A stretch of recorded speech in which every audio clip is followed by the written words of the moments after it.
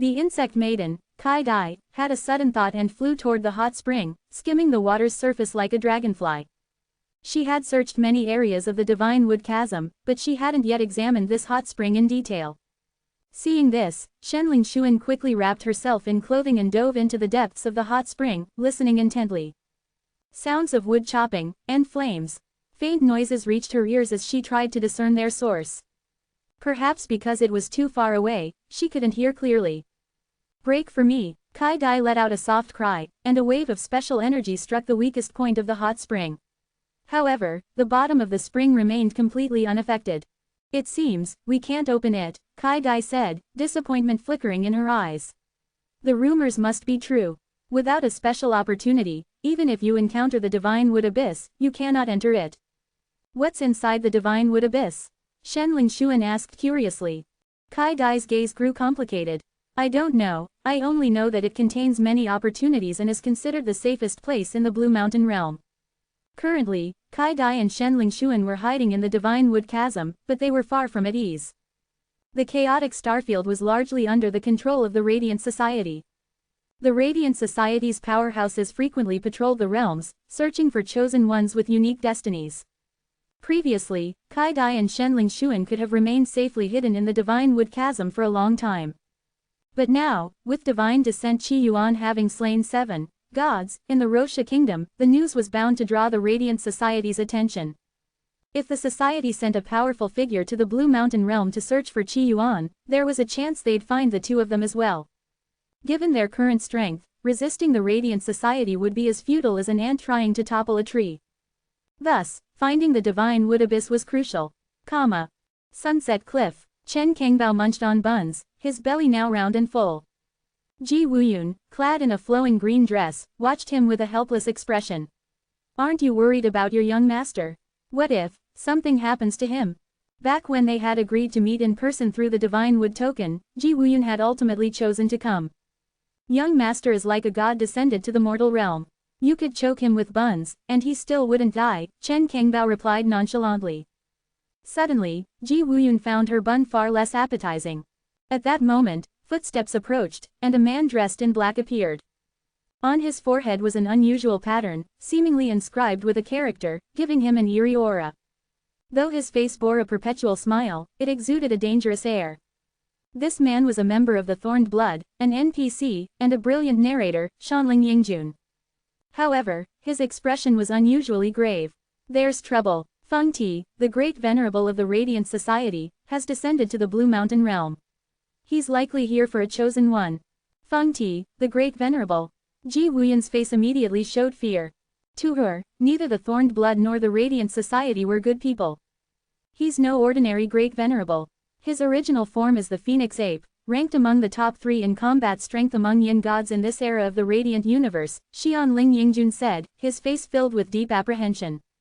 He himself had reached the 3rd step, and even among 3rd step cultivators, he was considered a powerhouse. But the Radiant Universe was vast beyond imagination. Among 3rd step cultivators in the Void Paradise alone, his combat strength ranked beyond the top 300. The top 3, what kind of existence would that be? Even a single breath from such a being could annihilate him. "Young master is invincible. Feng Ti is nothing, one sword strike is all it'll take to kill him," Chen Kangbao said casually, still eating his bun. Perhaps realizing how exaggerated his claim sounded, he added, "If one sword isn't enough, then 2 swords." Shanling Yingjun chuckled wryly. "Feng Ti isn't like your past opponents. Divine descent Qi Yuan was strong, unmatched in the Blue Mountain realm. He could be considered the strongest in the realm. But Feng Ti operated on a cosmic scale. Comparing divine descent to Feng Ti was like comparing a village school to a galactic university. Let's hope he doesn't come here. If Brother Qi Yuan really is in the divine wood chasm, perhaps he can avoid Feng Ti," Shanling Yingjun said. "I've built a ladder. With it, I can see the exit more clearly and awaken my mind's eye. Once the ladder is complete, do you want to climb it and leave?" Qi Yuan asked as he continued refining the ladder. By now, the ladder was more than halfway finished. The blind woman shook her head. She looked up at the speck of light in the sky, only to perceive an endless void. "This exit cannot accommodate me," she said, shaking her head again. "You're that tall." Qi Yuan glanced at her and thought about reaching out to measure her height. However, Judging by her breathing and heartbeat, Qi Yuan deduced that while the blind woman was tall and slender, she was nowhere near a giant. The blind woman ignored him and instead asked, "Have you perfected your artifact refinement techniques? Have you awakened your mind's eye? Have you crafted a divine tier artifact?" 3 questions in a row. Qi Yuan gave an awkward laugh. No. He didn't feel like talking to her anymore. Why did she have to be so critical? The 8 disciplines of artifact refinement are too hard. I've only reached the proficient level, he admitted. That's rather slow, the blind woman said after a long pause, offering her evaluation. She placed some fruit down and wandered off to her usual spot on the swing. Meanwhile, Qi Yuan erected the repaired ladder. It stood tall, stretching dozens of meters high. Cautiously, he climbed up. Finally, panting for breath, he reached the top. From this vantage point, the speck of light seemed much closer. Why'd I hear the sound of water? Could this exit lead to a river? Awakening the mind's eye is too hard. If only I had a progress bar. You look ahead, proficiency +1. Qi Yuan muttered nonsense to himself.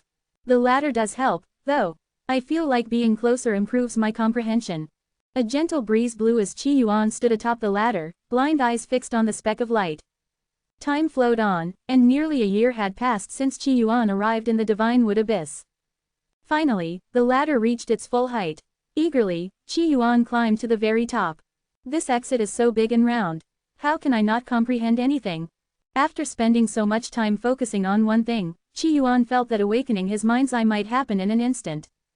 Perhaps, once he touched that speck of light, his mind's eye would awaken. With the aid of the mind's eye, his artifact refinement would likely improve drastically. He could fulfill both his roles as Divine Descent and Blind Artifact Master, achieving dual perfection. With these thoughts, Qi Yuan reached the highest point of the ladder. The wind was strong, and the ladder swayed. Holding his breath, Qi Yuan focused intently on the speck of light. The wind stilled, and his heart grew calm. To see with the mind's eye is to observe the world from another perspective. The eyes may deceive, but the heart does not. No, my eyes don't deceive me, and neither does my heart. In that moment, Qi Yuan experienced an epiphany. The heart is an extension of the eyes. An indescribable sensation filled him. Suddenly, the world seemed clearer, no longer just black and red. I'm still blind, but my perception has grown much sharper. For Qi Yuan, this enhancement was akin to gaining a small cheat ability. His perception had always been strong, but now it was even more so. Focusing on the speck of light, Qi Yuan felt its contours. Who's there? A woman's sharp voice cut through the air. Shenling Xuan, now clad in a flowing dress, looked around warily. Kai Dai fluttered over, her wings buzzing. She, too, appeared on edge as she scrutinized the hot spring. This voice sounds familiar, Qi Yuan murmured. Though muffled as if from another world, he immediately recognized it. Shenling Xuan, is that you? Shenling Xuan froze, her expression filled with confusion. Nearby, Kai Dai looked puzzled. What voice? I didn't hear anything. Unbeknownst to her, Qi Yuan and Shenling Xuan were communicating through a unique ability of his. With his enhanced perception, Qi Yuan could pick up subtle sounds and respond in kind. This was the same ability he had used to communicate with the silent voice before. Kai Dai, lacking this ability, was naturally oblivious. Shenling Xuan's confusion deepened. She hadn't expected such a loud voice to be inaudible to Kai Dai. Are you speaking to me? Shenling Xuan asked hesitantly. The voice was unmistakably familiar, reminding her of a young man she had encountered before. Back then, that young man had slain a notorious criminal with a single sword strike, leaving a deep impression on her. He knew her, and why was he in the depths of the Divine Wood Abyss? Do you recognize me? Qi Yuan asked cheerfully. Ling Xuan, I've been looking for you everywhere and couldn't find you. I never thought we'd meet here. Kai Dai, watching Shenling Xuan talk to thin air, was utterly baffled. Was Shenling Xuan hallucinating? Shenling Xuan's expression grew wary. You've been looking for me. Who are you? I'm your husband, Qi Yuan. What? Shenling Xuan's body trembled, her icy expression giving way to shock and disbelief. He wasn't just some live-in husband, was he? Hadn't Ji Shuang said he was a frail scholar, practically useless? I went to 10,000 Mountain Abyss recently to find you, but I couldn't locate you. Oh, and that fifth Wei who wanted to abduct you as a maid. I killed him. Shenling Xuan's disbelief deepened. Before she could fully process this, Qi Yuan added, "Don't worry about the Rosha kingdom seeking revenge. I recently visited and killed 5th Bufan. Wait, your divine descent Qi Yuan." Even Shenling Xuan, as composed as a jade statue, was shaken to her core. The one who had slain 7 gods, divine descent Qi Yuan, was her husband. Her live-in husband. How could this be anything but shocking? This was like a woman on modern Earth discovering her meek husband was secretly one of the most powerful men alive. Next to her, Kai Dai grew increasingly anxious, like a short person in a crowd jumping up and down to catch a glimpse of what was happening. Shenling Xuan turned to her, her voice as icy as ever, though it carried a faint tremor. "The person speaking to me is my husband. Divine descent Qi Yuan." As she said the word, husband, a blush crept across her snow-white face, making her look even more enchanting. "Wait, your husband is him? Where is he?" Kai Dai was equally shocked. Could there really be such coincidences in the world? "He's below us," Shenling Xuan replied, her blush deepening as she looked at the hot spring. She remembered the first time she met him, when he had claimed he wanted to ride her. At the time, she thought he was just spouting nonsense. Now, recalling that moment, her heart fluttered. The thought of being ridden resurfaced in her mind, and the usually icy Shenling Xuan hurriedly banished the idea, feeling both annoyed and grateful. Qi Yuan had ventured deep into the 10,000 mountain abyss and slain 5th Bufan to save her. Fate truly works in mysterious ways. "I'll try climbing up to find you," Qi Yuan said. He pushed toward the speck of light. A searing pain tore through him, as though knives were slicing his flesh. "It hurts a bit," Qi Yuan muttered. The pain was excruciating, like being subjected to 1,000 cuts, or worse. Even an ordinary young god cultivator in mortal form might faint under such torment. But Qi Yuan was long accustomed to pain. This was nothing to him. Shenling Xuan watched the hot spring, her gaze filled with a mix of curiosity, anticipation, and anxiety. She had never seen her husband before. The thought of meeting Qi Yuan left her nervous, unsure of how to react. And if Qi Yuan brought up wanting to ride her again, how would she respond? Just then, her expression froze. Kai Dai, too, turned her gaze skyward, her eyes wide with horror. Above the divine wood chasm, a majestic figure descended. Dressed in flowing white robes and carrying a sword, the figure stood in the void, several miles away. Even from such a distance, Kai Dai felt an overwhelming sense of powerlessness, as though this person could shatter the heavens with a single strike. Someone from the Radiant Society. Kai Dai's face turned pale. A great venerable. Shenling Xuan, too, felt the oppressive sword aura. She recognized this person. In her previous life, this was the one who had killed her with a single sword strike, a being from beyond the heavens. At the time, she thought he was merely a divine tier cultivator. Now, with greater strength and broader knowledge, she realized he wasn't ordinary. This was a great venerable. And not just any great venerable. Feng Ti stood in the void, his gaze piercing through the divine wood chasm as brilliant light shone from his eyes. "Did you think hiding in the divine wood chasm would allow you to escape me?" A mocking expression crossed Feng Ti's face. The sword on his back trembled, and the world shook with it. Suddenly, the sword unsheathed, moving like a dragon. Boom! A devastating sword strike erupted, its sharp aura cutting through everything. In an instant, the barrier above the divine wood chasm shattered. This barrier, capable of withstanding the attacks of divine tier cultivators and even ordinary great venerables, crumbled in the face of Feng Ti's sword. His gaze fell upon Shenling Xuan and Kai Dai, filled with ridicule. "Little insects who only know how to hide. This time, let's see if you can survive another lifetime." He had recognized Shenling Xuan.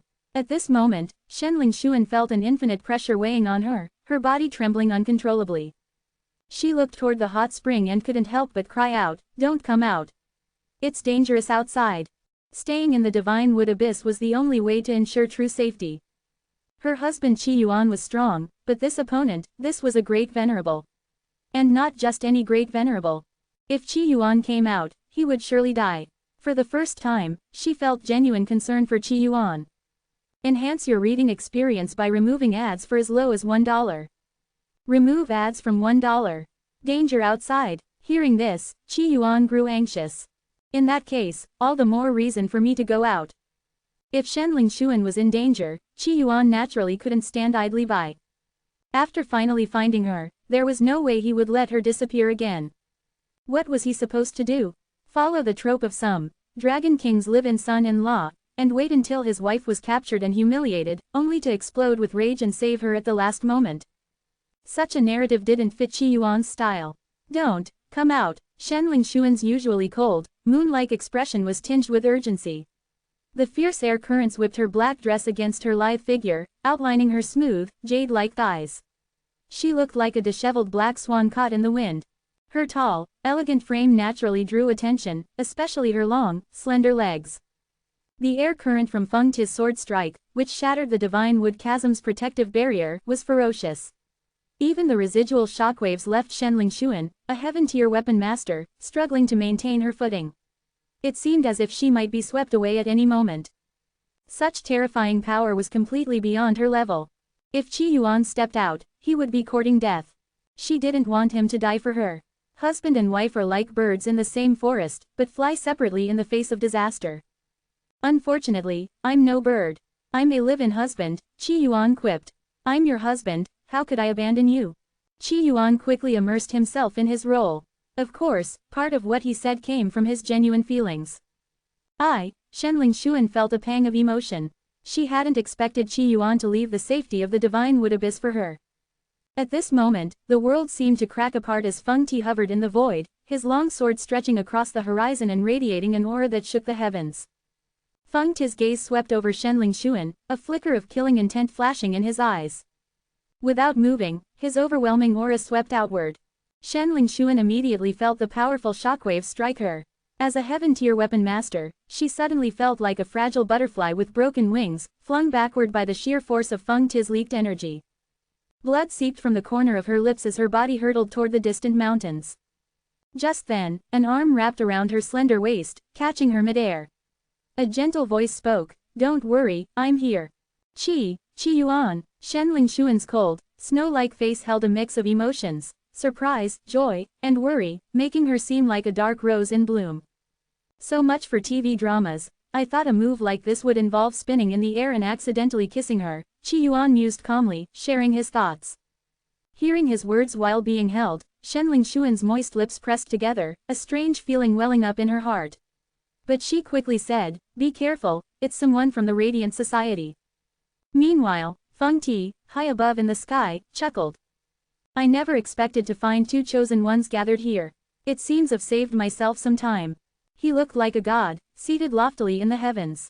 The sword in his hand hummed ominously, ready to strike at any moment and tear the sky apart. Holding Shenling Xuan, Qi Yuan looked up at the sky. What he saw was blurry and indistinct. According to the unspoken rules of being a live-in husband, should he now say something dramatic? Something like, "If you dare break her wings, I'll destroy your heavens." Or, a dragon's reverse scale, "Touch it and die." No, too cheesy. "You're strong," Qi Yuan said simply. Indeed, Feng Ti was stronger than most great venerables. In fact, of all the ordinary great venerables Qi Yuan had encountered in the sixth heaven of the immortal realm, none had given him such an oppressive sense of power. "But as long as I'm here, I won't let you act recklessly or break the law." Placing Shenling Xuan gently on the ground, Qi Yuan stood protectively in front of her. Looking at his tall figure, Shenling Xuan's complex feelings and past memories transformed into something deeper. She recalled the time he had wielded his rain sword to annihilate her enemies with a single stroke. Back then, she had thought he was dangerous. Now, she found him valiant. "A blind man dares to judge me." Feng Ti sneered. "You're not qualified. An ant had no right to judge an eagle." Shenling Xuan's heart suddenly ached. "Your eyes." Only now did she notice something wrong with Qi Yuan's eyes. Out of shyness, she had earlier avoided looking directly at him, but now she saw. He was blind. Shenling Xuan stood up, her snow-white face growing resolute. "I'll face him with you." Qi Yuan shrugged. "Dealing with him won't require your help." He thought he was being rather tactful. It wasn't about male chauvinism, it was simply that Shenling Xuan's current strength wasn't enough for this kind of battle. He couldn't just say, "You're too weak." Foolish arrogance, Feng Ti scoffed, his eyes filled with disdain. Without moving a muscle, his flying sword shot forward from where it hovered in midair. Extreme light sword. The sword's speed was unmatched, leaving only a flash of light in its wake. This sword strike was the embodiment of the heart of the rule of extremity that Feng Ti had comprehended. The rule of extremity was a first-tier rule of the universe. It represented condensing all things into a singular point, the pinnacle of destructive power. In this singularity, space ceased to exist. All defenses became meaningless. This sword could pierce through the void and even penetrate the dark void beyond. Such a rule of extremity was terrifying. If Feng Ti ascended to the third stage of the Yang God realm in the future, he could combine 9 first-tier rules into 9 cosmic rules, creating a universe of his own atop this singularity. This demonstrated the potential of the rule of extremity, granting Feng Ti the qualifications to pursue the Yang God realm's third stage. Of course, that potential belonged to Feng Ti's original form, not this clone. As the sword struck, Qi Yuan sensed a hint of embryonic universal truth in the attack. He was somewhat surprised. This opponent was indeed formidable. The powerful sword came with blistering speed, aiming straight for Qi Yuan's temple, condensed into a singular, unstoppable force. There was no way to dodge it. Or rather, no ordinary great venerable could withstand it. However, so even divine-tier cultivators can comprehend the embryonic form of universal truth. Qi Yuan pondered aloud. No, back when I was in the Purple Mansion realm, I could comprehend supreme universal truths. Why should I, now at the divine tier, be unable to comprehend them in this game? Feng Ti's strike opened a new pathway of thought for Qi Yuan. If Feng Ti could do it, so could he. In that instant, Qi Yuan had an epiphany. Absolute adaptation. A torrent of thoughts surged, and Qi Yuan's form began to shift. As the formidable extreme light sword struck, Qi Yuan transformed into nothingness. What's going on? Feng Ti's eyes widened in shock. Few in this world could take his sword strike head-on. It should be noted that the Radiant Universe was home to Tao Masters. Their cultivation systems were nearly perfect. Great Venerables could refine their divine domains and condense hearts of rules. In many ordinary universes, such feats were only possible at the second stage of the Yang God realm. Yet his sword had been countered. For the first time, Feng Ti took his opponent seriously. Without hesitation, he gripped his sword's hilt, his body flickering before reappearing in the divine wood chasm. His blade slashed toward the void once more. Clang! A blood-red gauntlet reached out, catching the blade. A towering, armored figure appeared, wielding a demonic, blood-red sword. Feng Ti's expression shifted, the strange markings on his forehead glowing ominously. You're quite unusual, to comprehend a heart of rules before reaching the third step. What tier is your rule's heart? Why have I never heard of it? Their clash was pure, raw strength with no room for subtlety. Feng Ti was slightly impressed. His opponent had seemed incapable of comprehending a heart of rules mere moments ago. Yet, after witnessing the extreme light sword, he had seemingly grasped one. If true, this was terrifying and enough to shake even Feng Ti's composure. Qi Yuan said nothing, focusing entirely on the battle. Feng Ti was incredibly strong. The gap between great venerables and venerables was vast. In the sixth heaven of the immortal realm, Qi Yuan might have already lost. But this was the divine wood universe's nascent form. The gap between great venerables and venerables wasn't as insurmountable. On the ground, Kai Dai stared at the battle in the sky, her face pale. They're too fast. Ordinary great venerables can't even intervene in this kind of fight. She knew Feng Ti was strong but hadn't expected Shenling Xuan's husband to hold his own against him.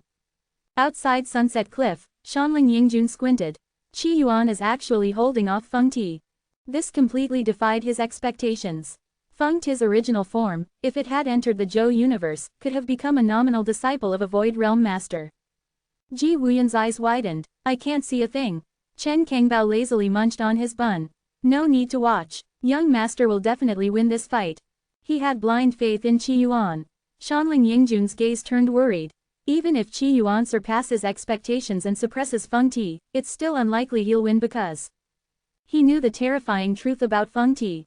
People of the Radiant Society weren't entirely human. Before he could finish speaking, Feng Ti smiled in the divine wood chasm. You are a worthy opponent, worth trading my life for yours. Although Qi Yuan's strength was far inferior, his rule's heart was so bizarre that it made him feel like he was fighting an unkillable cockroach. At that moment, Feng Ti decided to go all out. Eternal with the heavens. This was his most powerful strike. His body ignited like a blazing sun, prepared to exchange his life for Qi Yuan's. Such a terrifying attack could even injure a seventh-step myth. In the distance, Shanling Yingjun's expression grew complex. The Radiant Society's clones have more than one life. Life for life, it's nearly impossible to counter at the same level. Boom! A deafening explosion erupted. The heatwave blasted Kai Dai backward, while Shenling Shuan coughed up blood, her snow-white face filled with worry. Even the residual shockwaves left her injured. What kind of pressure must Qi Yuan be enduring at the heart of the battle? The Radiant Society's people have many lives. Trading life for life, how can he win? Kai Dai said worriedly. Shenling Shuan looked toward the battlefield. As the explosion subsided, another Feng Ti formed, his body intact. Standing in the void, he gazed at the battlefield with cold, sharp eyes. In the explosion's center, the blood-red armor had vanished, revealing Qi Yuan's battered form. His robes were soaked in blood, but his crimson sword glowed with an eerie brilliance. You fought me to a standstill. One life couldn't claim yours. But now that you're gravely injured, how will you face me at full strength? Feng Ti sneered. Sword in hand, he disappeared, reappearing behind Qi Yuan. The blade struck toward a single point. Clang! Qi Yuan blocked the strike again. Blood seeped from his arm, pooling on the ground. Yet Qi Yuan's expression remained calm. As long as I'm alive, I am invincible, he said confidently. He hadn't anticipated the miraculous synergy between Death Radiance and Absolute Adaptation. The latter, a supreme universal truth, had fused with the former, an ability he'd mastered in his early cultivation days. Absolute Adaptation allowed him to maintain a near-death state, while Death Radiance maximized his combat power as his health diminished. The weaker he seemed, the stronger he became. Xing. Blood flowed freely from Qi Yuan's wounds, but he refused to die. With a casual strike, empowered by Death Radiance, he tore open a massive gash in Feng Ti's chest. Blood gushed out. Feng Ti's expression turned incredulous. This is just the last gasp of a dying man. In the void, he split into thousands of copies, all attacking Qi Yuan simultaneously. Although he could revive after death, each life was precious and came at great cost. His lives weren't truly infinite. The battle raged on. Feng Ti's expression shifted from calm confidence to frustration and panic. I was so close, just one more step. Qi Yuan seemed like a flickering candle in the wind, his life force on the verge of extinguishing. Yet that final step eluded Feng Ti. It was like fighting a game boss whose health bar was invisible and impossible to deplete. Wrong. You're not just one step away. You're miles behind, Qi Yuan taunted, borrowing Ryoma Echizen's iconic line. Wielding his blood-red sword, he fought like a bloodied war god, thriving in near-death combat. Death Radiance and Absolute Adaptation shone brilliantly in his hands. Another of Feng Ti's lives was extinguished. In a flash, Feng Ti reappeared, whole again but visibly angry. Let's see how long you can last. Changing tactics, he switched from offense to defense, intending to outlast Qi Yuan. Surely the battered man couldn't maintain his composure indefinitely. The battle pressed on. Qi Yuan's blood-soaked robes clung to his frame, his injuries multiplying. But he never fell. Meanwhile, Feng Ti's confidence and arrogance had long since evaporated. Below, Shenling Shuan watched the spectacle with mixed emotions, shock, admiration, and an overwhelming sense of worry. How could any man endure such injuries and still stand tall, like an unyielding pillar holding up the heavens? The wind howled, the mountains quaked, blood rained down like a storm. The sounds of clashing steel and fierce roars filled the air. Qi Yuan had never fought so close to death. Yet he entered a mysterious state. Death Radiance and Absolute Adaptation were merging further. As his life force diminished, his power only grew stronger. When the fusion completed, Qi Yuan felt that something unexpected would occur. So, I'm still not wounded enough. With this realization, Qi Yuan acted decisively. To everyone's astonishment, he drove his sword into his own chest. Feng Ti, mid-attack, froze in disbelief. What are you doing? But he didn't stop his assault. Sensing that this was Qi Yuan's weakest moment, Feng Ti launched a barrage of strikes. Even if Qi Yuan had a plan, Feng Ti had 5 lives left, there was nothing to fear. Die. Qi Yuan's weakened gaze suddenly brightened with unparalleled brilliance. A dazzling sword strike erupted from his blade. Feng Ti's eyes filled with terror. How is this possible? In that moment, he realized something. This was no ordinary strike. Such a terrifying attack couldn't possibly come from a mere divine-tier cultivator. It resembled a move his original form had once witnessed from a great third-stage young god, a fusion of universal rules. With one swing, Feng Ti's body shattered. When he reformed, the same strike appeared again, killing him anew. He revived, only to be slain again. No, Feng Ti cried out in disbelief. The sword strike transcended universal rules, targeting his very essence. No matter how many lives he had, the sword would claim them all. Boom. Feng Ti's final life crumbled, and his memories fragmented into nothingness. In the Radiant Society's outpost, a pool of light stirred, and a human form coalesced, Feng Ti's new body. How could I die with 9 lives? What happened? Before he could fully process his rebirth, his senses screamed of danger. From the distant void, a terrifying sword strike emerged. Feng Ti's face turned pale with fear. The attack exuded an endless aura of death. But before it struck, a flash of light from the pool intervened, dispersing the attack. Still trembling, Feng Ti muttered, even the safeguard left by the Realm Lord was forced to activate. Could I have encountered a Realm Lord? No, impossible. The Divine Wood universe doesn't have a Realm Lord. He was filled with confusion and dread. With all 9 lives lost, he had no idea what had truly transpired in the Divine Wood Chasm. Back in the Divine Wood Chasm, Qi Yuan's blood-soaked form stood tall as his energy surged before plummeting. I've glimpsed the path to the 3rd stage of the Yang God realm. He coughed violently, blood spilling from his lips. His injuries were severe, leaving him on the brink of death. During the fight with Feng Ti, he had started as a mere venerable. Recklessly imitating Feng Ti's embryonic universal truth and fusing it with death radiance had nearly drained him completely. Even Feng Ti, a great venerable, couldn't sustain the extreme light sword indefinitely.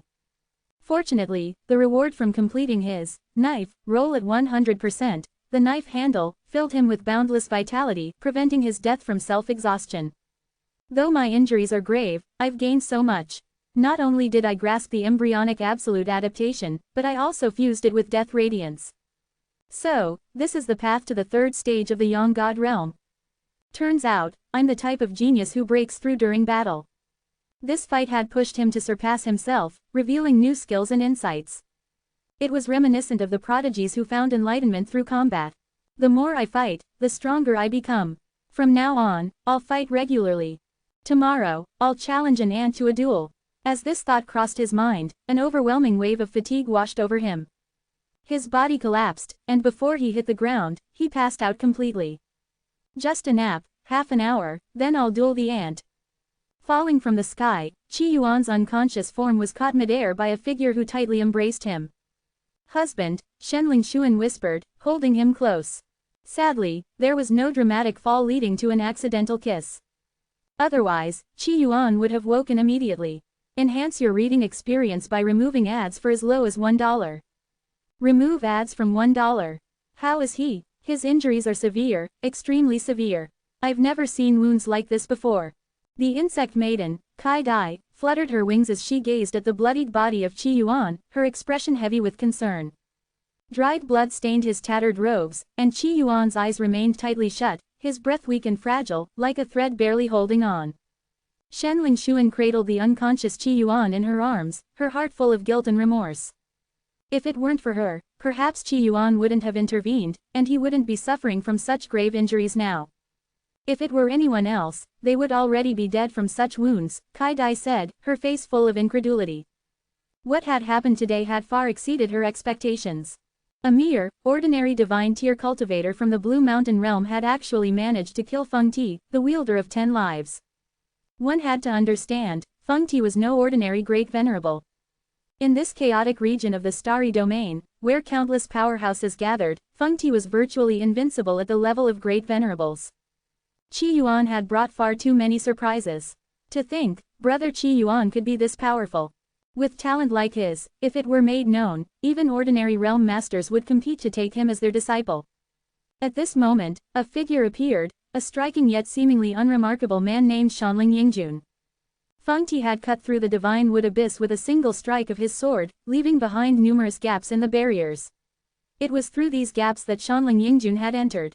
As for Ji Wuyun and Chen Kangbao, they lacked the strength to follow. And you are? Kai Dai looked at Shanling Yingjun warily. Despite his name containing the word handsome, Shanling Yingjun's appearance was plain and unremarkable. In a crowd, no one would give him a second glance. Don't worry, I'm a friend of brother Qi Yuan. I mean no harm, Shanling Yingjun reassured her, though his heart was filled with awe. He had only caught glimpses of Qi Yuan's battle with Feng Ti, yet even that had left him astonished by Qi Yuan's exceptional talent. At the level of a great venerable, cultivators formed their divine realms by attuning themselves to the heavens and earth. There was a sliver of possibility that during this process, one could merge with the universe, perceive its laws, and condense a heart of rules. If a great Venerable successfully condensed a heart of rules, it could be said that entering the Supreme Truth realm, the second stage of the Young God stage, would pose no difficulty. Moreover, such a cultivator would have a significant chance of reaching the third stage of the Young God stage. What was even more astonishing was that during Qi Yuan's battle, he appeared to have fused two hearts of rules. One must understand that the third stage of the Young God stage consists of the realm of rules, the realm of all things, and the creation realm. Only in the realm of all things could rules be fused.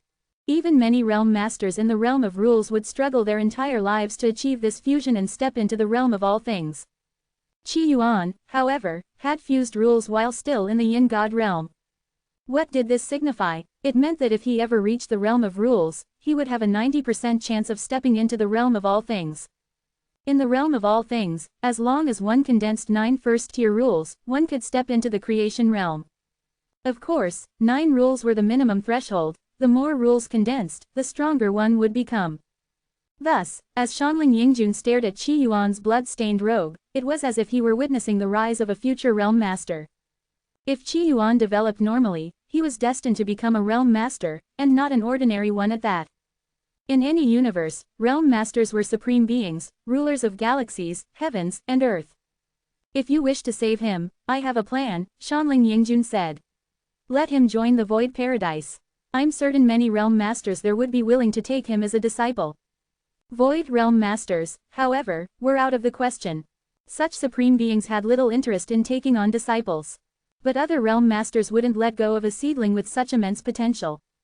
No, Kai Dai quickly interjected. Qi Yuan was a fated one, carrying the will of destiny. If he joined the Void Paradise and became the disciple of a powerful being from another universe, it would undoubtedly be seen as betraying the universe. A fated one represented not only themselves but also the will of their world and even the universe itself. Why did the Radiant Society constantly hunt fated ones? It was to seize control of the Divine Wood Universe's authority. As for the Void Paradise, while their relationship with the Human Enlightenment Association was cordial, they were still outsiders, foreigners whose hearts couldn't be trusted. Shanling Yingjun shook his head. Indeed, such a plan is flawed. After all, he lacked the authority to meet a realm master. If he revealed Qi Yuan's terrifying talent, it might not attract a realm master at all. Instead, it could draw the attention of some ancient monsters. In the Zhou universe, there were many young god cultivators who had stagnated and failed to advance. Upon discovering Qi Yuan's extraordinary gifts, they might abduct him. What they would do with him then was anyone's guess. Other than that, I have no better ideas, Shanling Yingjun said before vanishing into thin air. This left only Kai Dai, Shenling Xuan, and the unconscious Qi Yuan. Kai Dai's gaze shifted repeatedly before finally settling on Shenling Xuan. Her expression was complex. I know of a method that might awaken him, but it could damage your foundation. What is it? Shenling Xuan's delicate body trembled as she guessed what it might entail. The profound yin. I understand. Shenling Xuan bit her lip, her cheeks flushing red like blooming flowers. Roughly half an hour later, within an icy chamber, Qi Yuan lay on an ice bed. The blood on his body had been carefully cleaned away. Shenling Xuan stared at his handsome face, worry etched into her features, unsure of how to proceed. What if she failed? After all, he was still a patient. She gazed at him for a long time, hesitating before slowly reaching into her gown. She removed her bindings, her chest wrap and undergarments, blushing furiously even though Qi Yuan remained unconscious.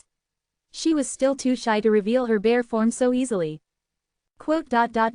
Husband. Her usually cold, snow-like complexion was tinged with a blush, like a plum blossom blooming amidst winter snow. Shenling Xuan lifted her skirt, revealing her long, snowy legs. Her legs were slender, graceful, and perfectly proportioned, like polished porcelain, gleaming with a soft luster and entirely devoid of excess flesh. With furrowed brows, Shenling Xuan didn't know where to start. Bending her knees slightly, she lifted her skirt higher and carefully straddled Qi Yuan. She wanted to move but couldn't summon the courage and had no idea what to do.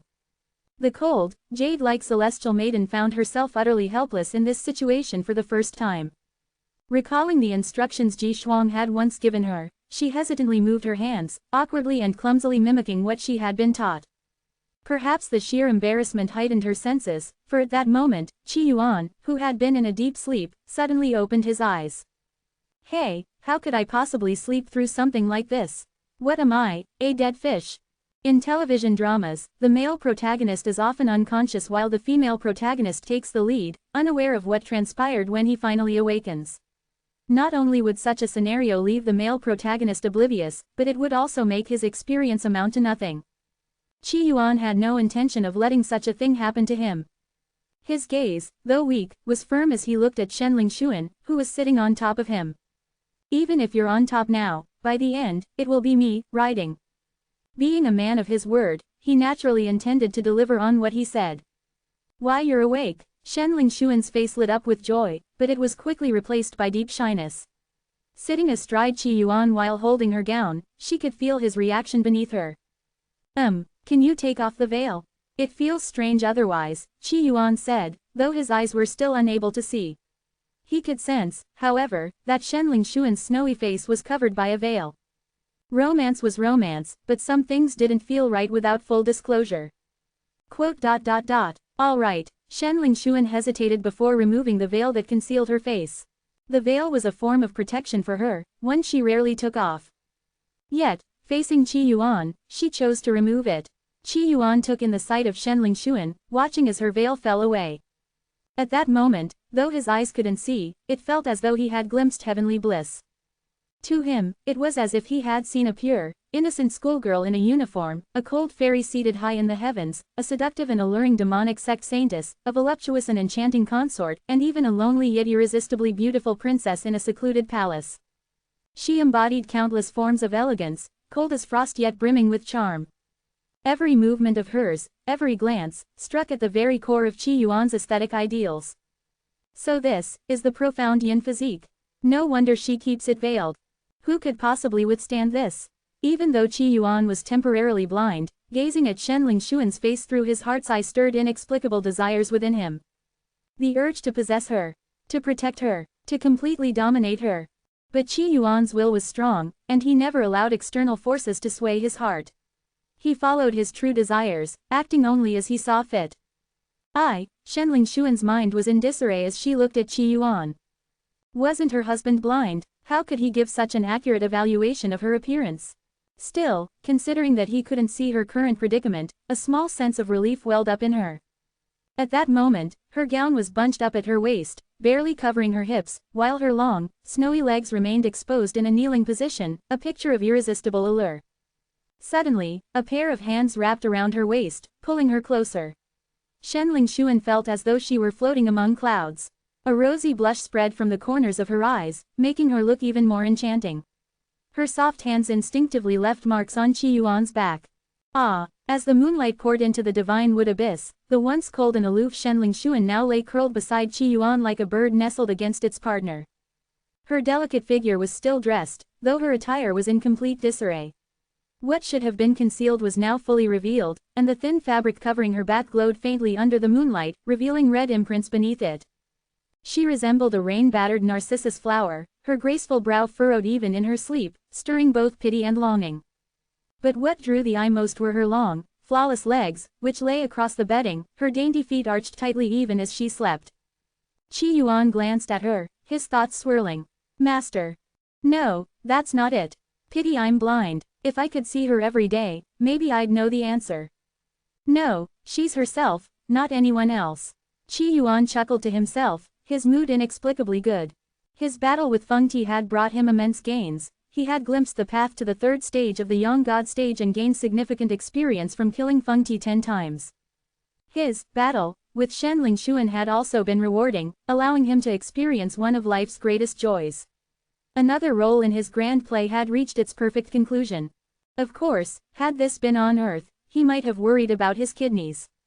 But here, in this otherworldly realm, such concerns were unnecessary. Still, the reward for completing the role of Qi Yuan, the unwanted son-in-law, is a bit underwhelming. The reward was Qi Yuan's talent for artifact forging. Qi Yuan's own talent in this area wasn't stellar, so the reward was merely passable. Still, any improvement in one's crafting abilities was a good thing. Enhancing his artifact forging talent was undoubtedly a benefit, even if only marginal. Open black lens bracket. The unwanted son-in-law Qi Yuan's role has been completed. Role 5 unlocked. Close black lens bracket. Open black lens bracket. Role 5. The stone. Close black lens bracket. This wants me to act as a rock. Pretend to be the stone from which the Monkey King was born.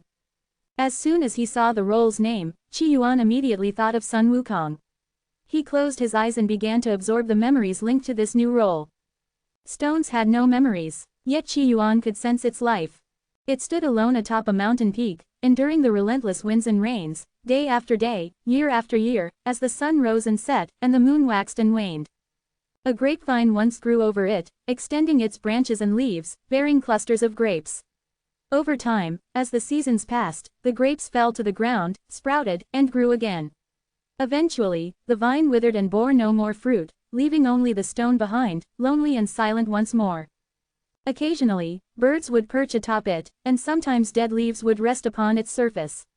However, nothing stayed for long. Then one day, the heavens and earth shattered. Qi Yuan's heart stirred. Nuwa patching the heavens? No, patching the earth. He recalled a story he had told before, about a goddess who mended the cracks in the earth. Now, within the memories of this stone, that very story seemed to come to life. The earth cracked open, spewing endless magma that devoured everything in its path. Countless common folk knelt and prayed to the heavens for salvation from the hellish flames. Finally, a goddess descended from the skies. She surveyed the land and took the stone from atop the mountain. Using her supreme divine power, she used the stone to patch the earth, halting the lava's advance. This isn't from the Origin Secrets, is it? The Origin Secrets was a book Qi Yuan had discovered that chronicled many myths and legends of the Divine Wood universe. After finding a fragment of the text, he had managed to piece it together and finish reading it. One of the stories detailed within was the goddess mending the earth. It seems that many myths in the Origin Secrets are true. In that case, what about the classic of mountains and seas? Qi Yuan's thoughts wandered. If the Origin Secrets were the Divine Wood universe's equivalent of the classic of mountains and seas, then there was no telling what other legends might be true. After the goddess mended the earth, this stone shattered into countless pieces. Most were used to seal the cracks in the ground. The remaining fragments. In his mind's eye, Qi Yuan suddenly saw a tombstone.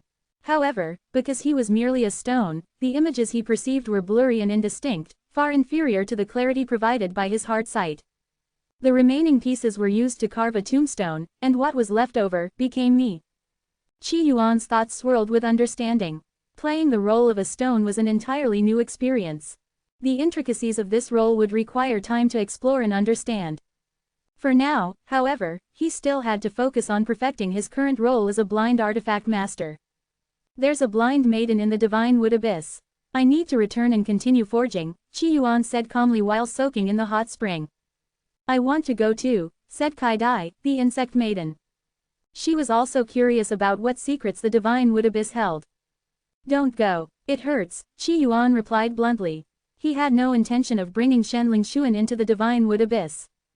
The agonizing pain of passing through the light barrier wasn't something an ordinary person could endure. I've lived for tens of thousands of years. What kind of pain haven't I experienced? Let me try. With a resolute attitude, Kai Dai leapt toward the entrance of the Divine Wood Abyss. Thud, her body collided with the barrier and fell through, plummeting downward. The excruciating pain overwhelmed her, and she fainted on the spot. Shenling Xuan watched this unfold and turned to Qi Yuan with an even deeper look of pity in her eyes.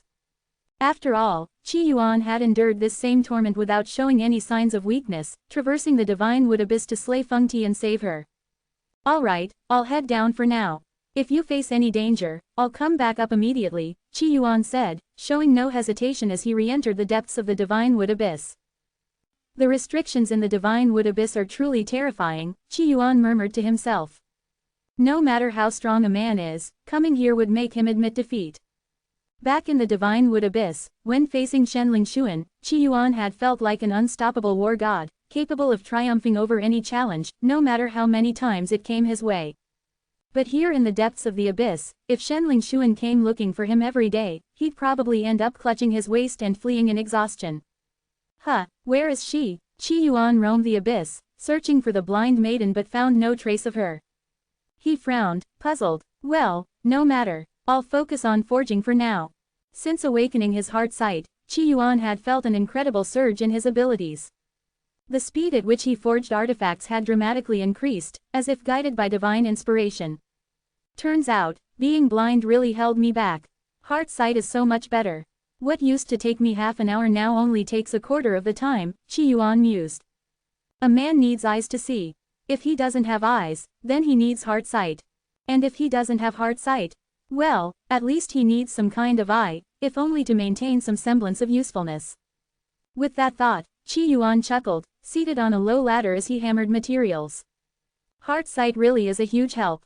In another half a month, I think I'll be able to forge a divine tier artifact. Still, crafting an artifact like Shang Nu's, something on the level of divine descent, is far more difficult than creating ordinary divine artifacts. At the very least, I'll need to integrate all 8 forging techniques, Qi Yuan muttered. He shrugged and got up, deciding to visit the blind maiden's home. I wonder if she's back. Walking along paths both familiar and unfamiliar, Qi Yuan eventually arrived in front of her house. The soft sound of water reached his ears, and his eyes brightened. The blind maiden was home. Hey, I've awakened heart sight, but I'm running out of materials. Can you give me some? Qi Yuan called out. The blind maiden stepped out of her home, carrying a wooden basket filled with materials. You've awakened heart sight? Yes. Qi Yuan looked at her, trying to see her more clearly with his newly gained ability. Unfortunately, even with heart sight, her figure remained blurry, indistinct. Barely adequate, the blind maiden remarked as she handed him the basket.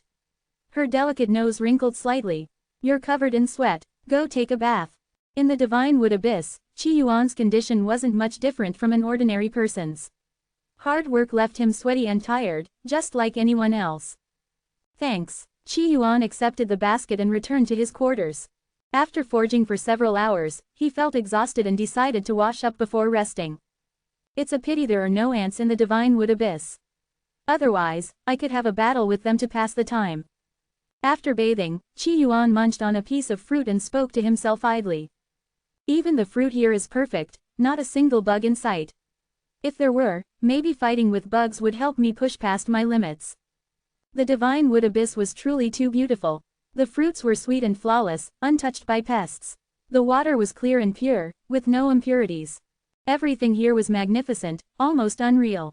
With these thoughts swirling in his mind, Qi Yuan gradually drifted off to sleep.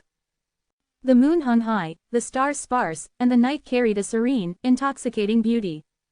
Suddenly, a faint fragrance wafted through the air, and a soft body slipped into Qi Yuan's embrace. Ling Xuan. Half asleep, Qi Yuan instinctively thought it was Shen Ling Xuan. Back in the divine wood chasm, she had once snuck into his quarters in the middle of the night. At the time, she had been gentle and considerate, helping him explore what he couldn't see. So when the familiar sensation of a warm body pressed against him, he instinctively wrapped his arms around it and leaned in for a kiss. Soft, tender, and sweet. But at that moment, Qi Yuan's consciousness snapped awake. Wait, this is the divine wood abyss. Ling Xuan couldn't have come here. Who are you? He asked sharply. The woman didn't answer. Qi Yuan was taken aback, unsure of what was happening. But his confusion quickly gave way to shock. Because, he, Qi Yuan, master of 5-element refinement, Heavenly Tao's foundation, stellar golden core, purple Qi netherworld mansion, and wielder of 2 supreme truths, had been overpowered and reversed. He couldn't see her clearly, nor could he resist. His strength was no match for hers here in the divine wood abyss. As for shouting for help, forget it, that would be utterly humiliating. Not to mention, his mouth was occupied. The night surged with waves of crimson and silver, and when Qi Yuan woke the next morning, his head throbbed as if splitting. The events of the previous night replayed in fragments. Was that a dream? No, it wasn't. He sniffed lightly. The faint, familiar scent of flowers still lingered on his stone bed. A bold suspicion arose in Qi Yuan's mind, accompanied by rising anger. She took advantage of me. While it was true that she had saved his life, he had no intention of repaying her with his body. If it really was the blind maiden, then beyond her act of salvation, she had now become something entirely different, a mysterious figure whose actions left Qi Yuan conflicted. Although such an incident might have been trivialized or mocked on Earth, an occasion for people to joke about a man's luck, Qi Yuan viewed it differently. He was the victim here, and he wouldn't turn a blind eye to what had happened. Was it really her? Qi Yuan couldn't shake his doubts. It felt like her. And yet, it didn't. But the floral fragrance, it was undeniably the same as hers. I need to confront her, Qi Yuan resolved. A man's dignity mattered, and his virtue was no less important. When wronged, one should stand tall and seek the truth. Enhance your reading experience by removing ads for as low as $1. Remove ads from $1. Within the dark, deep cave, dry yellow leaves fell from nowhere, carpeting the ground in a thin layer. Qi Yuan stepped on the leaves as he walked toward the blind maiden's residence. A man's innocence is still innocence. Don't trivialize male victims. With such thoughts in mind, he arrived at the blind maiden's house. The sound of trickling water greeted him. It seemed the blind maiden was washing her face. From Qi Yuan's perspective, well, he was blind, so he couldn't see anything. Out of materials already? That fast? Or are you just here for food? The blind maiden stepped out, holding a wooden basket. She looked calm and composed, as if nothing had happened. Did you come to my place last night? Qi Yuan asked bluntly. No, the blind maiden replied, her brows furrowing. What happened last night? Last night, a woman suddenly attacked me. Well, you know. You must have had a spring dream. There are no other women in the divine wood abyss besides me, the blind maiden said, her tone flat and emotionless. That woman last night, I suspect it was you, Qi Yuan said with a frown. You had a spring dream, and I was the main character. The blind maiden seemed to glare at him angrily, her voice full of indignation. Shameless. Qi Yuan gauged her reaction and felt a pang of doubt. Her tone didn't seem to carry the slightest hint of deception. Are you sure you didn't come over last night? I spent the entire night sleeping here. The blind maiden retorted, clearly irritated. Qi Yuan hesitated. His nose hadn't been lying, this suggested she was telling the truth. There's no one else here. Other than me, there's no one, the blind maiden said coldly, her voice tinged with displeasure as if she were growing tired of his accusations. The blind Qi Yuan scrutinized her, his heart full of unanswered questions. Why don't you come to my bed and take a look? The scent from last night is still there. You, shameless. The blind maiden, though having lived in solitude for so long, now blushed furiously. It's a floral scent, identical to the one on you, Qi Yuan said seriously. The blind maiden stood in place, silent for a long time. The situation was far too absurd. Yet Qi Yuan didn't seem like the type to make baseless accusations. Fine, I'll go take a look. The blind maiden decided to inspect the scene herself. If she found any other scent, she'd certainly be furious. I'm warning you, don't get any funny ideas. The blind maiden cautioned. Hey, I'm the victim here. Qi Yuan protested. While male victims shouldn't be trivialized, the thought of explaining this situation to others was incredibly humiliating. Soon, the two arrived at Qi Yuan's modest sleeping quarters. This is where it happened, Qi Yuan said. The blind maiden bent down slightly, her delicate nose twitching. She seemed to catch a faint scent and paused in silence. Isn't it the same floral scent as yours? Qi Yuan asked. Could you have a habit of sleepwalking without knowing it? Sleepwalking was one possibility, another was dissociative identity disorder. That would be a complicated problem. Legally, however, it might not even be considered a crime. No, the blind maiden straightened. This floral scent. It feels like a dream, surreal and untraceable. Who knows if it's even real? Her voice sounded melancholic. Stop talking in riddles. Qi Yuan had a nagging feeling that the blind maiden was hiding something from him. The divine wood abyss is a peculiar place. Other than the areas I frequent, you shouldn't wander around carelessly. It's easy to encounter unclean things. With that, the blind maiden turned and left on her own. This left Qi Yuan standing in the breeze, utterly bewildered. Unclean things. Did I get possessed by a ghost? Qi Yuan could only comfort himself with such a thought. Too bad I'm blind. If I'd seen who it was last night, this mystery would already be solved. Wait a minute, what if she comes back tonight? Should I take a bath and try to lure her out? No, I'm too weak right now. Better not try anything reckless. What if she finishes and then blames me for being dressed provocatively? That would be beyond humiliating. Sigh, thank goodness my will is as strong as steel, or else I'd be suffering from, well, post-trauma depression. Qi Yuan shook off his thoughts and focused on refining his artifact forging skills. A mature man must face life with resilience. Even if he was taken advantage of last night, today he had to work hard and strive forward. Less than an hour greater than despite his efforts to remain alert, Qi Yuan fell into a cautious sleep, hoping to catch the mysterious perpetrator.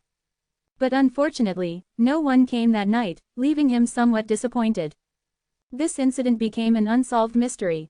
Less than an hour greater than a few months later. In a simple forging chamber, Qi Yuan sat with a delighted expression.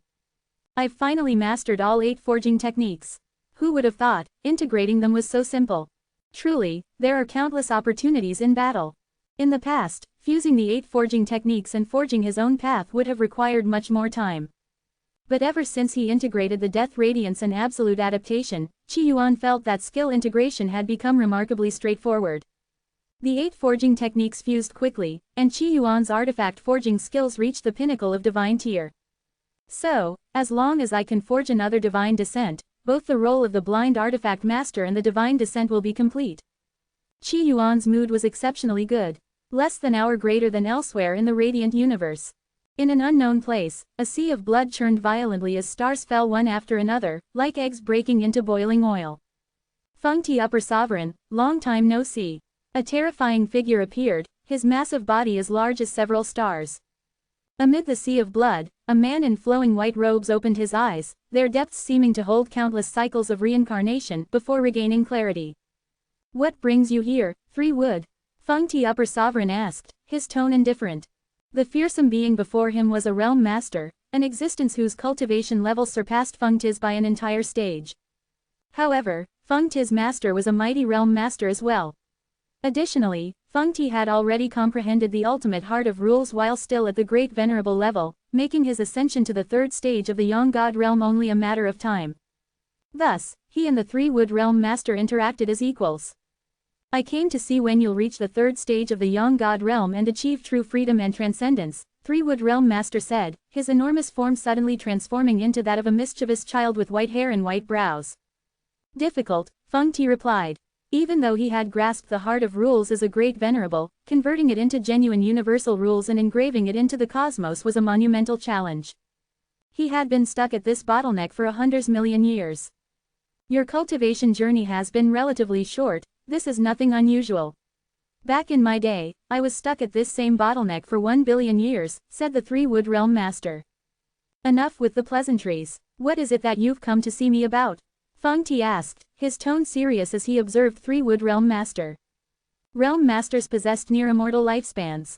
Even if a universe perished, their souls would not vanish. A sliver of true spirit would always remain, to awaken once more when the next cosmic cycle began, re-emerging in the universal rules. 3 Wood realm master, having lived through 3 universal eras, was an ancient being. Despite his eccentric demeanor, his presence here meant there was a reason. Recently, I caught wind of something amusing. In the radiant cosmos, an avatar of you, Feng Ti, created based on your image, was defeated by a native from the Divine Wood universe, said 3 Wood realm master with a mischievous grin. Feng Ti's expression finally shifted slightly. Was it a rumor, perhaps? He was not particularly surprised. After all, the Divine Wood universe was a fledgling cosmos. It wasn't impossible for it to produce extraordinary talents. But whether such talents could truly grow and fulfill their potential was another matter.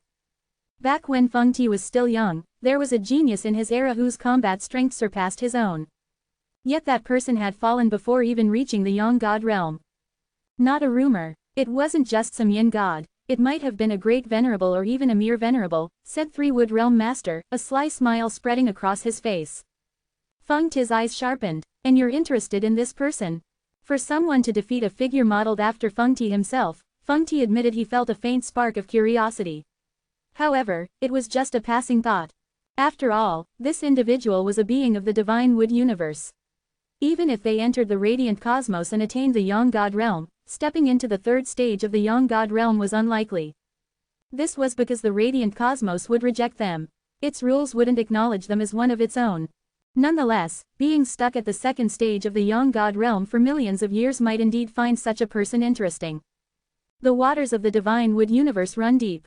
The Tao Lord decreed long ago that realm masters are forbidden from entering, said 3 Wood realm master. Realm masters, having merged with the rules of their universe, risked being seen as a threat when descending into another cosmos.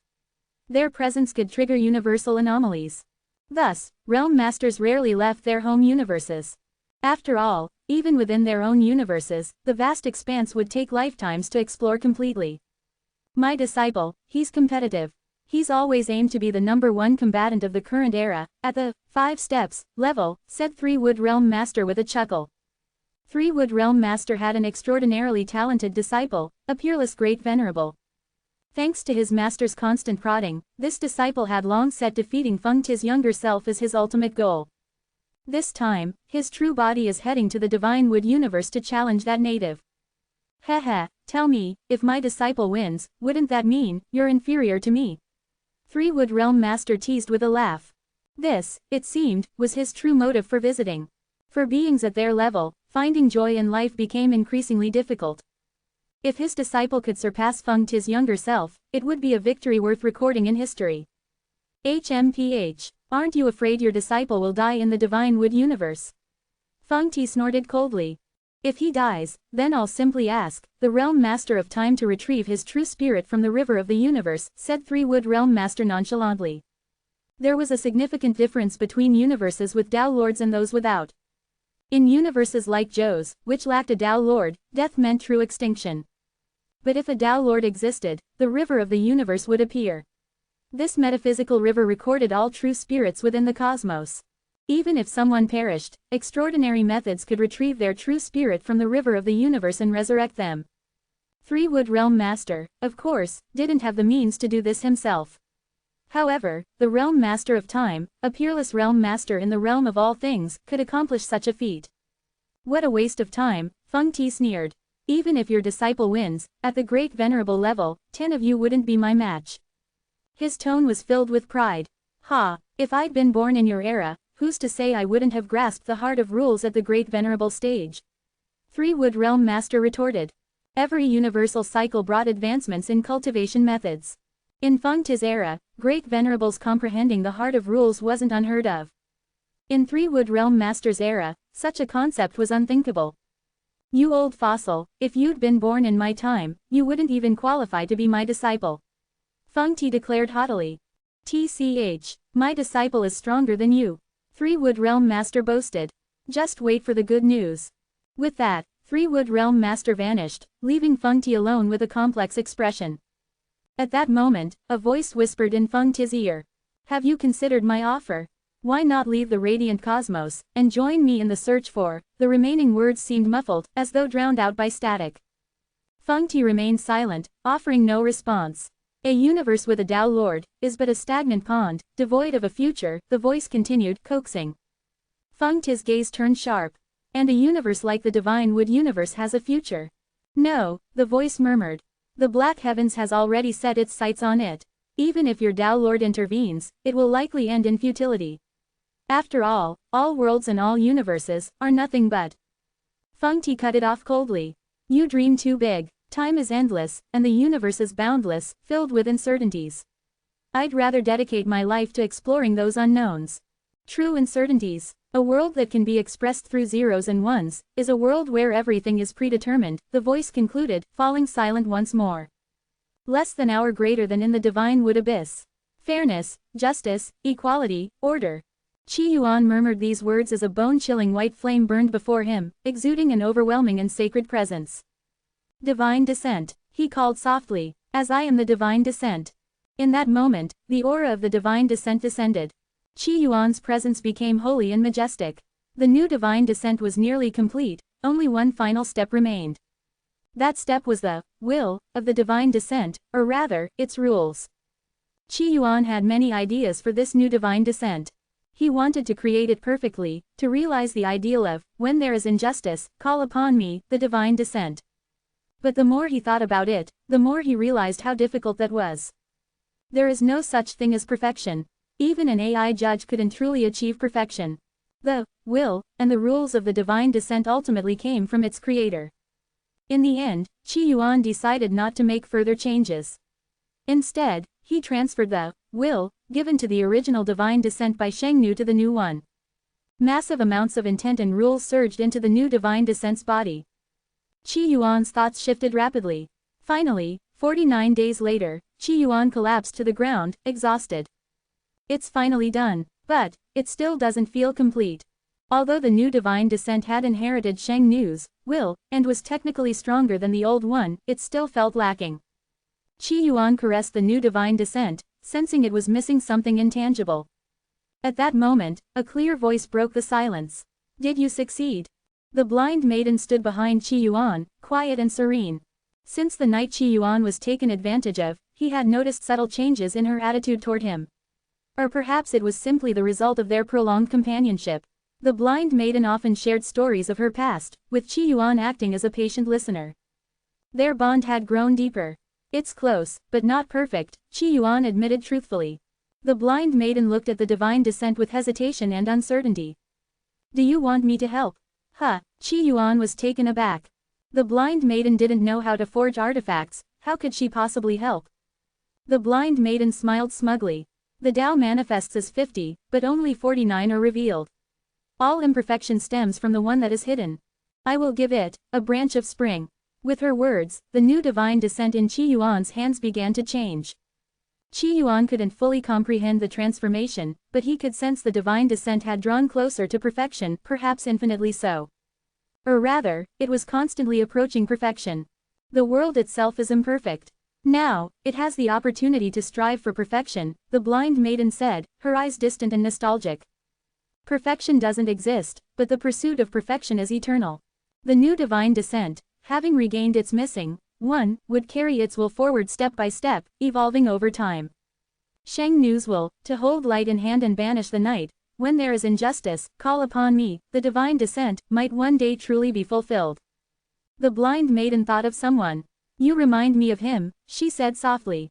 Who? My future husband. That's an unfortunate comparison. Just a resemblance. Besides, he's not blind like you, she teased with a giggle. Don't discriminate against the blind. Don't forget, you're blind too, Qi Yuan shot back. Haha, anyway, thank you. Without your help and those 8 forging techniques, I probably wouldn't have been able to complete this task, Qi Yuan said cheerfully. Also, I'll make sure to fix that swing for you, and your eyes. Thank you. Oh, by the way, I'm not really blind, or I won't be for much longer.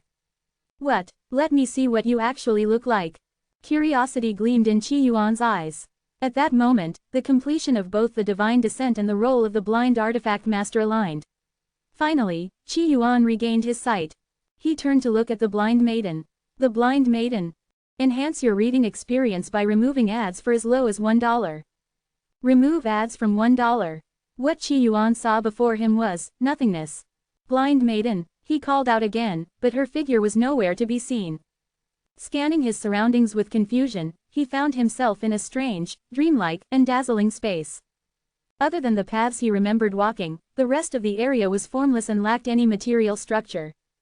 It resembled fragmented, multicolored lines, like trails of fireflies or clusters of garbled data.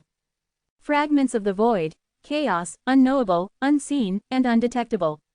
This chaotic and disordered sight carried an oppressive sense of danger, which Qi Yuan could feel in his very core. However, he realized that an ordinary person wouldn't even be able to perceive these fragments of void. It was only because of his ability to see hidden information that he could witness these enigmatic fragments. Less than an hour greater than without wasting time, Qi Yuan followed the familiar path to the blind maiden's residence. The paths he often walked remained materialized and intact, while everything else around him was consumed by the void fragments. The fragments looked like corrupted data, impossible to touch, even trying felt forbidden. Of course, Qi Yuan wasn't reckless enough to test them. Less than an hour greater than soon, he arrived at the blind maiden's dwelling. In his memory, there had been a wooden house with a small courtyard there. But now, only a trickling stream remained, with nothing else in sight. It was as though all his memories were nothing but illusions. Qi Yuan's expression grew serious. He searched other parts of the divine wood abyss, but no matter where he went, the result was the same. The paths he frequently traversed were solid and real, but the rest of the environment was being consumed by void fragments. The sunlight, the earth beneath his feet, and even the familiar walls were all gone. What remained was a strange emptiness, dotted with flickering, firefly-like fragments of void, steadily consuming the material world. The entire divine wood abyss was empty, there wasn't a single living thing in sight. No ants, no protozoa, not even bacteria. Less than an hour greater than, could it all have been, fake? Qi Yuan frowned deeply. Then what's real? The situation was undeniably bizarre. Standing alone in the vast, silent abyss, Qi Yuan felt the weight of his confusion. The blind maiden had vanished. Her house had disappeared. The swing was gone. Even the fruit she had once given him was nowhere to be found. If only I, relieved myself, maybe I could find traces of the fruit. Could it be that all this time, I've been talking to thin air? Eating thin air? No, that's impossible. The artifact forging techniques I've learned here are real, and my memory wouldn't deceive me. So, I need to use my brain. Qi Yuan started to think deeply. The divine wood abyss had always been strange. Several peculiar incidents had occurred, such as the mysterious floral scent that had appeared during that night, and the inexplicable encounter where someone had pushed him. Even now, Qi Yuan had no idea who had done it. If everything here was fake. No, it couldn't be. His memories were far too vivid. About the blind maiden, let's make some bold guesses. Less than hour greater than theory 1. The blind maiden truly existed. After helping him perfect the divine descent by providing its final essence, she exhausted all her strength and disappeared. This was a plausible scenario. Perhaps the blind maiden had been real, but her final act, offering a branch of spring, had cost her everything. Less than hour greater than theory 2. Everything was an illusion. The blind artifact master was mentally ill, and the blind maiden was merely a figment of his imagination. This idea also seemed reasonable. On Earth, Qi Yuan had once watched a film where the protagonist trained under a martial arts master, only to later realize the master never existed. It was all in his mind. Less than hour greater than theory 3. Only the blind could see the blind maiden. Now that Qi Yuan's sight had been restored, he could no longer perceive her. This world was filled with peculiarities. Just as two-dimensional beings couldn't comprehend three-dimensional entities, ordinary humans were limited by their sensory perceptions. Less than hour greater than thinking along these lines, Qi Yuan closed his eyes. Darkness enveloped him. Blind maiden, he called out softly, but only the echo of his own voice responded. He opened his eyes again, frustration evident in his expression. Suddenly, a thought struck him. The blind maiden once said she taught Shang Nu artifact forging techniques. If I can find Shang Nu, wouldn't that prove whether or not the blind maiden was real? Shang Nu wasn't blind, after all. So, the solution is simple: find Shang Nu. If I can locate her, I might finally unravel everything. With this thought, Qi Yuan felt a sense of relief. Turning to face the empty divine wood abyss, he spoke solemnly, "Blind maiden, I'll remember the swing. And I'll remember your eyes." With that, his figure vanished, passing through a speck of light no larger than a grain of rice, returning to the divine wood gorge. The divine wood abyss was empty and silent. Suddenly, a gust of wind blew, and there seemed to be the sound of falling leaves and the sound of a swing swaying and creaking. Less than hour greater than in the divine wood gorge. Shanling Yingjun looked at Qi Yuan with a peculiar expression. "I didn't expect you to recover so quickly from such severe injuries." The last time Shanling Yingjun had seen Qi Yuan, the latter had been unconscious and on the brink of death. He had assumed that only a realm master could truly save him and that any other methods would be temporary at best. Yet here Qi Yuan was, alive and well, as if nothing had happened. "Well, since you're fine, I guess my mission here is a failure," Shanling Yingjun said, shrugging helplessly. His mission had been to assist the Thorned Blood in turning the divine wood into a spectral entity, thereby transforming the Blue Mountain realm into a spectral domain. But with Qi Yuan around, completing this task was impossible. "Forget it, I'll just explore the divine wood gorge for now," Shanling Yingjun muttered. Less than hour greater than Qi Yuan asked casually, "Did you discover anything interesting in the gorge?" The divine wood gorge was an unusual place. Aside from the divine wood itself, it likely held other treasures. Qi Yuan had even speculated that the divine wood might have connections to the blind maiden.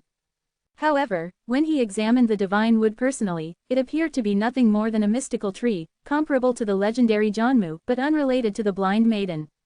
Shanling Yingjun frowned slightly. "No major discoveries, but I did come across something odd, a grave." "A grave?" Qi Yuan raised an eyebrow. "Yes, follow me, I'll show you," Shanling Yingjun said, leading the way. About 15 minutes later, the two arrived at a secluded valley. The valley was littered with withered leaves, and the air carried a melancholic stillness as the wind rustled faintly. Qi Yuan's attention was immediately drawn to a tombstone in the distance.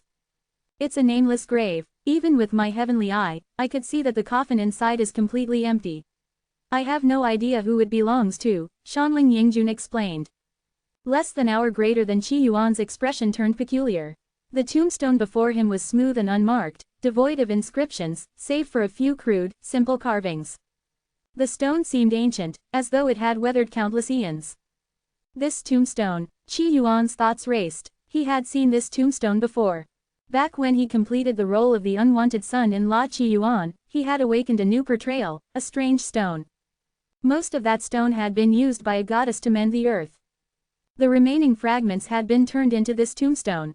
If that was the case, then the owner of this grave was likely the goddess herself. Less than hour greater than, if I told you this tombstone is me, would you believe it? Qi Yuan asked. PFF'd, I might believe you're the grave's owner, but that's about it, Shanling Yingjun replied, shaking his head. Then, with a complex expression, he sighed. This mission of mine is a failure. I need to return to the Void Paradise now. Brother Qi, take care of yourself. His tone carried a mix of admiration and regret. Qi Yuan's talent was unparalleled. His ability to defeat Feng Ti was something that would place him among the greatest prodigies of any cosmos. If he had been in Zhou's cosmos, countless realm masters would have fought for the privilege of making him their disciple. But the cruel reality was that Qi Yuan was trapped in a fledgling cosmos, one that hadn't even completed a single era. No matter how extraordinary he was, the constraints of his world meant he would likely face a tragic fate. No genius, no matter how brilliant, could defy the immutable limits of their universe. Thanks, NPC, Qi Yuan said with a chuckle. Go back and read more books. I'll probably have more questions for you in the future. Shanling Yingjun laughed lightly, shaking his head as his figure disappeared into the void. Qi Yuan stood silently, staring at the nameless tombstone for a long while. It's time to return to the Rosha kingdom, deliver the new divine descent, and track down Shang Nu, he said to himself. Though the role of the divine descent wasn't yet complete, Qi Yuan had already awakened another portrayal. Once he finished the divine descent storyline, he would move on to the next role. Less than hour greater than with a flash of light, Qi Yuan reappeared by the hot spring. There, Shenling Xuan sat in a black dress, her body still glistening with water. Her long, slender legs rested casually, stealing the attention of anyone who might glance her way. Setting aside her cold and elegant beauty, Shenling Xuan's most mesmerizing feature was undoubtedly her legs. If Zhang Lingsu's allure lay in her voluptuous figure, while Canary and Ning Dao captivated with their delicate feet, then Shenling Xuan's perfectly smooth and flawless legs were her crowning glory. To Qi Yuan's discerning gaze, they seemed tailor-made to wrap around his waist. At the moment, she still wore a thin veil over her face, obscuring her features. Now that Qi Yuan could truly see her, the visual experience was vastly different from merely tasting her beauty. She was a delight to the eyes. Less than hour greater than, let's go. We're heading to the Rosha kingdom, Qi Yuan said, stepping forward and placing a firm hand on Shenling Xuan's slender waist. The moisture on her body vanished instantly, her clothes dried with a thought, and her long black dress fell gracefully, covering her snow-white, supple legs. Only Qi Yuan knew the secrets hidden beneath the fabric. All right, Shenling Xuan replied softly. At that moment, Kai Dai, the insect maiden, fluttered over and perched on Shenling Xuan's shoulder.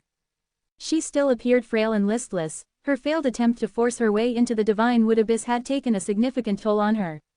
Less than hour greater than, before we head to the Rosha kingdom, there's one place I need to visit first, Qi Yuan said thoughtfully. I have to check whether those so-called white moonlights have been working hard. If they haven't, his eyes flashed coldly. I'll have to pack up their ancestors in 18 sacks. The phrase, packing their ancestors in 18 sacks, wasn't a metaphor, it was a literal threat. It referred to dismembering someone's ancestors and stuffing their remains into 18 separate sacks. Less than hour greater than the stronghold of the thorned blood appeared as it always did, seemingly untouched. Within the base, 5th Qingyan, princess of the Rosha kingdom, sat with an expression as dark as storm clouds. Her plump figure radiated anger and resentment. She was, unfortunately, quite unattractive, and her current mood didn't help matters. Her teeth clenched, and her face twisted with fury. Calm down, Qingyan, this so-called divine descent isn't worth worrying about, said the leader of the thorned blood. His tone was casual, almost dismissive. Although the divine descent had been a force to be reckoned with, slaughtering the 6 gods of the Rosha kingdom with overwhelming might, the thorned blood's leader showed little concern. In secret, he had recently stepped into the great Venerable realm. As soon as they leave the Divine Wood Gorge, I'll deal with them personally, the leader declared confidently, his voice brimming with arrogance. Now that he had ascended to the great Venerable level, he considered himself the strongest figure the Blue Mountain realm had seen in tens of thousands of years. Once he obtained the complete Divine Wood token, he could enter the Divine Wood Gorge, turn the Divine Wood into a spectral entity, and complete his mission. The rewards for doing so would be unimaginably great. Less than hour greater than, leader, the Divine Descent has emerged from the Divine Wood Gorge. A subordinate Heaven Tier commander ran in, his expression a mix of fear and awe. 5th Qingyan's face twisted further in anger. Leader, I beg you to avenge me. The Thorned Blood leader narrowed his eyes, his tone still calm. So, they've shown themselves. Well then, they won't leave alive. The Thorned Blood was not the Rosha Kingdom. The Thorned Blood had a far greater backing, Black Heaven. Less than hour greater than at that moment, a gentle yet mocking voice echoed from the skies. Hey, have you all been training diligently while I was gone? Did your cultivation improve at all? No, why are you all so weak? Not even 10 of you have reached the Divine Tier. Can't you reflect on yourselves a little? Look inward. The voice carried a hint of frustration and disappointment. High above, a handsome young man held a stunningly beautiful woman by the waist. His gaze swept over the Thorned Blood stronghold with a look of utter disdain. Less than hour greater than everyone within the Thorned Blood base froze in shock. 5th Qingyan trembled in fear, but she quickly turned to the leader. Leader, it's him. That's the Divine Descent, Qi Yuan.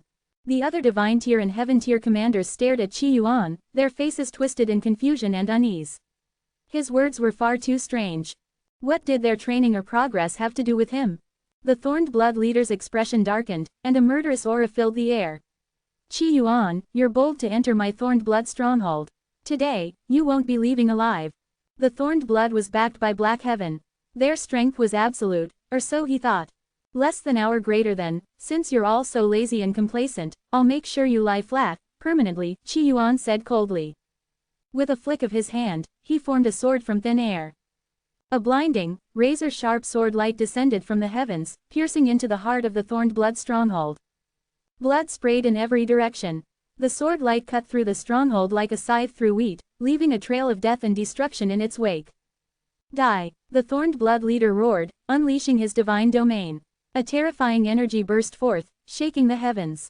But in the next instant, the sword light pierced through him as if he were nothing more than a balloon. His arrogant composure shattered in an instant, and his lifeless body fell to the ground.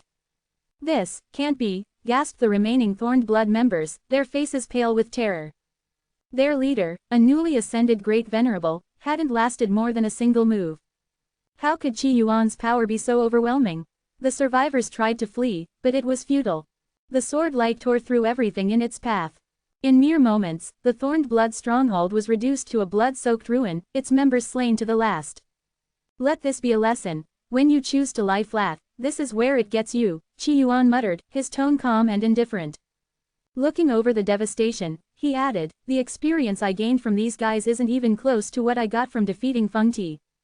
With that, he turned to Shenling Xuan, wrapping his arm around her waist. Let's go, wife. Tonight, we'll stay in the harem. The two vanished from the scene, leaving behind nothing but silence and ruin. Less than hour greater than hours after Qi Yuan and Shenling Xuan departed, a few surviving Heaven Tier commanders arrived at the devastated Thorned Blood stronghold. They were greeted by a scene of absolute carnage, blood-soaked ruins, shattered buildings, and corpses strewn across the grounds. The stench of death hung heavy in the air. The commanders exchanged horrified glances, their faces pale and drenched with sweat. Even the leader was killed in a single strike, one of them muttered, his voice trembling. The Divine Descent, his strength is too terrifying. With no leader to guide them and their strongest warriors annihilated, the Thorned Blood's grip over the Rosha Kingdom had been shattered beyond repair. Less than hour greater than Qi Yuan returned to the royal palace of the Rosha Kingdom, carrying the newly forged Divine Descent artifact. The artifact radiated a holy aura, exuding a sense of infinite potential and growth. Thanks to the Blind Maiden's final gift, a branch of spring, the Divine Descent now carried within it the ability to continually evolve and pursue perfection. Even now, the artifact's influence was beginning to reshape the Rosha Kingdom. Lu Sheng, the elder steward of the royal family, stood before Qi Yuan with his head bowed, his expression filled with awe and reverence. Qi Yuan, with this Divine Descent in our kingdom's possession, I believe our future will be illuminated with eternal light. Lu Sheng declared earnestly. Though his words carried optimism, Lu Sheng couldn't entirely suppress the lingering fear he felt toward Qi Yuan. Qi Yuan wasn't just a powerful warrior. He had also mastered the art of forging divine artifacts, a feat that bordered on the miraculous. His capabilities were nothing short of monstrous. With the divine descent, I guess, the future of the Rosha kingdom will definitely be bright and everlasting. Lu Sheng said seriously. This time when he returns, he also has to tell his clansmen to be careful. I hope so, Qi Yuan said lightly. When can you sort out the information about Shengnu for me? Lu Sheng lowered his head. The information about Shengnu is recorded in the palace and several other states. Within 3 days, I will present all the information about Shengnu. Okay, Qi Yuan nodded. 3 days is not a long time. I will sleep in this harem for these 3 days. Don't disturb me if you have nothing to do. Qi Yuan waved his hand. Lu Sheng lowered his head and walked out of the hall respectfully, not daring to look at anything. Less than an hour greater than the golden halls of the Rosha kingdom's palace glittered under the soft glow of the evening light. Now alone in the grand throne room, Qi Yuan stood face to face with Shenling Xuan. I haven't taken a proper look at your face yet, Qi Yuan said with a mischievous grin. Before Shenling Xuan could respond, he reached out and gently tugged at the veil covering her face. As the veil fell, Qi Yuan was greeted by a visage of unparalleled beauty. Her skin was like flawless snow, radiant and smooth, while her delicate features seemed to have been sculpted by the gods themselves. This was no ordinary beauty, it was the kind that could cause kingdoms to fall and empires to crumble. Although Shenling Xuan's expression was as cold and serene as ever, Qi Yuan could see traces of warmth and shyness beneath her icy demeanor. This is dangerous, Qi Yuan murmured, his gaze unwavering. Even with her aloof aura, Shenling Xuan's beauty carried an undeniable allure, a mixture of innocence, elegance, and seduction. Qi Yuan couldn't help but chuckle. I've always had a dream of spending a night in the harem. Looks like tonight, that dream will come true. Less than an hour greater than he reached for her hand, his touch warm and steady. Slowly, his fingers trailed down to her ankle, lifting the hem of her dress slightly. Her smooth, pale legs came into view, gleaming like polished jade in the dim light. Shenling Xuan gasped softly, her breath catching as a faint blush spread across her cheeks. Don't look, she whispered, her voice trembling slightly with embarrassment. Her hands moved instinctively to cover Qi Yuan's eyes, but before she could fully hide his view, she leaned forward and pressed her lips against his. Less than an hour greater than 3 days passed in the blink of an eye. Qi Yuan had fulfilled one of his long-standing dreams, spending a night in the harem. But more importantly, during this time, the Rosha kingdom began to experience profound changes. With the divine descent now serving as the kingdom's guiding force, a new sense of order and peace began to take hold. Under the divine descent's influence, new laws were implemented, focusing on fairness and redemption. Minor transgressions were forgiven, while major crimes like murder were still punished according to the old system. While perfection was impossible, the kingdom was undoubtedly moving toward a brighter future. Less than an hour greater than on the morning of the 4th day, Lu Sheng once again approached Qi Yuan, this time with a humble and respectful demeanor. All the information we could find about Shengnu has been compiled here, Lu Sheng said, handing over a neatly arranged storage artifact. Qi Yuan inspected the artifact's contents. Inside were numerous scrolls, manuscripts, and records, some ancient, others more recent. His brow furrowed slightly. Among the records were several items of great interest, but there were also a few divine artifacts included. What are these? Qi Yuan asked, pulling out one of the artifacts. They're not related to Shengnu, Lu Sheng admitted hesitantly. They're the kingdom's most valuable treasures. I thought it might please you to include them. Qi Yuan shook his head, placing the artifacts back into the storage device. If they have no connection to Shengnu, I don't want them, he said firmly. Return them to their rightful place. Less than an hour greater than Lu Sheng nodded quickly, though he couldn't hide his surprise. Qi Yuan's lack of interest in the artifacts wasn't due to arrogance or a lack of desire. It was because he valued the legacy of the White Moonlights, those who had shaped his journey. To Qi Yuan, their stories and artifacts carried far more meaning than any treasure. Enhance your reading experience by removing ads for as low as $1. Remove ads from $1. Lu Sheng was somewhat surprised but still dutifully stored away the divine artifacts. Ripples of emotion stirred in his heart. In this world, could there really exist such selfless beings? He asked himself and realized he could never achieve such magnanimity. His respect for Qi Yuan deepened. Qi Yuan's gaze fell upon the books within the storage artifact. As a divine tier weapon master, his reading speed was unmatched. One glance was all it took. The pages flipped rapidly, pouring a torrent of information into Qi Yuan's mind. The records about Sheng Nu were sparse and fragmented. However, when pieced together, the image of a graceful, mysterious woman with a gentle and refined character emerged in his mind. Sheng Nu isn't originally from the Blue Mountain realm. She first appeared here 500 years ago, disappeared at Sunset Cliff, and reappeared a century later. Based on the information, Qi Yuan speculated that during her century of absence, Sheng Nu had most likely been in the Divine Wood Abyss. 200 years ago, Sheng Nu descended upon the Rosha kingdom. After leaving behind the artifact Divine Descent, she vanished once more. The records indicate that she later went to the Tai Star domain. The last entry stated that Sheng Nu herself had declared her intention to travel to the Tai Star domain. Where is the Tai Star domain? Qi Yuan asked Katie, the insect maiden. As for the inhabitants of the Blue Mountain realm, they probably had no knowledge of the Tai Star domain's location. Katie replied, the Divine Wood universe consists of 781 star domains, large and small. The Tai Star domain is located among the 9-star frontline regions. Katie continued explaining, the Divine Wood universe was still a nascent universe, having existed for less than one cycle. Compared to other universes, it was clearly a smaller, less developed version. Despite that, the Divine Wood universe was home to 781 star domains. Each domain was vast beyond measure, with countless smaller worlds like the Blue Mountain realm.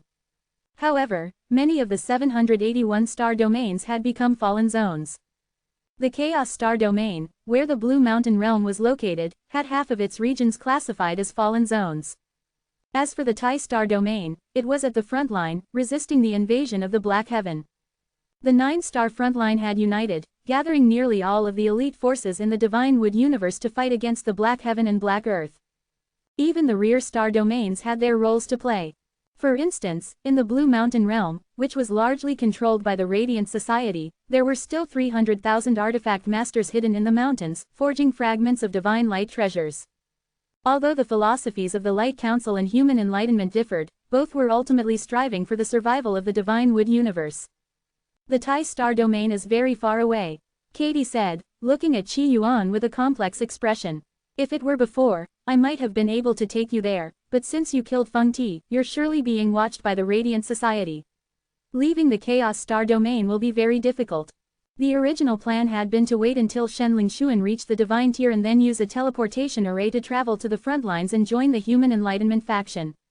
So, you're saying that if I leave, someone will deliver themselves to my doorstep? What a thoughtful service, Qi Yuan said, unconcerned. If the Radiant Society tried to stop him, he'd simply kill them. Katie remained silent. Qi Yuan indeed had the qualifications to be confident. Even Feng Ti had fallen to him. Ordinary great venerables would stand no chance. As for ancestor gods or young gods, such exalted beings wouldn't concern themselves with a mere divine tier weapon master. Do you have a way to get me out of the Blue Mountain realm? Qi Yuan asked. There is a way, but it could be very dangerous, Katie replied hesitantly. The Tai Star domain was so distant that it required multiple teleportation arrays and transfers. If one of the transit domains or pathways had fallen into the fallen zones, they'd have to find new routes. Danger doesn't matter. However, before heading to the Tai Star domain, take me to the Kuijin realm first, Qi Yuan said calmly.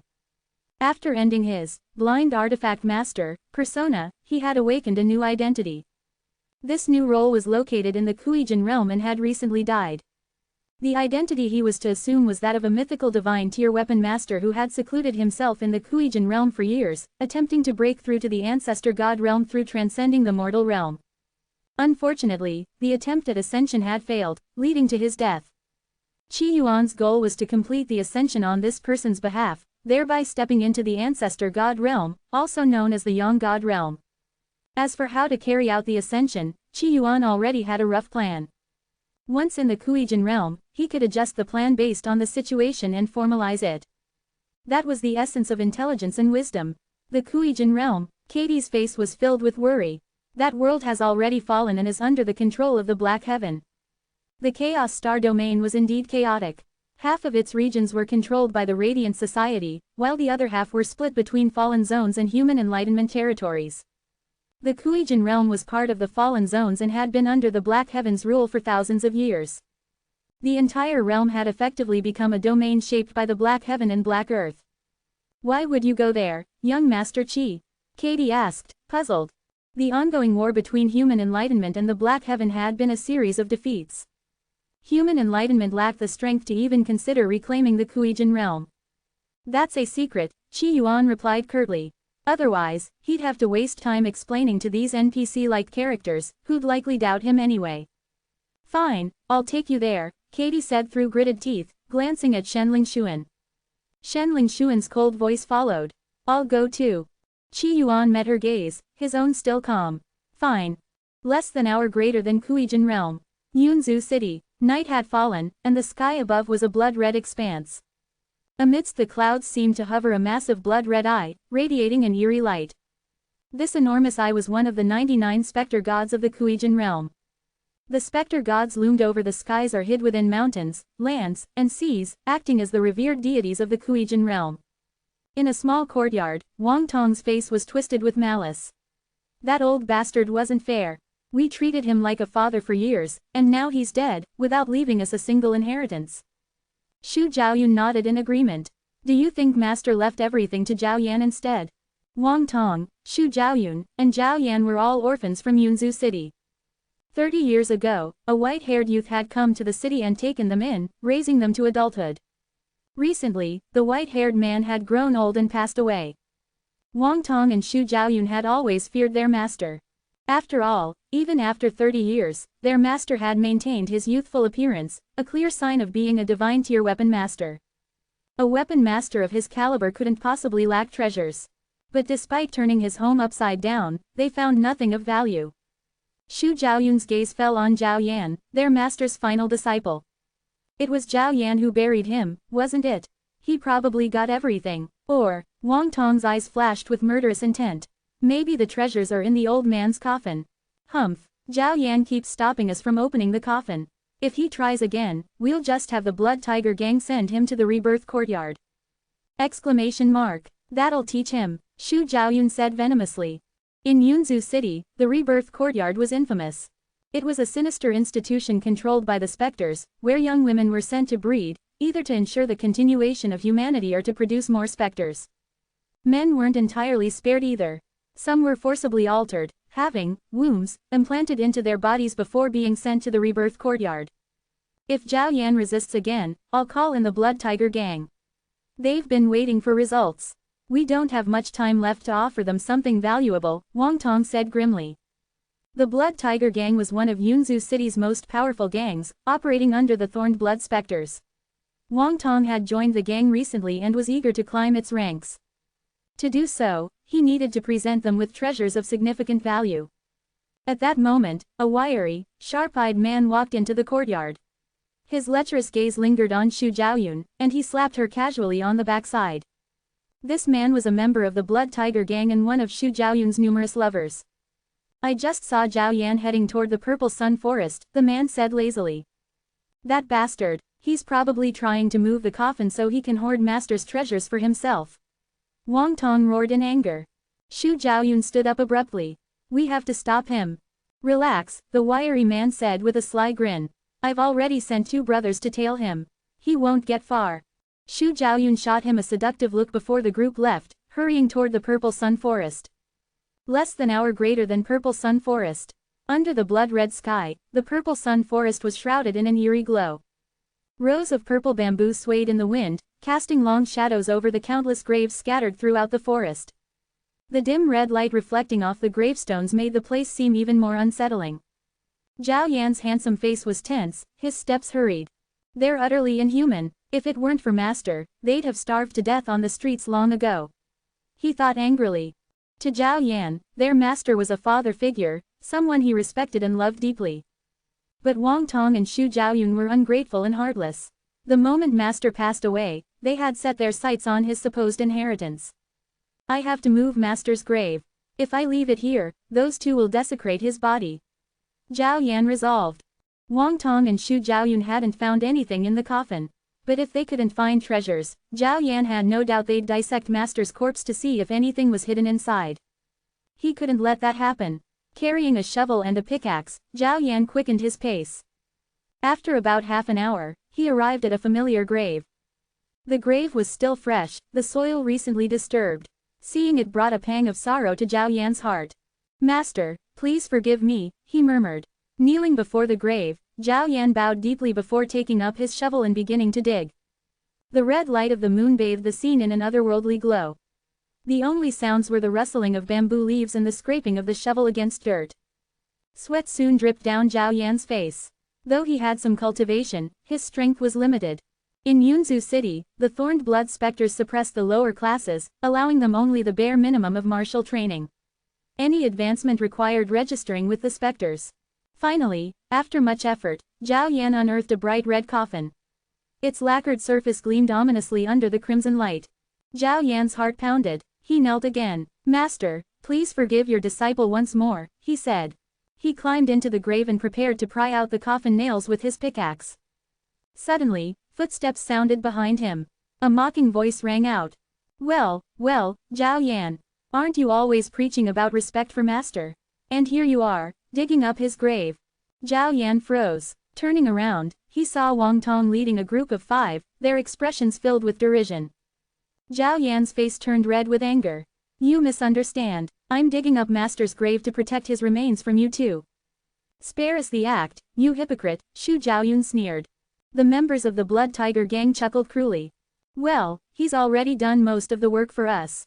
Saves us the trouble," one of them said mockingly. The group moved toward Zhao Yan. Desperate, Zhao Yan spread his arms to block their path. "You can't do this. Master took you in, raised you like his own children. How can you disturb his peace? You'll be cursed." "Cursed," Wang Tong sneered. "In Yunzu City, there are no curses, only the thorned blood specters. If curses existed, the thorned blood specters wouldn't have lived so long committing atrocities."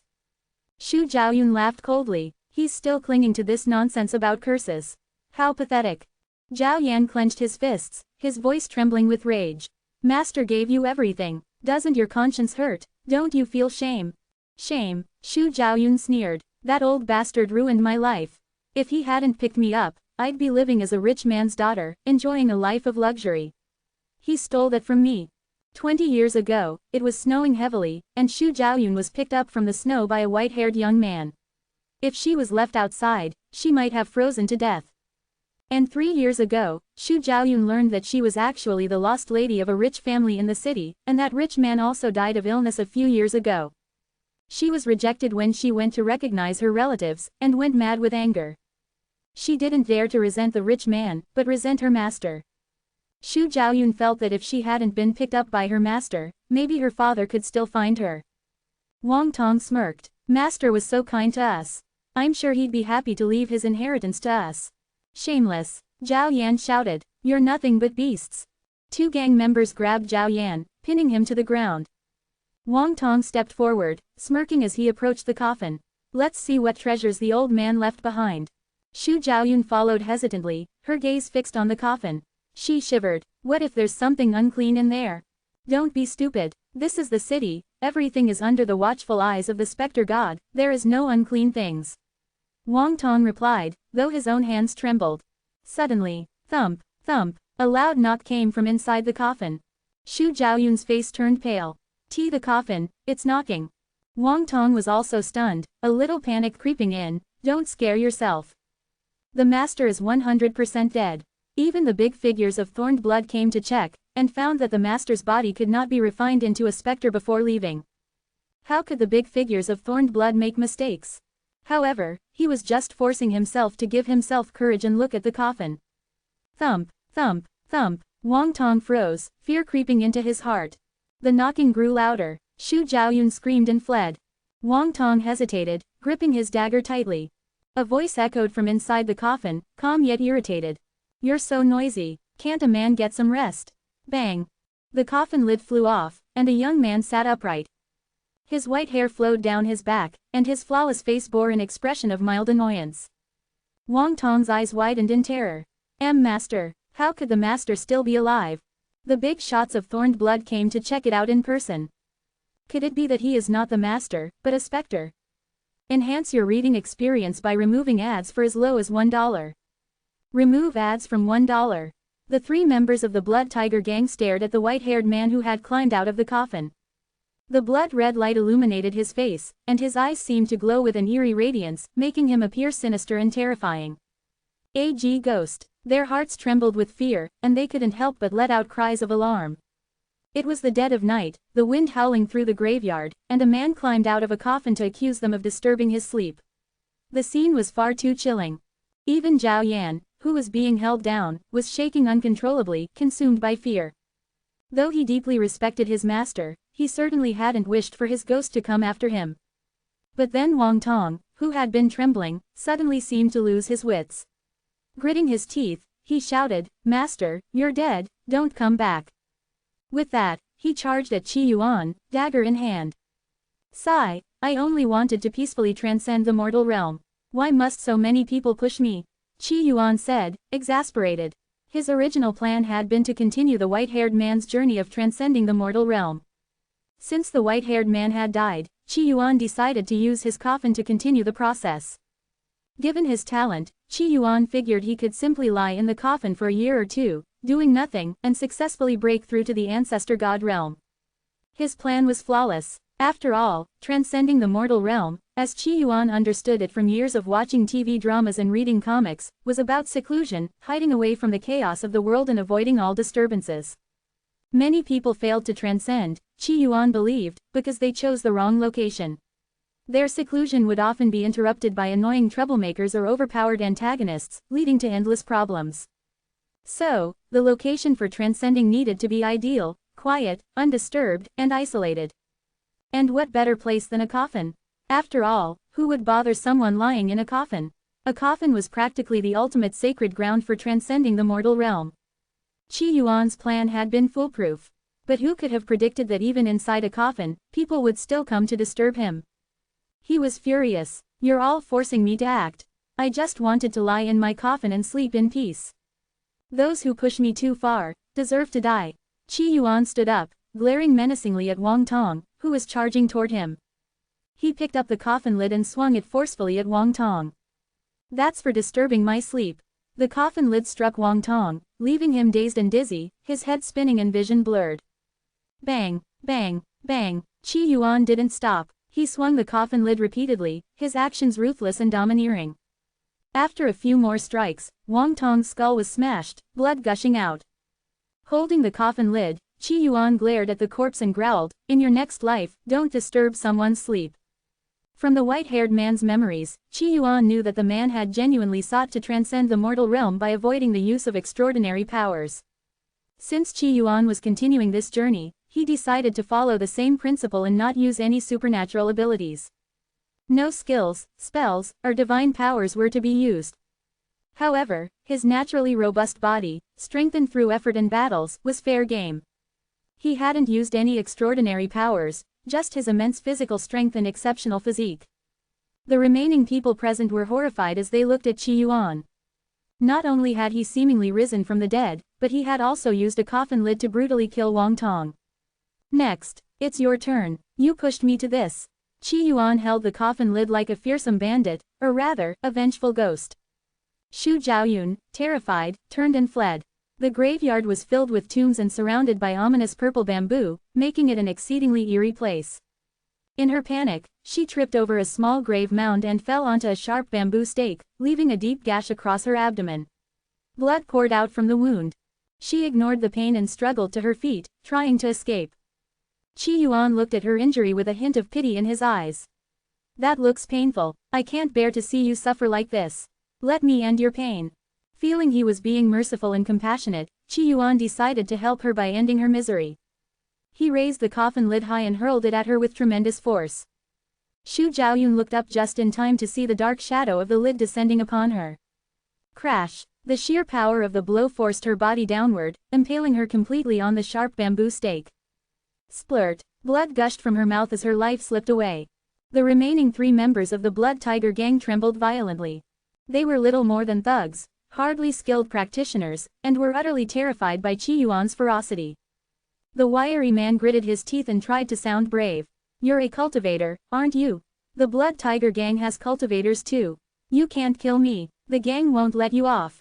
Running wasn't an option in such a dire situation, so he attempted to intimidate Qi Yuan instead.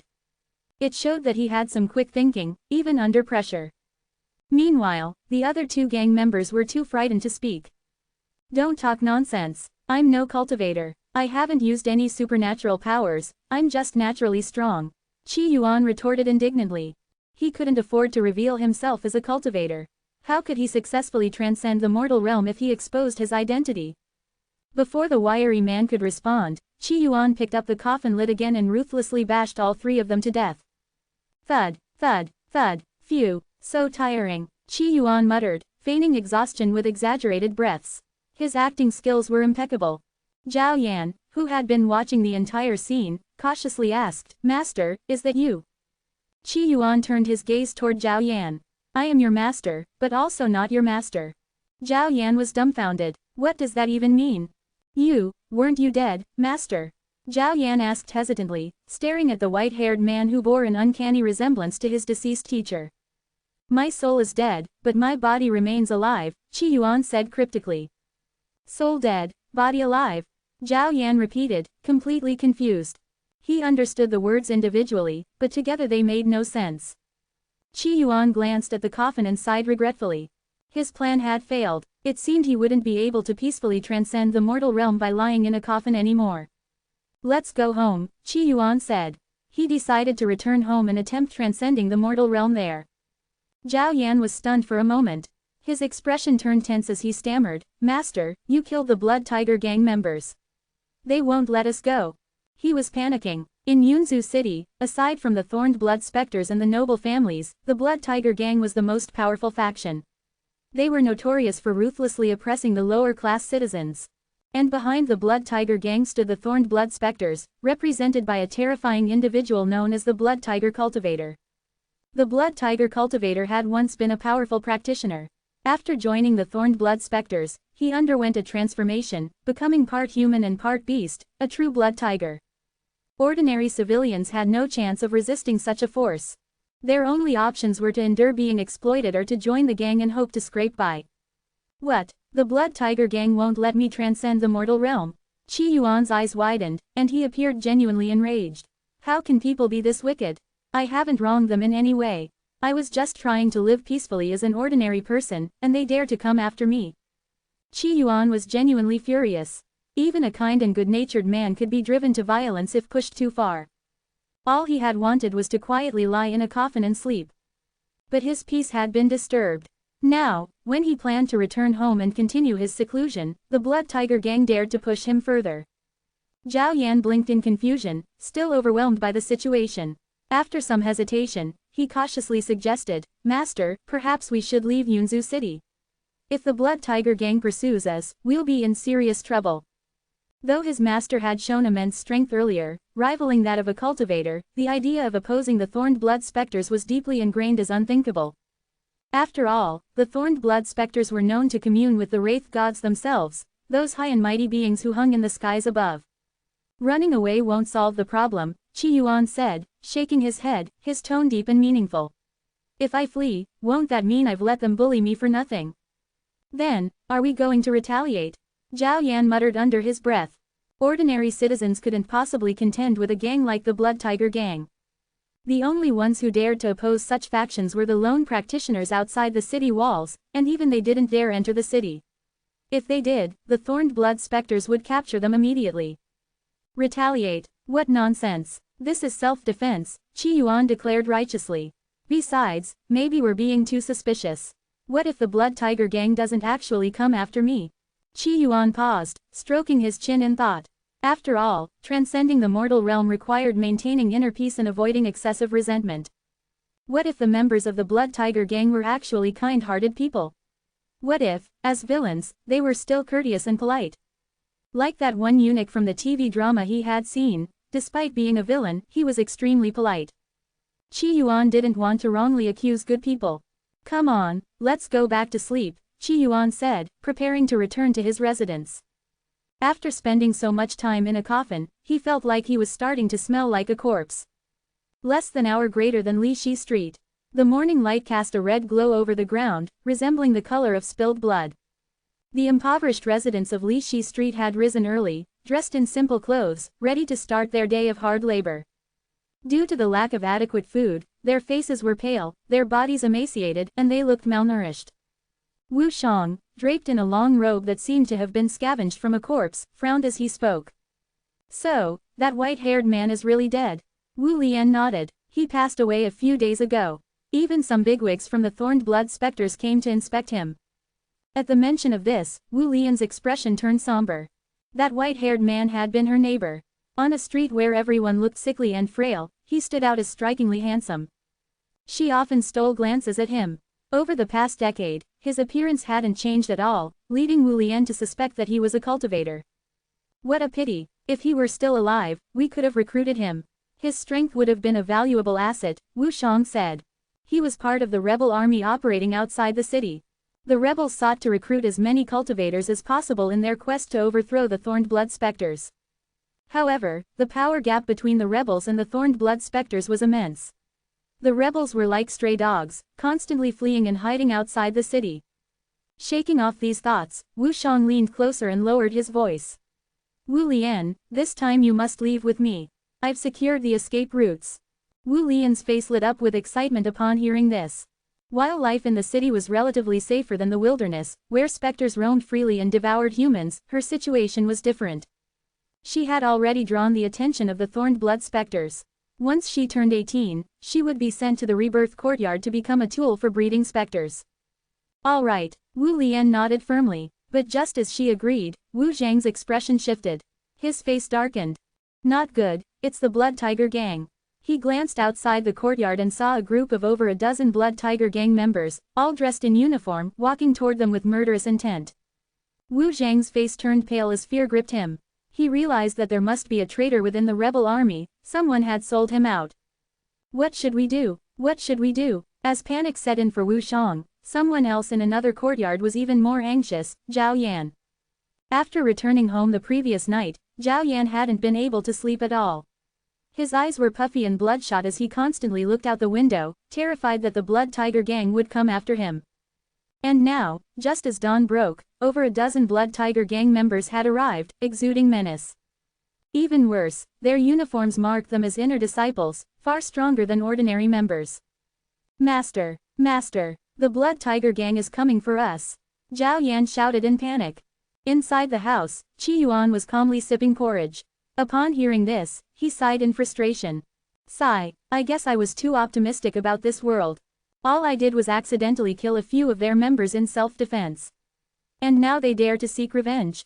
All I wanted was to transcend the mortal realm in peace, away from worldly matters. But you're all forcing me. Qi Yuan gritted his teeth, slammed his bowl to the ground, and picked up a hoe from the corner of the room. Striding out of the house with the demeanor of a dragon and the authority of a tiger, Qi Yuan bellowed. Blood Tiger Gang scum, you've gone too far. He stood in the courtyard, hoe in hand, facing the group of inner disciples. With a loud boom, he slammed the hoe into the ground with such force that the wooden shaft broke, leaving him holding only a stick. The Blood Tiger Gang members froze, stunned by the sight.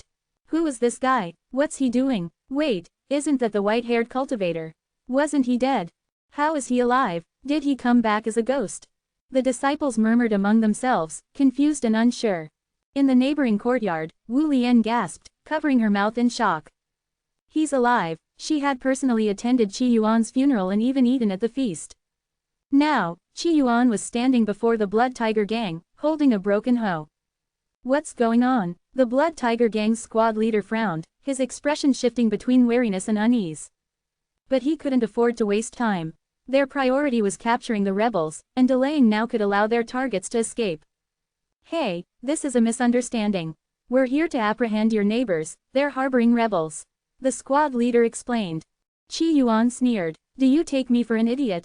You're pretending to capture rebels just to lower my guard so you can ambush me. The squad leader was dumbfounded. Had they encountered a lunatic? HMPH, I won't fall for the same trick twice, Qi Yuan declared. Last night, I trusted you people. I thought you were honorable and wouldn't seek trouble.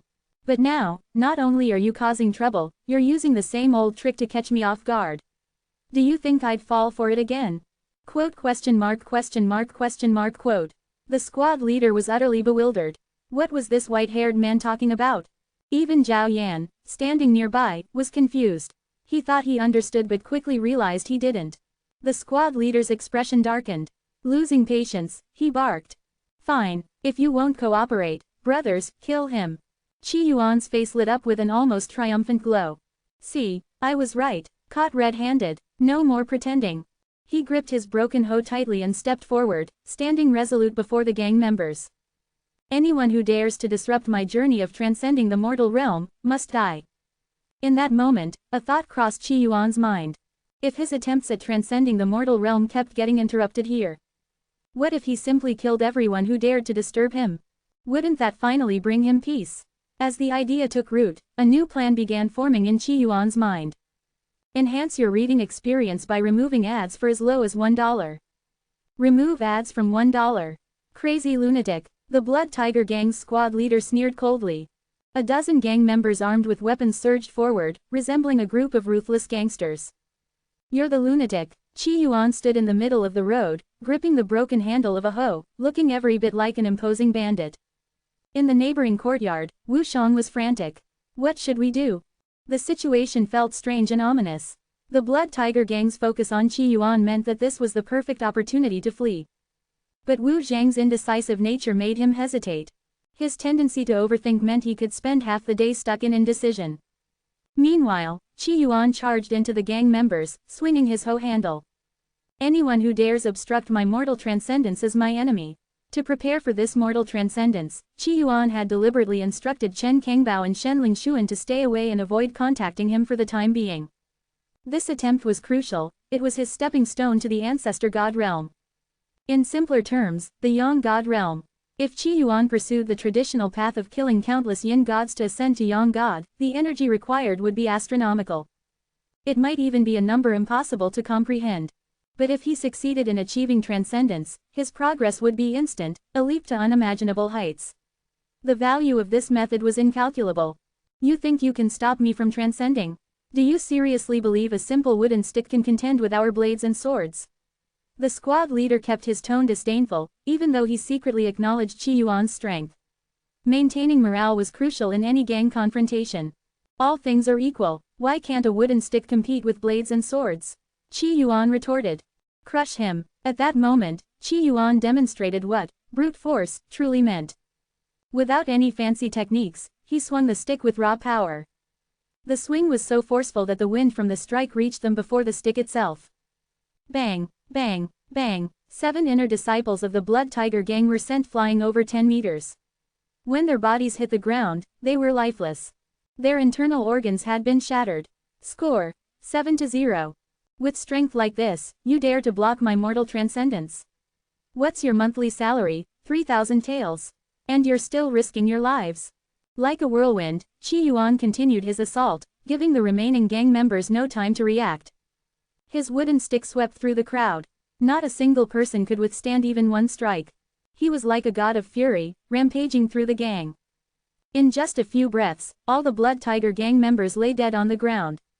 Qi Yuan glanced at the corpses, visibly angry. The Blood Tiger Gang is rotten to the core. And yet, my role-play progress is still stuck at 0%. He was certain that without the interference of these gang members, his progress bar might have increased by now. Senior, you're incredible. Wu Shang finally stepped out, his voice filled with awe. He looked at Qi Yuan with reverence and asked, Senior, are you a Zon tier weapon master? Such overwhelming power surely belonged to someone at the Zon tier or higher. Don't spout nonsense. I'm just a mortal, Qi Yuan said, casting a sidelong glance at Wu Shang. Wu Shang was dumbfounded. What kind of mortal could send 7 inner disciples of the Blood Tiger Gang flying with one swing? What kind of mortal's stick generated air blades? Seeing Wu Zhang's disbelief, Qi Yuan added, I just happen to be a bit stronger than most. To successfully transcend the mortal realm, it was essential to make people believe he was truly mortal. If you don't believe me, we can arm wrestle, or leg wrestle if you prefer, Qi Yuan offered nonchalantly. Wu Shang was thoroughly confused. Why were they suddenly talking about arm wrestling? What exactly was he supposed to do here? Senior, you've killed members of the Blood Tiger Gang.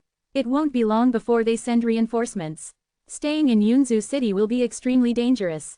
Why not come with me to the wilderness? Wu Shang suggested, extending an invitation. The Blood Tiger gang itself wasn't overly formidable. But their backers, the Blood Tiger Cultivator and the Thorned Blood Specters, were terrifying forces. Qi Yuan gave Wu Shang a dismissive glance. I have no interest in joining your rebellion. I just want to live a quiet and peaceful life in the city. His ability to see hidden information was a unique talent, something he considered a gift. Surely using it didn't count as employing supernatural powers. Wu Shang was taken aback. He hadn't expected Qi Yuan to see through his identity as a rebel. I don't have time to waste with you. I've got important matters to attend to. I'm going to destroy the Blood Tiger gang. Goodbye. With that, Qi Yuan turned and walked away. The Blood Tiger gang's actions had crossed the line. Their atrocities were unforgivable. Qi Yuan had had enough. Senior, Wu Shang called out, his voice tinged with worry. He hadn't expected Qi Yuan to be so audacious. Was this white-haired man really planning to storm the Blood Tiger gang armed with nothing but a broken hoe? Less than an hour greater than elsewhere, Qi Yuan retrieved a special communication artifact. This device, gifted to him by Shanling Yingjun, allowed them to stay connected as long as they were within the same domain. Faced with his current dilemma, Qi Yuan decided to consult the ever-reliable NPC. Sigh, I've encountered a problem, Qi Yuan said. What's the issue? The NPC, ever professional, responded immediately. I'm attempting mortal transcendence to ascend to the Ancestor God Realm. Wait, Ancestor God Realm? Shanling Yingjun's voice trembled. Wasn't this man just at the divine tier a few days ago? How had he suddenly leapt to the Ancestor God Realm? In Zhou Cosmos, the Ancestor God Realm, or Yang God Realm, was a supreme level of power, granting control over an entire domain. Each domain encompassed 3,000 worlds. At this moment, Shanling Yingjun doubted his understanding of reality. Had Qi Yuan really progressed so quickly? Am I illiterate? Is Ancestor God a myth? He frantically searched his records, confirming that the Ancestor God Realm was indeed equivalent to the Yang God Realm. Shanling Yingjun fell silent, grappling with the enormity of Qi Yuan's progress. What kind of monster are you? Sigh, I haven't killed anyone all night, yet my transcendence progress is still at 0%, Qi Yuan lamented. He had been patient, well, somewhat. Surely the progress bar should have moved by now. Speaking of mortal transcendence, this reminds me of a secret, Shanling Yingjun said. Oh, what secret? My ancestor once said, when wandering the world, cultivate kindness and harmony. Do you know why? Because it's the right thing to do. Not entirely. In Zhou Cosmos, powerful clans are sometimes mysteriously wiped out. And the reason often boils down to accidentally killing a mortal. A mortal transcendence. Qi Yuan's interest was piqued. Exactly, Shanling Yingjun confirmed. Realm lords, particularly those in the All Things realm, are divided into 3 stages: rules, all things, and creation. To ascend to the creation stage, one must truly understand all things and merge with the fundamental rules of existence. But achieving such mastery is unimaginably difficult. That's why many All Things realm lords rarely appear in the world. They fragment themselves, scattering into the mortal realm to undergo countless lifetimes. They enter the cycle of reincarnation, experiencing the full spectrum of existence to comprehend all things and merge with the rules of the universe. Shanling Yingjun spoke with genuine reverence. Once a lord reaches the All Things realm, taking the next step becomes exponentially harder. Many lords split their essence, creating countless incarnations to traverse the mortal realm. Each lifetime, they immerse themselves in the joys, sorrows, and experiences of life to gradually unravel the mysteries of existence. This process takes an unfathomable amount of time. Sometimes, even a single era isn't enough to fully comprehend all things and fuse with the universal laws. Qi Yuan raised an eyebrow. An era, how long is that? Shanling Yingjun replied patiently, an era represents the lifespan of an entire universe, from its birth to its eventual collapse. If left undisturbed, an era typically lasts about 490 billion years.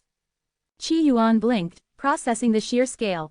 During this vast time span, an All Things realm lord's true spirit fragments endlessly, experiencing life through reincarnation and death.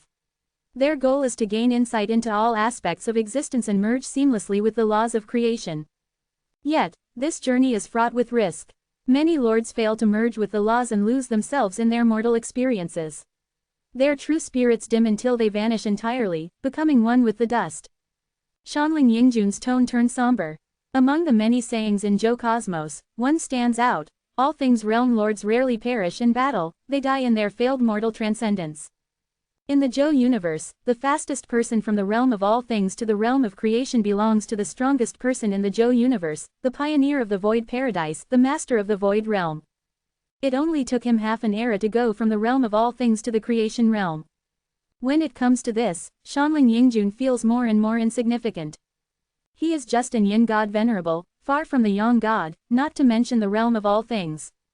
As for the majestic existence above the realm of all things, it is even more unimaginable. Qi Yuan absorbed this information, though his mind was racing with thoughts. The way these all things realm lords pursue transcendence sounds suspiciously like my role-playing system, he murmured to himself. For Qi Yuan, reaching the ancestor god realm, or yang god realm, was but a stepping stone. His ultimate goal was to become a creator god, capable of forging worlds and life itself. To achieve this, he had crafted his own method, playing roles to experience the essence of everything, from sentient beings to inanimate objects. But what Shanling Yingjun described felt eerily familiar. These so-called all things realm lords are plagiarizing my methods. Qi Yuan became more convinced as Shanling Yingjun continued explaining. According to the NPC, these realm lords primarily reincarnated as living beings, humans, animals, or plants, to immerse themselves in the natural world and glean wisdom. But Qi Yuan's approach went further.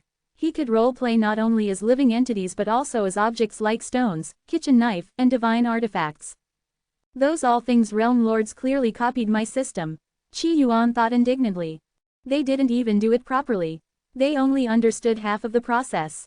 He clenched his fists. If I were already in the yin god realm, I'd charge them royalties for intellectual theft. He paused, a realization dawning on him. Across the vast multiverse, countless worlds and realms existed. And in each one, there were likely realm lords who owed him for using his system without credit. Yet Qi Yuan also understood the danger of speaking up. In Joe Cosmos, gratitude was often met with hostility. If he accused these powerful beings of plagiarism, they might unite to silence him permanently. For now, he resolved to keep this revelation to himself. Of course, Shanling Yingjun added, unaware of Qi Yuan's inner musings, the methods of these top-tier realm lords differ from yours. Still, there's value in studying their approach. For example, you could seal your own memories, begin a new life, and experience the world from an entirely fresh perspective. Thanks for the suggestion, Qi Yuan replied sincerely, though he immediately dismissed the idea. In his eyes, the realm lords' methods were flawed imitations of his own system. What Shanling Yingjun described felt like the equivalent of news from Qi Yuan's world being reposted abroad, only to be re-imported and repackaged as foreign insight. I've been on the right path all along, Qi Yuan thought. The only reason my transcendence hasn't progressed is because too many people are interfering. Once I eliminate those obstacles, I'll achieve peace and clarity. His gaze hardened. Should I keep killing the Blood Tiger gang? He reconsidered. No, they're just small fry. I'll skip them and go straight to the Thorned Blood Specters. Less than hour greater than meanwhile, within the Blood Tiger gang's headquarters. The gang's leader, a burly figure with arms as thick as most men's thighs, sat brooding in his grand hall. His expression was dark, his eyes filled with murderous intent. He's risen from the dead, has he? How bold of him to kill my inner disciples. Does he think he can challenge me? The gang leader had always been known for his brute strength, bolstered further by his cultivation. At his peak, his power rivaled that of a low-tier Earth-tier weapon master. A subordinate entered the hall, handing him a letter. The leader skimmed it, his lips curling into a sneer. Has old man Wang lost his mind? He tossed the letter to the ground dismissively, leaning back with a look of disdain. The gang's strategist didn't need to read the letter to know its contents. Old man Wang, a wealthy merchant in the city, had a history of intervening on behalf of captured rebels. Using his wealth, he often ransomed them out of the Blood Tiger gang's clutches. At the beginning, when the leader of the Blood Tiger gang was weak, Old Man Wang saved his life. This time, the letter offered 10,000 taels of silver to spare Qi Yuan's life. HMPH, 10,000 taels for my brother's lives. Add another zero. The gang leader growled, raising 3 fingers. Tell them it's 30,000. The subordinate nodded, rushing off to deliver the message. The strategist hesitated. Boss, this cultivator seems different. If we take the money but don't handle this properly, it could upset our superiors. The leader's expression darkened. Do you think I'm an idiot? We'll take the money, and then kill him anyway. Problem solved. This deal would be his ticket to appealing to the blood tiger cultivator, who could grant him noble status by transforming him into a half-human, half-specter hybrid. Once he became a noble, he would no longer need to lead the blood tiger gang like a common thug. Boss, you're brilliant, the strategist flattered. Gather everyone, let's find that bastard. The gang leader strode out of the hall. In the courtyard, over 100 gang members stood ready, their weapons gleaming under the sun. The leader surveyed his forces with satisfaction.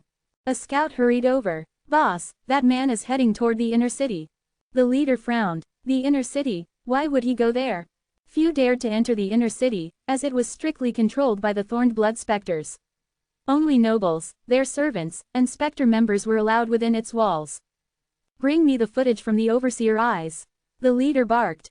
These surveillance artifacts, similar to flying drones, had been tracking Qi Yuan ever since he killed the inner disciples. The strategist offered a theory. Perhaps he realized he couldn't escape the city and hopes to become a noble's servant for protection. The leader's face darkened. If Qi Yuan succeeded in gaining the favor of a noble, dealing with him would become infinitely more complicated. Perhaps he would have to ask Blood Tiger Cultivator for help. Enhance your reading experience by removing ads for as low as $1. Remove ads from $1. In the inner city, Blood Tiger reclined in his seat of authority. Around him sat numerous nobles who, like him, were part human, part specter, and part beast. Some had bull heads, while others had pig faces. Hundreds of such bizarre figures were gathered together, creating an atmosphere reminiscent of a grotesque zoo. These strange nobles were engrossed in the spectacle below, their expressions wild with excitement. On the prisoners' arena, scantily clad men and women wielded swords, brutally fighting each other. The nobles, eyes glinted with feral bloodlust as they shouted, their breathing heavy with exhilaration.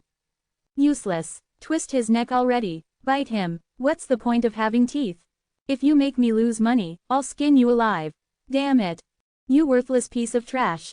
A flood of crude, obscene language filled the air. Blood Tiger shook his enormous tiger head and chewed noisily on a mixture of garlic and minced meat. The smell wafting from his mouth was nothing short of revolting. He held a communication artifact in his hand, his expression relaxed. A cultivator who has come back from the dead. On the other end of the artifact, the Blood Tiger gang's leader spoke in an obsequious tone. This man shows no regard for Lord Blood Tiger's authority. He has killed members of the Blood Tiger gang and now dares to enter the inner city seeking refuge. I humbly request Lord Blood Tiger's intervention and offer 30,000 taels of silver as tribute. Blood Tiger narrowed his eyes. Spare me the flattery. I've got nothing better to do right now anyway. I'll check it out. With that, Blood Tiger stood up. The gang leader had already provided Qi Yuan's approximate location via the artifact. It wasn't far. Before leaving, Blood Tiger slapped a maidservant standing by the prisoner's arena on her thigh, a playful glint in his eye. Keep the thighs of those two-legged beasts for me, he instructed, pointing at the two slaves fighting in the arena. Even if they managed to survive the match, it didn't guarantee their lives would be spared. The maidservant responded with a sycophantic smile. Of course, my lord. The juiciest cuts will be reserved just for you. Blood Tiger swaggered through the inner city streets. Compared to the outer city, the inner city was significantly more prosperous. The roads were cleaner, and human slaves in tidy uniforms diligently swept the streets, their heads lowered. A cultivator who has been confirmed by thorned blood to have risen from the dead. It seems he's hiding some kind of secret. He's probably here to seek refuge with a noble and offer that secret as a gift. Blood Tiger prided himself on his analytical skills. A cunning plan, but unfortunately for him, he's encountered me. His tiger-like face radiated confidence and murderous intent. Less than an hour greater than just then, Blood Tiger glanced skyward, his expression shifting to one of surprise and curiosity. A streak of golden light flashed across the sky at incredible speed. That's Golden Pill Crane. Golden Pill Crane was a prominent figure in Thorned Blood, a heaven-tier weapon master whose mere presence could cause Yunzu City to tremble. Blood Tiger knew that Golden Pill Crane spent most of his time in seclusion, rarely appearing in public. What could have drawn him out today? Before Blood Tiger could ponder further, several more streaks of light cut across the sky. Each carried an aura of immense power, heaven-tier weapon masters, without a doubt. What's going on? Even the Elder Council is mobilizing. A sense of foreboding crept over Blood Tiger. In just a short span, he identified over 10 heaven-tier powerhouses moving in unison. This must be something major. But whatever it is, it has nothing to do with me. My task is to deal with Qi Yuan. He forced himself to remain calm and quickened his pace. Less than hour greater than meanwhile, high above the city, Golden Pill Crane flew through the air, his golden robes fluttering, his face dark and foreboding. The princess has been killed by a human slave. In the Quijin realm, anyone with the title of princess commanded immense respect and fear. Such individuals were often daughters or sisters of wraith gods. Wraith gods, beings of unfathomable power, resided in the heavens or deep within the earth, rarely revealing themselves. The princess in question was Dark Spirit Yun, the daughter of the Dark Eye Wraith god. Dark Spirit Yun was infamous for her penchant for concealing her identity and causing trouble. Upon learning of her visit to Cloudblood City, Golden Pill Crane had grown anxious and arranged for a Heaven-tier protector, Dragon 11, to guard her. But moments ago, Golden Pill Crane had seen Dragon 11's soul plate shatter. Every member of Thorned Blood left a fragment of their soul essence in a soul plate. Its shattering signified death. The news left Golden Pill Crane shaken. Other Heaven-tier powerhouses had also sensed the event and were converging on the location of Dragon 11's demise. What's the situation? Golden Pill Crane demanded, his tone icy and intimidating. The 10th Elder's face was equally grim. The princess was collecting tolls at the city gate. A human slave refused to pay and slapped her to death on the spot. Dragon 11 intervened and was also killed, one slap. A Heaven-tier powerhouse, killed with a single slap. Golden Pill Crane was stunned. Cloudblood City's elites, now assembled in force, moved like a tidal wave, prepared to crush the offender. Less than hour greater than on the streets, Li Da glared at the man before him, his expression twisted in fury. Do you even realize what you've done? Qi Yuan stretched lazily, his demeanor calm and unbothered. All I wanted was to get into the city and eat breakfast. Then someone blocked the gate and demanded 100 taels as a toll. Do you know how many buns I could buy with that? I complained to the city guards, but they ignored me. The guard captain was standing behind the extortionist, nodding like a lackey. So I did what any decent person would do, I stood up for justice myself.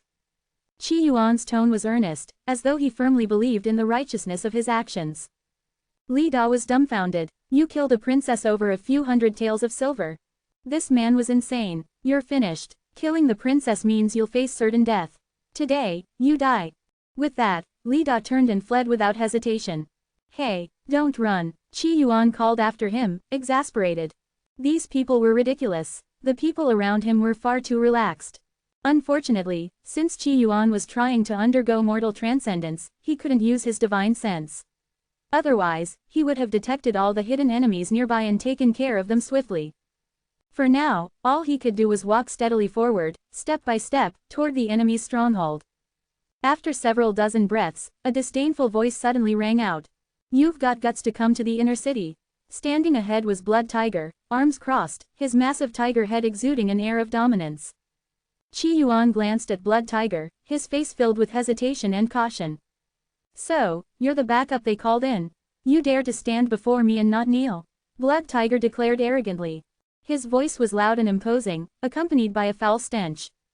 He stared at Qi Yuan as though looking at a dead man. Qi Yuan, however, became even more wary.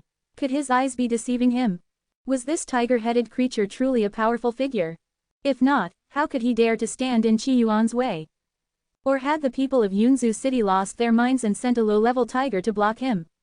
Since you've come, you must be my opponent. I will show you the respect you deserve, Qi Yuan said seriously, his expression growing increasingly focused.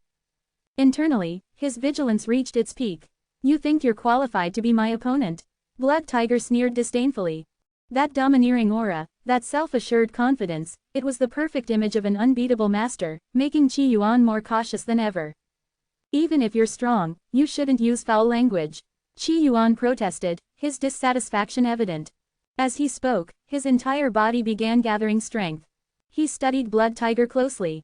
Despite the tiger-headed figure being full of apparent weaknesses, Qi Yuan hesitated. He could end him in countless ways with a single strike. But what if this opponent wasn't an idiot? If Blood Tiger dared to show up here, he must have some tricks up his sleeve. Even though Qi Yuan's instincts told him there was no danger, what if this tiger truly was a hidden powerhouse who had fooled both his eyes and his intuition? HMPH, surrender and end yourself, and I'll leave your body intact, Blood Tiger commanded haughtily.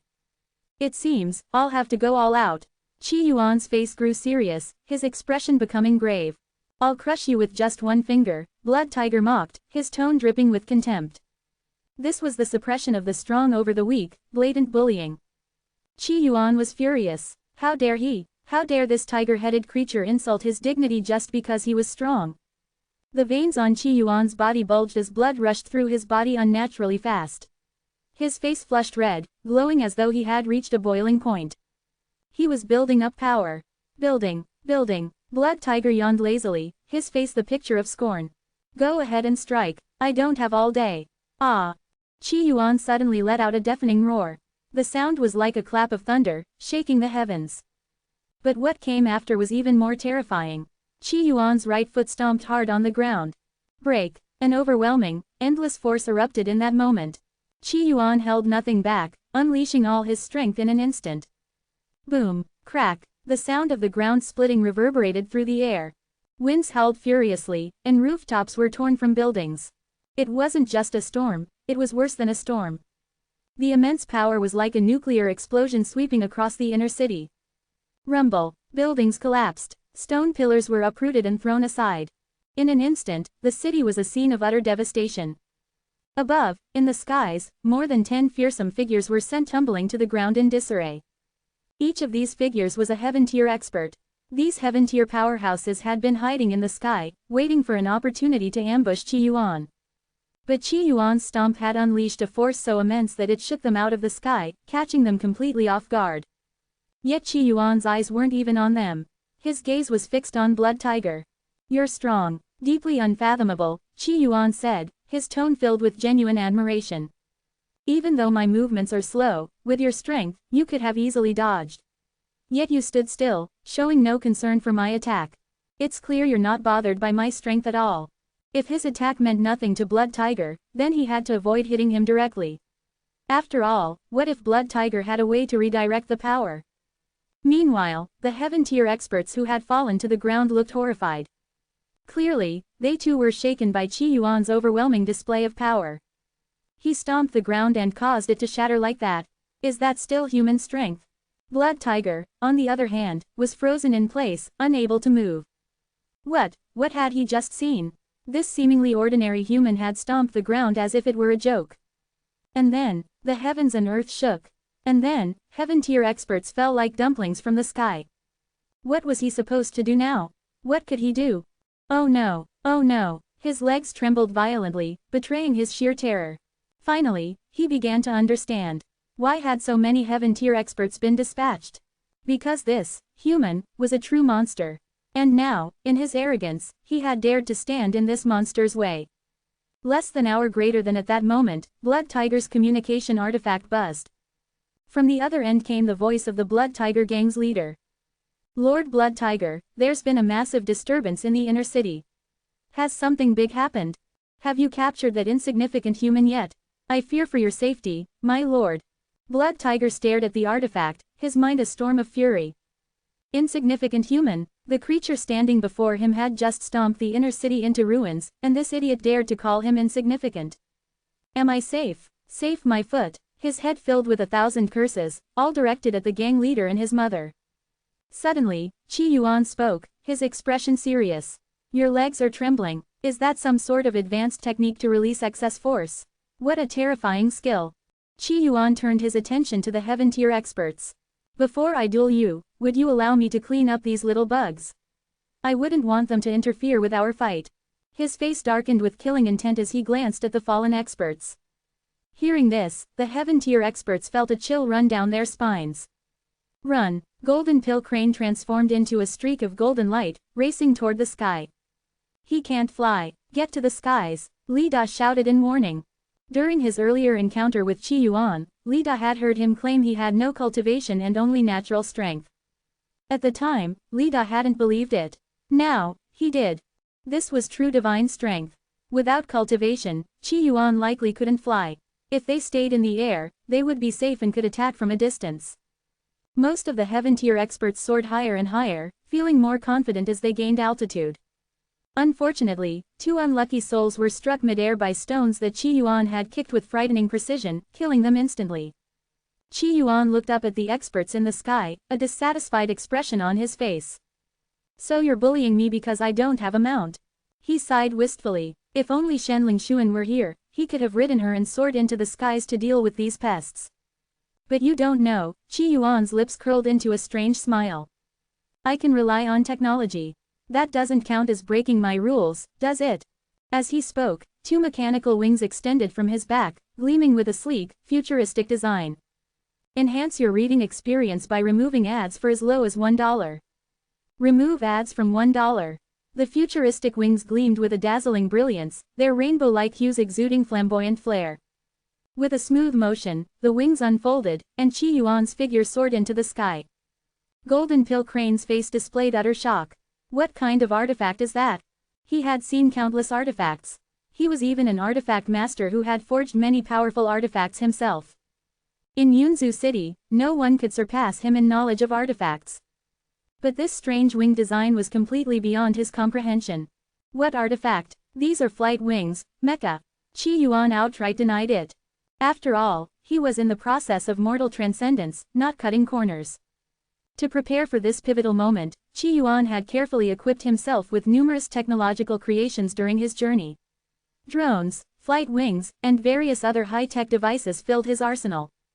The technology provided by 01 was seemingly limitless: spatial compression, nanotechnology, anti-gravity mechanisms, and more. Of course, Qi Yuan had used a tiny fraction of his artifact master abilities to craft these technological tools. But just a fraction, and he had even painted over them. If some officials could repaint imported cars and pass them off as domestic, surely painting over his creations to call them technology wasn't too much of a stretch. I've been reasonable, Qi Yuan muttered to himself, suddenly accelerating. Watch my supersonic attack. With a loud shout, his speed surged, breaking the sound barrier. In the immortal world, such speed might not be impressive, but in the Divine Wood universe, it was enough to make even heaven-tier experts tremble. 10 times the speed of sound. With his powerful fists, resilient body, and supersonic velocity, Qi Yuan could annihilate a heaven-tier artifact master with a single collision. Heaven and earth power. Seeing Qi Yuan charging toward him, a thorned blood elder hurriedly summoned the power of heaven and earth. The surrounding forces coalesced into a protective barrier before him, providing a momentary sense of security. Boom! The terrifying collision shattered the barrier, leaving the elder staring in disbelief. The power of heaven and earth was completely ineffective. But his thoughts went no further as his body disintegrated into a mist of blood. How is this possible? The seventh elder is dead. You claim to be immortal, yet heaven and earth yield to you. Golden Pill Crane roared in fury. There were rumors of heaven-tier weapon masters so attuned to the power of heaven and earth that they could bypass its resistance. It was clear the white-haired man before them was one of these rare individuals. Yet despite being undeniably transcendent, he continued to deny it, mocking them all. Ridiculous! How dare you slander me with such baseless accusations? I'm just on good terms with heaven and earth. They don't block me, that's all, Qi Yuan retorted mid-battle. He sighed dramatically. Unlike you deformed misfits, neither human, beast, nor specter, you wouldn't understand the burden of being as handsome as I am. When you're this good-looking, you'll understand how warmly the world embraces us. With that, Qi Yuan launched another supersonic punch. Another thorned blood elder fell. Everyone, you unite! Stammered one of the thorned blood elders. Qi Yuan's patience wore thin. Still stammering at your age? What a waste of space. Let me clear some memory for the Divine Wood universe. True to his word, Qi Yuan obliterated the stammering elder instantly. In mere moments, 3 thorned blood elders were dead. Golden Pill Crane's face was twisted in rage and fear. Who are you? This is the territory of the Dark Eye God. To offend a god is to court death. Golden Pill Crane couldn't fathom why someone would dare act so brazenly in Yunzhu City, slaughtering without restraint. This city was under the rule of the Dark Eye God, part of Black Heaven and Black Earth's domain. Even the Human Enlightenment Society's agents tread lightly here. And yet, this white-haired man strutted through the city as if it were his own. Moreover, despite his white hair, Qi Yuan radiated youthful vitality. The Human Enlightenment Society wouldn't waste such a prodigy by sending him to an enemy stronghold. After all, in the Divine Wood universe, entering enemy territory was a one-way ticket to death. Dark Eye God, if they dare obstruct my mortal transcendence, they'll die too, Qi Yuan declared nonchalantly. His sole focus was on achieving mortal transcendence. Anyone who stood in his way was an enemy that had to be eliminated. Trying to escape. Did you ask my wings for permission? Qi Yuan's speed was unmatched, cutting down all who stood before him. Heaven-tier experts, untouchable to most, were nothing more than fodder. It was a complete massacre. Within moments, every heaven-tier expert had fallen. Even Golden Pill Crane, despite fleeing at full speed, couldn't outpace Qi Yuan's wings. They're all dead. But the battle isn't over yet.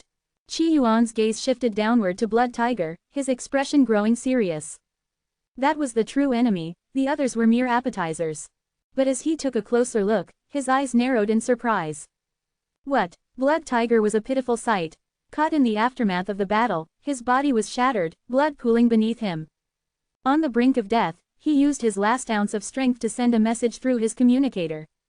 Fuck you. With that, his eyes went blank, his neck twisting unnaturally as he died, filled with resentment. Blood Tiger had cursed his gang leader with his dying breath.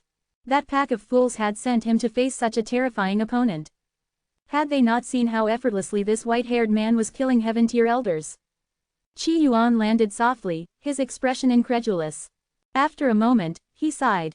A true gentleman, he must have realized he couldn't defeat me and chose to end his own life in acknowledgement. As for the idea that he was caught in the shockwaves of battle, that was obviously a misunderstanding. Those specters in the inner city, there are far too many. It seems I'll have to free the Divine Wood universe of some unnecessary clutter. Qi Yuan's eyes turned cold and resolute. To him, the specters in the inner city were all potential obstacles to his mortal transcendence. They all had to die. Moreover, killing these specters would yield considerable experience points, a win-win situation. If he could kill all the specters in this world, the experience gained might even allow him to ascend to Ancestor God without needing mortal transcendence. Kill. Qi Yuan disappeared into the chaos. The slaughter had only just begun. Less than hour greater than unknown space.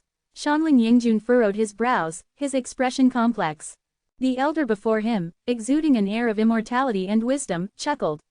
What's the matter? Did the failure of this mission hit you hard? Shanling Yingjun shook his head, his mind replaying Qi Yuan's words and the extraordinary feats he had witnessed. Grand Elder, do you think the Divine Wood universe might be hiding a realm lord undergoing mortal transcendence? The elder standing before him was the Grand Elder of the Shanling family. Except for the clan's ancestor, a second-stage young god, this man was the strongest in the family. Moreover, his seniority even exceeded that of the ancestor. The Grand Elder shook his head. What nonsense are you spouting? How could there be a realm lord undergoing mortal transcendence in the Divine Wood universe? The waters of the Divine Wood universe run deep. There are even ancestor gods equivalent to the second stage of the young god realm. But a third stage young god? Absolutely not. The Grand Elder spoke with certainty. The gap between the second and third stages of the young god realm was a true divide. To reach the third stage, one must comprehend universal rules and merge with them. However, the Divine Wood universe was still in its embryonic stage, a unique nascent universe. Its universal rules were peculiar, seemingly fragmented across various destined ones. This peculiarity meant that even a fully mastered second-stage young god could not ascend to the third stage. Unless, all destined ones were sacrificed to the universe through a special method. Currently, Yuan, the strongest being in the Divine Wood universe, was one such destined one. Without him holding the universe together, the Divine Wood universe would have long since fallen. Centuries ago, Yuan had carried a damaged, incomplete divine light artifact and ventured alone into the void sea, facing a black heaven and black earth force 10 times stronger. His actions, which forced the enemy to proceed with caution, ultimately spared the Human Enlightenment Society from calamity. How could the society abandon such a cornerstone, such a pillar of strength? Even if they did, who could guarantee that the sacrifice of Yuan would birth a realm lord? Would a few additional realm lords even be enough to fend off Black Heaven and Black Earth? The Grand Elder conveyed his reasoning to Shanling Yingjun. Shanling Yingjun fell silent before murmuring, is it possible that someone came from another universe? Even if the Divine Wood universe lacked the conditions for producing realm lords, could such individuals have come from elsewhere? The Grand Elder shook his head again. Even less likely. A second-stage young god could traverse to another universe, but a third-stage young god who has merged with their universe's rules. Entering another universe would signify hostility, igniting universal conflict. They would be targeted and destroyed by the will of the universe itself. Shanling Yingjun's expression grew heavy. It seemed his speculations were indeed wrong. The Grand Elder sighed. I understand you've likely encountered a peerless genius, one so dazzling that you couldn't help but let your imagination run wild. But the universe is vast. Even I, despite my lifelong efforts, haven't explored a fraction of it. Absolute prodigies are as numerous as the grains of sand in a river, fleeting as bubbles in a dream. Without reaching the Yang God realm, without ascending to a realm lord's stature, they remain but transient dust within the cosmos. Hearing this, Shanling Yingjun nodded. Thank you, Grand Elder. However, something else lingered in his mind. Grand Elder, do you know the origins of Black Heaven? Black Heaven's name carried a weighty and ominous significance. Shanling Yingjun had heard it countless times, yet its true origins remained a mystery to him. Even within Void Paradise, no information on Black Heaven's origins was available for exchange. The Grand Elder shook his head. With my weak strength and low status, how could I know such secrets? Shanling Yingjun sighed deeply. It seems only the Void Lord knows the truth about Black Heaven. In Void Paradise, becoming the top-ranked participant on the leaderboard allowed one to ask the Void Lord a single question. Shanling Yingjun had once heard that the Human Enlightenment Society had gathered the combined resources of their entire universe to aid a Void Walker in achieving the top rank. This Void Walker had then used their question to inquire about Black Heaven. According to rumors, the Void Lord did reveal Black Heaven's origins. However, mere moments after receiving the answer, the Void Walker inexplicably forgot everything they had learned. Less than an hour greater than Quijin Realm, Yunzu City. Blood Tiger Gang's leader stood pale-faced, staring at the message on his communication device. What happened? Lord Blood Tiger is usually so mild-mannered. Why would he curse me like this? The words, "fuck you," had left the gang leader in a state of panic. Could it be? A terrifying thought crossed his mind. Advisor, where is my mother buried? He asked hurriedly. The military advisor replied promptly, in Purple Star Grove. Dig up my mother's grave and bring her bones here. I will personally offer them to Lord Blood Tiger. The gang leader commanded gravely. Blood Tiger was known for his calm demeanor, akin to a smiling tiger. For him to use such crude language was unthinkable unless he truly meant it. Mother, you didn't enjoy much comfort in life, but in death, I'll make sure you experience some joy. The gang leader muttered, consoling himself. This wasn't an act of disrespect, it was a display of filial piety. After all, his mother had always considered it an honor to serve half-human, half-specter beings like the Thorned Blood members. In death, she would surely take pride in such a distinguished posthumous offering. Just as these thoughts crossed his mind, his expression suddenly shifted. Who dares trespass into my Blood Tiger Gang's territory? The voice came from a man shrouded in darkness, exuding an aura of danger. I've come for one person, where is Qi Yuan? The white-haired cultivator known as Qi Yuan had become the object of his search. After receiving Wu Zhang's message, the black-clad man had rushed to the Blood Tiger Gang's base, intending to rescue Qi Yuan. Initially, he had anticipated a fierce battle. His plan was to bide his time, wait for an opportunity, and then save Qi Yuan, hoping to recruit him into the rebellion. But on his way, he had heard a deafening sound, akin to an earthquake, emanating from the inner city. He had hesitated to investigate the inner city, fearing unforeseen dangers. After much deliberation, he had chosen to proceed to the Blood Tiger Gang instead. This decision had led to the current scene. The gang leader eyed the black-clad man warily. He's not here, he went to the inner city. Most likely, Lord Blood Tiger has already apprehended him. The gang leader had no desire to fight this mysterious figure. The black-clad man narrowed his eyes, a mix of surprise and disappointment on his face. He went to the inner city. If Qi Yuan had indeed gone there, any hope of saving him was likely gone. What happened in the inner city? The black-clad man probed cautiously, though he doubted the gang leader would have an answer. The gang leader began, but his advisor's panicked voice interrupted him. Bad news, boss. A slaughtering maniac is wreaking havoc in the inner city. The advisor had just received a message through his communicator. Someone had begun a massacre in the inner city. Slaughtering in the inner city. That's a death sentence, the gang leader declared, his tone unhurried. The earlier tremors had been alarming, but with the Thorned Blood clan overseeing the city and the Dark Eye God potentially descending at any moment, there was no chance of significant upheaval. You're right, I let my nerves get the better of me. The inner city is impregnable. Nothing major could possibly happen, the advisor said, though he couldn't help but wonder why he hadn't received any updates from his contact. Was the contact busy bathing? The black-clad man's eyes gleamed with intrigue. Someone was causing carnage in the inner city. Who could this be? After a moment of hesitation, he glanced toward the inner city and made up his mind. He would sneak over and see for himself. After all, if a human warrior was about to fall, someone needed to bear witness to their bravery and ensure their sacrifice wouldn't be forgotten.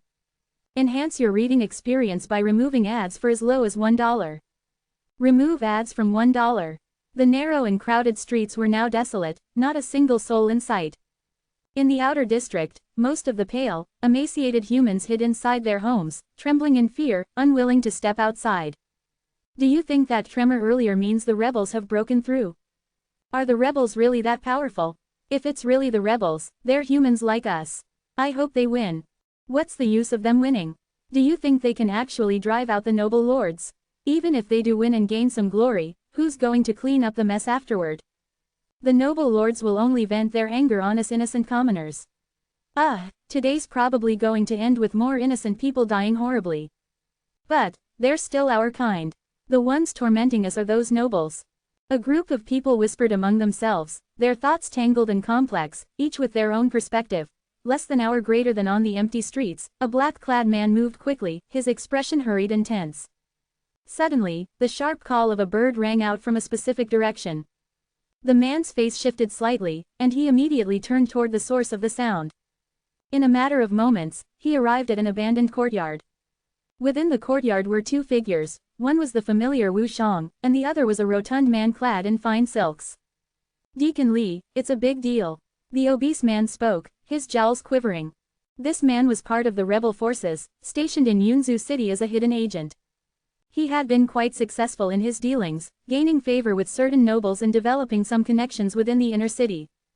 Because of this, he was always one of the first to receive any major news from within the inner city. Less than an hour greater then, what exactly happened? The black-clad Deacon Li asked.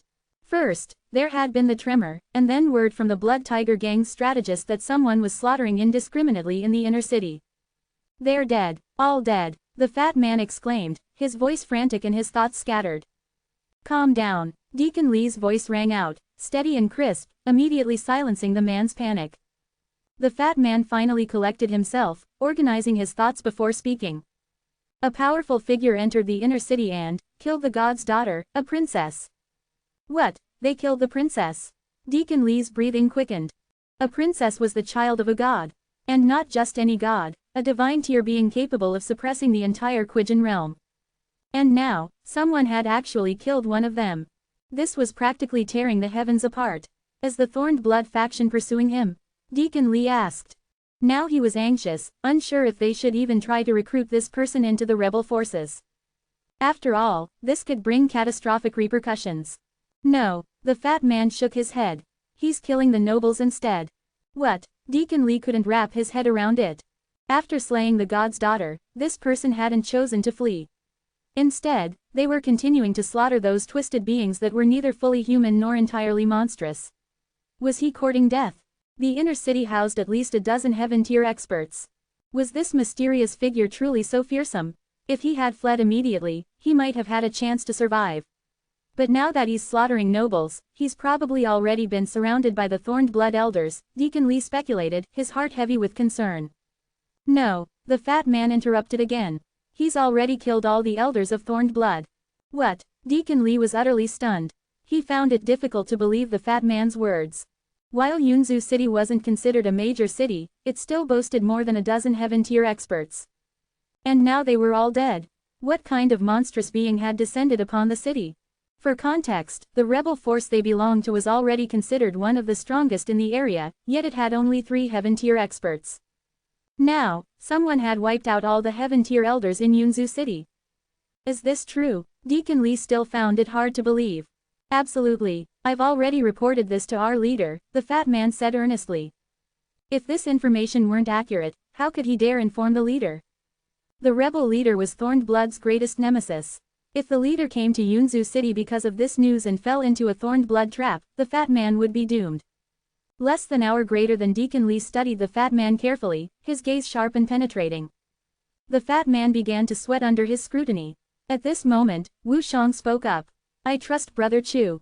Hearing this, Deacon Li's expression shifted multiple times before he finally spoke. This person killed the Thorned Blood Elders and is now rampaging in the city. He's bound to attract the attention of the gods. We must hurry to the inner city and warn him to leave. Deacon Li's plan was straightforward: confirm the situation's authenticity and, if true, help this individual escape. After all, this involved a god. No matter how powerful Immortal was, how could they contend with a god? In the Quijin realm, there were 99 gods in total, each of them invincible and divine. For a mere mortal to provoke divine wrath was nothing short of courting death. As for Wu Zhang's original request to rendezvous with Qi Yuan, Deacon Li had already pushed it aside. Although Qi Yuan was somewhat capable, having wiped out a dozen of the Blood Tiger Gang's inner disciples, he was nothing compared to the monstrous figure tearing through the inner city.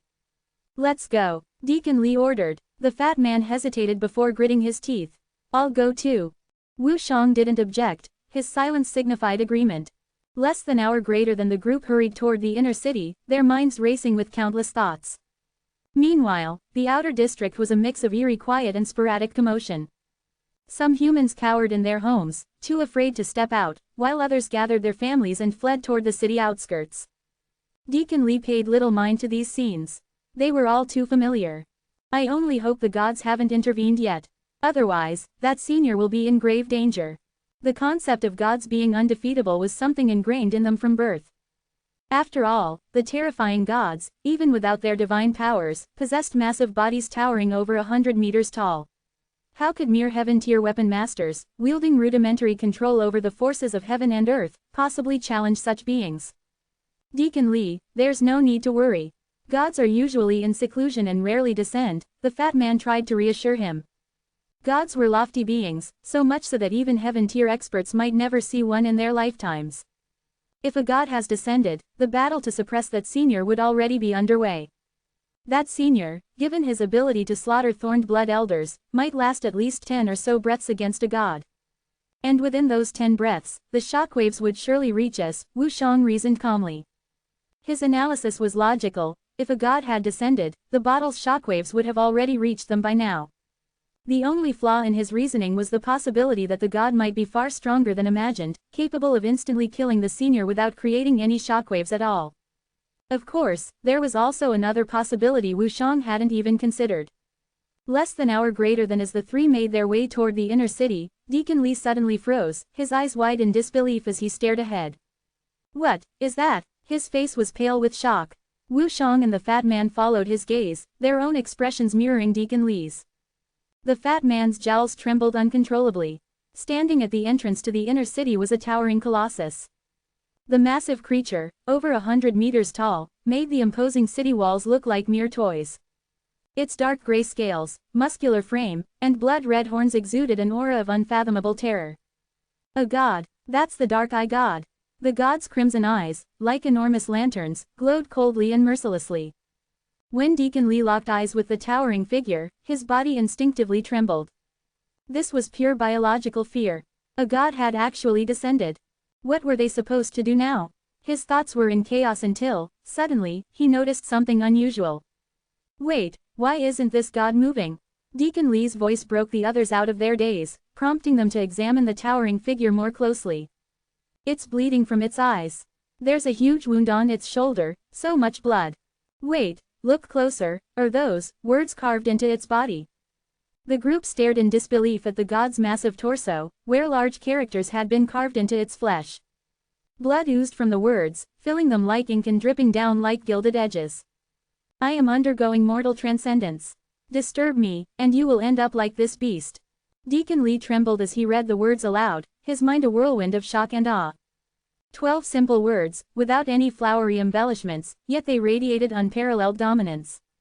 To slay a god, stand its corpse upright, and carve such words into its body, what kind of unfathomable courage and strength did this require? This was beyond bravery. This was supreme might. Less than an hour greater than, Master, you're back. Zhao Yan's voice was filled with anxiety as he spotted Qi Yuan returning, and he finally breathed a sigh of relief. But upon noticing that Qi Yuan's robe was completely soaked in blood, Zhao Yan's unease grew. Master, did you wipe out the Blood Tiger gang? Zhao Yan couldn't help but ask. Huh, the Blood Tiger gang. I forgot about them. Qi Yuan genuinely seemed to have forgotten. Earlier in the day, he had gone on a killing spree in the inner city, leaving no stone unturned. His blade had been dulled and chipped from overuse. Fortunately, not only was he born with immense strength, but his speed was also astonishingly fast, like the mythical, middle school classmate, often spoken of in online anecdotes. In all the commotion, he had indeed forgotten about the Blood Tiger gang. The Blood Tiger gang is still standing. Master, where did all this blood come from? Zhao Yan looked utterly confused, unable to piece together what had happened. Oh, nothing much. I just killed a god casually, Qi Yuan replied nonchalantly. Master, please don't say such things so casually. Zhao Yan immediately retorted. It's getting dark. I need some sleep, Qi Yuan said, heading toward his room. Zhao Yan watched his master's retreating figure, hesitant to speak further. He was worried that the Blood Tiger gang might come seeking revenge against his master. With a heavy sigh, he muttered to himself, what a mess. Less than an hour greater than about 15 minutes later, a knock echoed from the door. Zhao Yan's heart skipped a beat as he cautiously approached the courtyard gate. Who is it? It's me, a crisp, familiar voice answered. The tension melted away from Zhao Yan's face, replaced by a look of joy. Hong Mei, it's you. The door swung open, revealing a young woman in tight-fitting attire. Zhao Yan's face lit up with happiness as he recognized the familiar figure. 3 years ago, he had stumbled upon this injured, unconscious girl in Yunzhu City. This girl, now standing before him, was Hong Mei. Unlike most women, Hong Mei had always dreamed of finding the fabled Learning Academy. In fact, Zhao Yan only learned about the existence of the Learning Academy through her. The Learning Academy's master was a mysterious figure, known to travel across countless worlds, recruiting disciples and compiling ancient texts. Currently, the master of the Learning Academy was said to be in the Qijin realm. If they could meet the Learning Academy's master, join the academy, and serve under this enigmatic figure, they might even gain the master's protection and escape from this wretched world. Less than an hour greater than 3 years have passed, and Zhao Yan, you're still the same as ever. Hong Mei said with a teasing smile, her eyes sparkling with vitality. Hong Mei, why have you come back? Zhao Yan's face was filled with barely contained joy. He had long harbored feelings for Hong Mei. I have good news for you. You found the Learning Academy? Zhao Yan asked eagerly. Yes, Hong Mei nodded. 2 years ago, I finally encountered some disciples of the Learning Academy. After enduring numerous trials and hardships, I passed their tests and joined the academy. She spoke lightly, but Zhao Yan knew that the process must have been anything but easy. Congratulations, Zhao Yan said sincerely, genuinely happy for her. To join the fabled Learning Academy was to secure a chance of escaping this cage-like realm. Now, the Learning Academy's master has come to the Dark Eye domain to gather knowledge and compile texts. I came here with some senior brothers and sisters, and since we were near Yunzhu City, I thought I'd come to see you. Her gaze softened as she looked at Zhao Yan, emotions flickering in her eyes. Hey, last time, you refused to leave with me. Now that I've found the Learning Academy, will you come with me? You can even bring your master if you're worried about him. Hong Mei looked at him expectantly. She had once invited Zhao Yan to join her in seeking the Learning Academy, but he had declined. Zhao Yan hesitated, his face troubled. My master, his temperament is such that he would never go to the Learning Academy. He raised me and took great care of me. I can't just abandon him, I owe him that much. The gratitude he felt toward his master was deeply rooted, something he could never ignore. Moreover, now that his master had offended the Blood Tiger gang, how could he walk away and leave him to face it alone? Hong Mei's expression faltered slightly, disappointment flashing in her eyes. But, at the same time, this was precisely the quality she admired in Zhao Yan. If he were someone cold and ungrateful, she wouldn't have fallen for him in the first place. Fine, I'll be staying here for a while anyway. Can I stay with you? Hong Mei decided not to press the matter further. After all, she couldn't be certain Zhao Yan would even pass the academy's rigorous tests. No problem, Zhao Yan replied enthusiastically. By the way, has anything interesting happened in Yunzhu City recently? You know, the Learning Academy's master wants to record all significant events in the world and compile them into books. Not really, nothing major. Zhao Yan shook his head. The trouble with the Blood Tiger gang might have been a big deal for them personally, but in the grand scope of history, it was a trivial matter. No worries. We'll have plenty of time to catch up, Hong Mei said cheerfully. Reuniting with an old friend felt like rain after a long drought. Less than an hour greater than among the mountains and rivers. A young girl followed an elderly man in a long robe, her face filled with innocent curiosity. Grandfather, has something major happened? It's rare to see you so amused. The old man, his face weathered with age, walked with a hunched back, as though carrying the weight of countless years.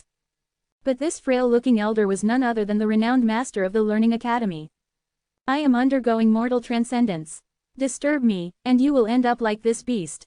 Marvelous. Simply marvelous. The events in the Quijin realm this time are worth the trip for this alone. The Learning Academy's master laughed heartily, a sound of pure delight, something seldom heard from him.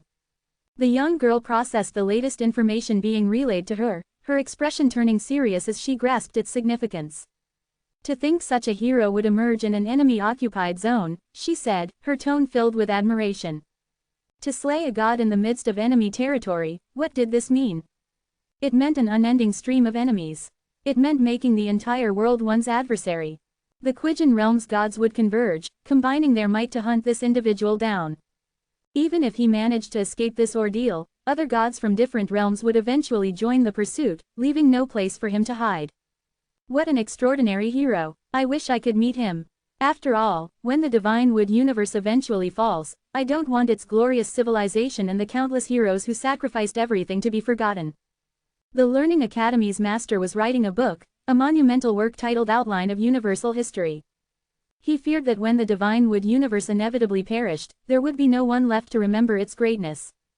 No one to recall the brilliant civilization it once nurtured. And so, he traversed world after world, documenting history with his pen, meticulously crafting the outline of universal history. Enhance your reading experience by removing ads for as low as $1. Remove ads from $1. He seems to be in Yunzu City. It might be worth visiting him, the master of the Learning Academy said with a sigh. In the process of compiling outline of universal history, he had encountered countless people, ordinary mortals as well as extraordinary heroes. He sang the praises of the common folk and recorded the exploits of heroes. In his eyes, anyone who dared to draw their blade against the Dark Eye God in the Quijin realm was a true hero. Behind him stood a young girl, her eyes filled with anticipation. Less than an hour greater than 3,000 miles away, Chi Huang floated high in the sky. His entire form was covered in white fur, his curved horns shaped like a bow. His aura exuded otherworldly power. Beside him stood the towering figure of the Dark Eye God, whose cold demeanor betrayed a hint of discontent as he gazed into the distance where his own corpse was displayed, a grim spectacle of warning. Hey, Dark Eye, you're truly pathetic. A mere human not only killed you but set your corpse up as a trophy to mock us. Sneered the two-headed serpent god, his eyes filled with scorn. The other gods present were silent but uneasy. Many of them were on par with the Dark Eye God in strength. If the white-haired human could kill Dark Eye so easily, it meant he could kill them too. If not for Chi Huang reviving you, you'd still be stuck standing there in Yunzu City, serving as a famous, tourist attraction, the two-headed serpent god taunted. But when Chi Huang's name was mentioned, the serpent's tone shifted, filled with reverence and awe. Unlike the rest of them, Chi Huang was a second-generation god, hailing from Black Heaven and Black Earth. For Dark Eye to be slain by a mere human is a stain on the honor of all gods. I will go personally and kill this human. You all wait here, I'll return shortly, declared the two-headed serpent god. He was eager to prove himself in front of Chi Huang and showcase his strength. Indeed, his power was formidable, ranking among the top 10 in the Quijin realm and firmly within the ranks of great venerables. Dark Eye dared not respond, knowing the serpent's strength vastly exceeded his own. With the serpent god going, this will be an easy victory, one god said. Anyone who causes trouble in the Quijin realm is simply courting death, another added. The other gods spoke in flattery, while the serpent basked in their praises. He glanced toward Chi Huang, awaiting his approval to depart and destroy the white-haired human in Yunzu City. But Chi Huang smiled faintly, a hint of amusement in his expression. How interesting, so this is a destined one, blessed by the will of fate, Chi Huang remarked cryptically. The surrounding gods exchanged puzzled looks, unsure of what he meant. Chi Huang continued casually, if I were to let you go, your fate would mirror Dark Eye's. Afterward, your rival Kai Kai would likely try to seize the opportunity for glory, only to follow you in death. His tone was relaxed, almost playful, as he revealed his insights. Destined ones were beings favored by the will of the universe. Although the Quijin realm was under the control of the gods, it still existed within the greater divine wood universe, whose will naturally protected its destined ones. This protection meant that those who opposed them would inexplicably encounter misfortune or act irrationally. The two-headed serpent god's expression froze. Despite his confidence, Qi Huang's words sent a chill through him. Even if he managed to kill Dark Eye, he's not a great venerable. I could easily crush him, the serpent protested. Qi Huang chuckled. Who told you he wasn't a great venerable? What, are you saying he is? The other god's expressions grew solemn. If the human was a great venerable, then the serpent might genuinely face trouble. He's not just a great venerable, he's no ordinary one, Qi Huang said, his eyes glinting with greed. He's a withered myth. A myth, the gods gasped in shock. A myth was not something that could be compared to an ordinary yin god. A single myth was capable of obliterating all 99 gods of the Quijin realm. Some gods even began considering retreat. Less than hour greater than 3,000 years ago, one of my uncles sought to ascend to the Yang god realm, Qi Huang began, clearly enjoying the attention of his audience. He encountered this man outside the bounds of this world, and the two fought. Of course, my uncle was victorious. He returned to meditate for 1,000 years and successfully ascended to the Yang god realm. The gods listened with awe. Qi Huang's uncles were the stuff of legend. Some whispered that one of his uncles had reached the second layer of Yang God, perhaps even higher. Less than hour greater than Qi Huang smirked. This human, he's a myth whose strength has withered. At best, he's far stronger than a six-step great venerable but weaker than a true myth. The serpent hesitated, sensing how close he'd come to rushing to his own death. Even so, if we were to subdue him, the cost would be catastrophic. It's better to request reinforcements from Black Heaven and Black Earth. Only another myth can guarantee his destruction, the serpent said. But Qi Huang merely laughed. There's no need to summon a myth. Together, we are enough to kill him. See, this man is the destined one, blessed by the universe. If it weren't for my powerful uncle, maybe Quijin realm would be in trouble today. Destiny may affect you, but it can't affect me. Qi Huang's motives were clear. As a six-step great venerable, he coveted the human's powerful body. The gods of Black Heaven and Black Earth cultivated through strange methods, and the body of a powerful being like this human could significantly accelerate their progress. Qi Huang believed that if he killed the human and obtained his corpse, he could ascend to the seventh step of Great Venerable, saving himself tens of thousands of years of cultivation. If he summoned a myth to intervene, the body would no longer be his. Thus, Qi Huang was determined to act personally. Less than hour greater than Kai Kai, another god, hesitated. Even if we work together, won't the price be too high? But Qi Huang waved off the concerns. My uncles gave me plenty of foul essence. Death is no longer a concern. Even if we fall, we'll be resurrected, just like Dark Eye. The gods visibly relaxed at these words. Foul essence was the key to Black Heaven and Black Earth's power. Even fallen Yang gods could be revived with sufficient foul essence. If that's the case, we'll fight without hesitation. Together, we can bring him down. Even if he's strong, we can always self-detonate to exhaust him. Qi Huang is very confident that even if the other party has a 1 in a billion chance of being blessed by destiny and break through to the realm of the ancestor god, he can still win. The ancestor god who has not been blessed by the divine wood can still be killed by self-destructing themselves. What if he escapes? Kai Kai asked. Qi Huang's smile deepened. I have a treasure that creates its own domain. Once he's trapped inside, he'll have nowhere to run. The gods felt reassured, bolstered by Qi Huang's confidence. With foul essence ensuring their survival and a self-contained domain to prevent the humans' escape, the gods were ready to face the withered myth. They would corner him and ensure his death, no matter the cost. Less than hour greater than, finally, some peace and quiet for 2 days. Qi Yuan stretched lazily. His mortal transcendence progress had inched forward by a mere 1%. These past days had been leisurely. The rebel forces, seemingly having deduced from the words, mortal transcendence, that Qi Yuan was the one who killed the Dark Eye God, refrained from disturbing him. As for Wulian, she still remained next door, not having left yet. Master, this is strange. Why hasn't the Blood Tiger gang come knocking these past 2 days? Zhao Yan asked curiously, watching as Qi Yuan basked in the sun. He had been on edge these past few days, afraid that the Blood Tiger gang would come seeking trouble. He hadn't even dared to step outside the courtyard. Beside him, Hong Mei beamed brightly. Maybe it's because of my senior brother. Her senior brother was also nearby, and she had mentioned to him the trouble with the Blood Tiger gang. Knowing her senior brother's temperament, it was possible he had dealt with them. Really? Zhao Yan's face lit up with gratitude, and his admiration for Hong Mei deepened. Master, maybe we should move somewhere else. Zhao Yan suggested tentatively. He had already brought up joining the learning academy to his master more than once.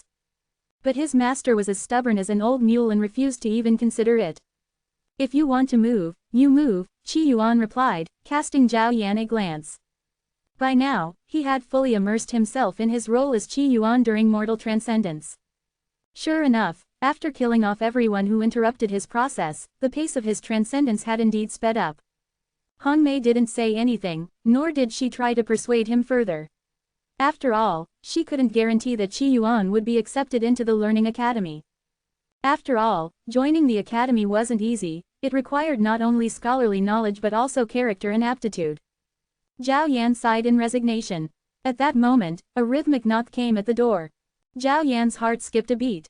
The Blood Tiger gang. Hong Mei looked equally surprised. Then, a gentle, scholarly voice spoke from outside. May this old man have the honor of meeting the master of this courtyard. The voice was refined and cultured, and Zhao Yan felt as though he were basking in the glow of a sea of books just by hearing it. Hong Mei's body trembled, her expression turning to disbelief. That voice, it was all too familiar. He was here. Less than an hour greater than, no. Qi Yuan, reclining on his chair, flatly refused. Me too. Didn't they see he was busy with his mortal transcendence? Hong Mei was stunned, then hurriedly interjected, Master, the person outside, that's the master of the Learning Academy. Zhao Yan was equally shocked. A figure of such prestige and renown as the master of the Learning Academy had actually come to visit his master. Is this some special NPC? Qi Yuan muttered, surprised. Does he know a lot of things? Nobody in the Quijin realm knows more than him. Hong Mei replied with absolute confidence. Let him in, Qi Yuan said, changing his mind. Besides beautiful white moonlight-like figures, Qi Yuan loved nothing more than NPCs who could explain things in detail. To understand the world's backstory and plotlines was to better bulldoze through the game. Before Zhao Yan could move, Hong Mei had already stepped forward and opened the courtyard gate. Less than an hour greater than the sight of the hunchbacked old man filled Hong Mei with awe. He was small, standing only about 1.6 meters tall, with a hunched back and a frail appearance akin to that of a mortal elder. His long, white hair and beard gave him a scholarly air. His robes, though faded and threadbare, were meticulously clean and orderly. His very presence radiated an aura of learned elegance. It really was the master of the Learning Academy. Less than an hour greater than Qi Yuan eyed the hunchbacked old man, noting the unique hidden information displayed by his eyes. This wasn't just any NPC. No, this figure was far from ordinary. In fact, he might not even be fully alive anymore. Less than an hour greater than, old sir, are you writing a book? Qi Yuan asked directly. His thoughts turned to Shanling Yingjun, who had mentioned helping an old man gather information. Could it have been this person? The master of the Learning Academy nodded. Does sir know of me? Hong Mei was astonished. Why was the master addressing Qi Yuan as sir? Usually, he referred to others as lad or youth, but sir was an exceptional term, rarely used. Could it be that Qi Yuan had some extraordinary identity? Just bits and pieces. I'd like to ask you a few questions, Qi Yuan said. The master smiled warmly. Before sir asks, may this old man ask you a few questions first? Go ahead, Qi Yuan replied. Hong Mei immediately pricked up her ears, eager to listen in. Sir lives in this humble residence amidst the city's common folk. What prompted you to slay the Dark-Eye God? The master asked curiously. Hong Mei and Zhao Yan froze as though lightning had struck them. The Dark-Eye God was slain. By Qi Yuan, less than an hour greater than, because, I'm undergoing mortal transcendence, Qi Yuan replied casually. I wanted to focus, but people kept interrupting me every day. It was incredibly frustrating, so I killed the most powerful figure in Yunzu City, the Dark-Eye God, hoping I'd finally get some peace and quiet. Zhao Yan, Hong Mei, to prevent interruptions, he had killed a god. The master was taken aback. He hadn't expected such a straightforward answer. How intriguing. But, sir, Have you considered this? The gods are endless. This is a war zone. Killing one god will only invite another. Peace and quiet will be hard to come by. In that case, I'll just kill all of them. That way, no one will disturb me, Qi Yuan replied nonchalantly. His plan was simple, brutal, and yet flawless. Less than an hour greater than the master hesitated, then remarked, the gods are innumerable. Even if Sir were to wipe out all the gods of the Qijan realm, stronger gods may descend. Alone, Sir might find it difficult to hold out forever. Why would I need reinforcements? The advantage is clearly mine, Qi Yuan replied, puzzled. He didn't fear strong opponents, he only worried they wouldn't be strong enough. The master paused, intrigued by this line of reasoning. Sir is quite fascinating, he said finally. All right, you've asked your questions. Now it's my turn, Qi Yuan said. The master nodded, a smile playing on his lips. First question. What lies within the divine wood abyss? The master furrowed his brow. He hadn't expected such a question. I've never ventured into the divine wood abyss myself, but I've heard from some destined ones that it's empty, there's nothing inside, he replied. Qi Yuan pondered this for a moment, then asked his second question. What is Black Heaven, exactly? Are they very powerful? This was something Qi Yuan was deeply curious about. The master fell silent for a moment before responding. No one truly knows the origins of Black Heaven. Once, the Divine Wood universe mobilized its full strength to cooperate with a Void Traveler. This traveler sought answers from the Great Void Realm Master about Black Heaven's origins. The Void Realm Master gave an answer, but the Void Traveler found himself unable to recall anything about Black Heaven afterward. So, as it stands, no one knows. Even those who might know can't remember unless they've reached the Void Sovereign's level of power. Qi Yuan reflected on this. Black Heaven was indeed formidable. Less than an hour greater than. Third question, is Black Heaven and Black Earth truly so strong? Do they have realm lords? The master hesitated briefly before answering. They possess rule-level realm masters, but their exact numbers are unknown. Black Heaven and Black Earth are terrifyingly strong. Their power inspires despair because it's endless. As long as Black Heaven exists, no matter how many of their forces you kill, they can always resurrect. At this, the master's aged face turned bitter. Enemies who resurrect after death, and who grow stronger each time, how could they be defeated? Countless heroes of the Divine Wood universe had perished, and none had ever truly eradicated a Black Earth Yang god. Resurrection after death. Qi Yuan's eyes lit up. Wasn't that essentially infinite experience points? This wasn't a fearsome foe, this was an exquisite and unmatched white moonlight, perpetually reviving at a perfect farming spot. Enhance your reading experience by removing ads for as low as $1. Remove ads from $1. Qi Yuan's expression was one of fervor, even bordering on ferocity. It was as if a cat had spotted a mouse. This reaction left Hong Mei and Zhao Yan utterly dumbfounded. After all, just hearing the description from the master of the Learning Academy, they knew how powerful, terrifying, and even despair-inducing the enemy they were facing was. An enemy that was not only strong but also unkillable. How could one fight such an enemy? How could one kill them? The master of the Learning Academy also looked hesitant, his eyes filled with confusion. In the past, many prodigies had asked him about the existence of the Black Heaven and Black Earth. Those who heard his descriptions were all filled with despair and gloom. None had ever reacted with the kind of fervor that Qi Yuan was displaying now. It was as if Qi Yuan wasn't from the Divine Wood universe but rather one of the Black Heaven and Black Earth entities. Such a white moonlight, truly a rare gem, Qi Yuan muttered, almost salivating at the thought. His expression made even the usually calm master of the Learning Academy look puzzled. However, in the next moment, the master's expression changed slightly. The Spectre Gods are here. He wasn't panicking, merely expressing regret, as if reminding Qi Yuan to flee. Spectre Gods. Qi Yuan narrowed his eyes. What Spectre Gods? These are my dear, beloved white moonlight. Qi Yuan stood up from his reclining chair and looked up at the sky. In that instant, the world darkened. A massive shadow replaced the light of the vast earth. In Yunzhu City, many citizens instinctively looked up at the sky. When they saw the colossal figures, some froze in place, while others fell to their knees, kowtowing and crying. The Spectre Gods have descended. I told you, those rebels should have just lived peacefully. Now they've angered the Spectre Gods. We're doomed. In the sky, 99 Spectre Gods had gathered. The smaller ones were merely a few hundred feet tall, while the larger ones spanned dozens of miles. Their presence blotted out the sky, giving the impression of 100,000 heavenly soldiers descending. However, comparing them to heavenly soldiers would be an overstatement. No one knew, not even Yuan, the strongest in the divine wood universe, that in the core region of the Black Heaven, even the young gods were merely foot soldiers. Qi Yuan looked at these specter gods, his gaze settling on the familiar Dark Eye specter god. You're still alive. Dark Eye shuddered at the sight of Qi Yuan, but with so many specter gods behind him, he felt emboldened. A mere human, what do you know of Lord Qi Huang's greatness? You killed me, but with Lord Qi Huang here, I can be revived at any time. Dark Eye specter god spoke arrogantly. The other specter gods also scrutinized Qi Yuan, their expressions filled with malice. As for the master of the Learning Academy, in their eyes, he seemed to not exist at all.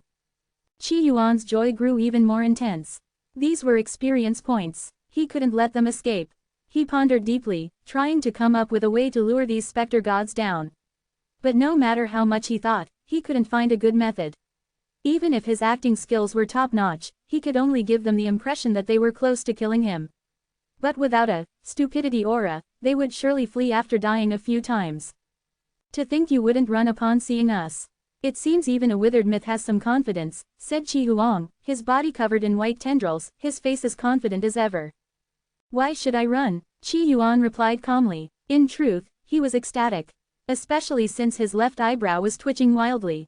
It was twitching so fast that it seemed almost still. Qi Yuan knew this was a sign of great fortune. Indeed, with the strength of a myth and the favor of destiny, you have the right to be unafraid, Qi Huang said indifferently. In any other world in the occupied regions, a gathering of specter gods might not be enough to take down Qi Yuan. Unfortunately, you've met me. Qi Huang's eyes flashed with a sharp light. Qi Yuan suddenly felt an immense force pulling at him. The force was extraordinarily powerful. His left eyebrow twitched again. Without hesitation, Qi Yuan shouted, "What is this? Don't pull me in." Despite his words, Qi Yuan didn't resist. In fact, he seemed to be actively diving into the treasure. Kai specter god, seeing this, flattered, as expected of a specter god from the Black Heaven and Black Earth. Lord Qi Huang's treasure can capture a myth so easily. The other specter gods chimed in, even a myth is powerless against it. Qi Huang felt pleased. The treasure's effect was even better than he had anticipated. Alright, let's enter the treasure. We shouldn't keep the human waiting, Qi Huang said. With that, the nearly 100 specter gods entered the treasure. Inside the treasure, Qi Yuan stood quietly. The space was ethereal, almost like a vacuum, with occasional asteroids or remnants of stars floating by. When Qi Huang and the 98 other specter gods entered, Qi Yuan's face showed a hint of wariness. Is there no way out? His voice trembled slightly, as if he were a little scared.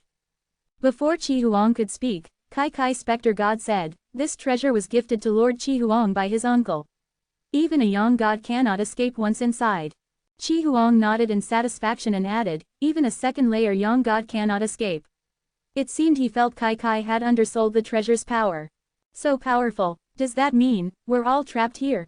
Qi Yuan looked genuinely fearful, as if he were probing for information.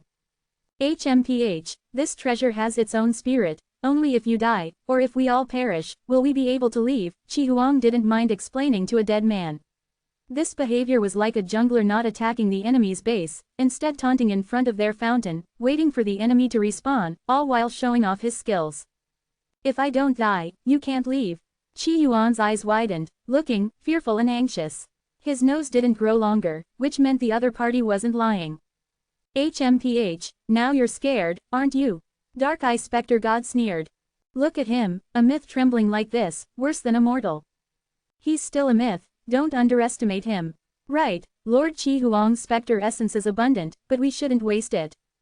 It's fine, wasting a little is nothing. I have plenty of specter source, and plenty of uncles, Qi Huang said confidently. Hearing this, Qi Yuan suddenly burst into laughter. Ha ha ha ha ha. His reaction startled the specter gods. Has he gone mad? He's lost his mind. Qi Yuan looked at Qi Huang, his eyes blazing with fervor. Your name is Qi Huang, right? After you die, I'll erect a tomb for you in the underworld. Qi Yuan was always deeply affectionate toward his white moonlight. To ensure their legacy wasn't plundered by others, he would personally take care of their inheritance. As for Qi Huang, he would even go so far as to build a tomb to commemorate him. Although Qi Huang didn't have the scent of an old man, Qi Yuan's twitching eyebrow was stronger than when he had crafted the human emperor's banner. You're seeking death, Qi Huang roared in anger. The other specter gods also shouted, now you can only talk big. Facing the onslaught of the specter gods, Qi Yuan remained calm and relaxed. To have some fun with you all, I've decided to temporarily stop suppressing my power. Qi Yuan decided to temporarily stop suppressing his power. This decision was like seeing a beautiful woman on a social media platform and commenting, for you, I'm willing to get a mansion and luxury cars for free. You're seeking death, Qi Huang bellowed in rage. The 98 specter gods charged at Qi Yuan without hesitation. Together as one, death radiance, overwhelming power. Absolute adaptation. At this moment, Qi Yuan's combat power was at its peak. Previously, he had slain Feng Ti with a single sword strike, fusing the embryonic form of the universe's laws. Now, with his full power unleashed, his combat strength surpassed even that of his suppressed state. Slash. With a single sword strike, Kai Kai, who ranked among the top 3 in combat power, was instantly slain. Kai Kai was a great venerable at the 6th step of the Yin God realm. Yet, he was killed in a single strike. The other specter gods paused, somewhat hesitant. Qi Huang narrowed his eyes. To think, you possess the combat power of a full-fledged myth. This was far stronger than a withered myth. In fact, without the specter essence, they might not even be a match for him. As expected of one favored by destiny. If it were any other specter god, you might have turned the tables. Unfortunately, you've met me. Qi Huang was brimming with confidence. Even if my uncle Luan Kong were here today, you would still die, let alone now. Luan Kong was the specter god who had defeated the suppressed destined one 1,000 years ago. Everyone, don't worry, just self-destruct. Let's finish this quickly and give this human a taste of the terror of the Black Heaven. Qi Huang was reckless with his wealth. His specter essence was limitless, so he had no fear of depletion. The other specter gods, seeing this, didn't hesitate. Human, let us show you the gap between us. Despair. Fear. In an instant, 97 brilliant fireworks lit up the sky. Such a blast, if it occurred in the outside world, would have shattered the heavens and earth. In the Kanglan realm, it could have sunk an entire continent. All the attacks landed on Qi Yuan. It was like the crackling of firecrackers, loud and continuous. It hurts. It really hurts. Wah, I'm going to die. Qi Yuan screamed wildly, his acting skills reaching their peak. As for injuries, there were none. Absolute adaptation combined with the embryonic form of death radiance allowed him to immune any force weaker than his own. These attacks couldn't even tickle him. But he had to keep up the act. His experience bar was also skyrocketing. After all, he had experimented before, even monsters that died from anger gave him experience points. These self-destructing specter gods were no exception. His experience was increasing rapidly, and in just a few seconds, he had leveled up once. At level 170 and beyond, each level required an astronomical amount of experience. You're still alive, Qi Huang was slightly stunned. Is this the power of a peak myth? The other specter gods, having revived, looked at Qi Yuan in astonishment. Qi Yuan now appeared to be on his last breath, seemingly severely injured. But we're all at full strength. The advantage is ours, Qi Huang said triumphantly. Kai Kai stepped forward. Lord Qi Huang, I wish to finish him. Having been slain by Qi Yuan with a single sword strike earlier, Kai Kai was filled with resentment. He's favored by destiny. Even with only a breath left, you wouldn't be able to kill him, Qi Huang said generously. I'm in a hurry, let's self-destruct again. The other specter gods, seeing this, didn't hesitate. They self-destructed once more. Ah, it hurts so much. Mom, Qi Yuan continued to wail, his aura seemingly on the verge of extinction. When the revived specter gods looked at Qi Yuan again, they all felt a chill. Still not dead with just a sliver of health left. Is he invincible? Qi Huang narrowed his eyes. Is this the power of one favored by destiny? Let's self-destruct again. Twice isn't enough. How about 3 times, 5 times, or even 10 times? His specter source was enough to revive even a world lord level specter god multiple times. Even one favored by destiny must kneel before me, Qi Huang declared confidently, exuding an aura of dominance. Less than hour greater than Yunzhu City. The master of the Learning Academy watched as the specter gods and Qi Yuan disappeared, his expression complex. Zhao Yan clenched his teeth. Today's events had been overwhelming, each one beyond his imagination. Sir Qi, shouldn't die here, the master of the Learning Academy sighed softly. He made a decision. A bronze mirror appeared, emanating a mysterious aura. Within the mirror, a broken warship was reflected. Dried blood stained the battle flag, and large, black holes dotted the ship, seemingly bottomless. The deck was littered with divine artifacts and ancestral divine artifacts. Upon closer inspection, one could see that the ship was covered in scars, as if it had been through countless ancient battles. The scene shifted, and a majestic figure appeared in the mirror. His robes and armor were tattered, his long hair disheveled, and blood dripped from his shoulders. Yuan, I need your help. The person in the mirror was none other than Yuan, the strongest in the divine wood universe. A second-layer Yang god, at the peak of the great supreme truth realm. What is it? Yuan's voice was deep, carrying the weight of eternity. In the Qijin realm, I've found one favored by destiny. His talent is extraordinary. He's just one step away from becoming an ancestral god. If he can break through, he might reach your level in the future, the master of the Learning Academy said. Yuan's handsome face showed a bitter smile. Is he in danger? Yes, the master replied. Within 10 years, 2 ancestral gods will head to the Qijin realm to bring him to the Tai Star domain. The image in the mirror faded. The master of the Learning Academy let out a sigh of relief. I hope he can hold on for 10 years. After that, anything is possible. The master turned to Hong Mei, his gaze filled with nostalgia. It's time for us to leave the Qijin realm. Hong Mei was stunned. She looked at Zhao Yan, her eyes filled with reluctance. Teacher, The master shook his head. He's different from you. He belongs to the Qijin realm. Let's go. Less than an hour greater than time flew by, and 3 years passed in the blink of an eye. The Qijin realm's situation had become somewhat peculiar. The specter gods had disappeared, and the rebel forces had made significant gains, capturing many cities. Battles raged everywhere. Compared to other cities, Yunzhu City was unusually quiet. Chen Kangbao stuffed a bun into his mouth. Don't worry, the young master is a god descended from heaven. Even if the world ends, he'll still be around. Beside him, Shenling Xuan's cold face showed a hint of hesitation. At that moment, outside the Qijin realm, a man in blue appeared. His face was filled with a fierce fighting spirit. So, Qi Yuan, you've been hiding in the Qijin realm to avoid my challenge. Unfortunately, I've found you. Soon, you'll know who the true strongest at the 5th step of the Yin God realm is. Enhance your reading experience by removing ads for as low as $1. Remove ads from $1. In an unknown space, Qi Yuan sat cross-legged on a grand reclining chair, looking exceptionally carefree. In an instant, the 99 specter gods revived once more. Unlike 3 years ago, these specter gods were now numb.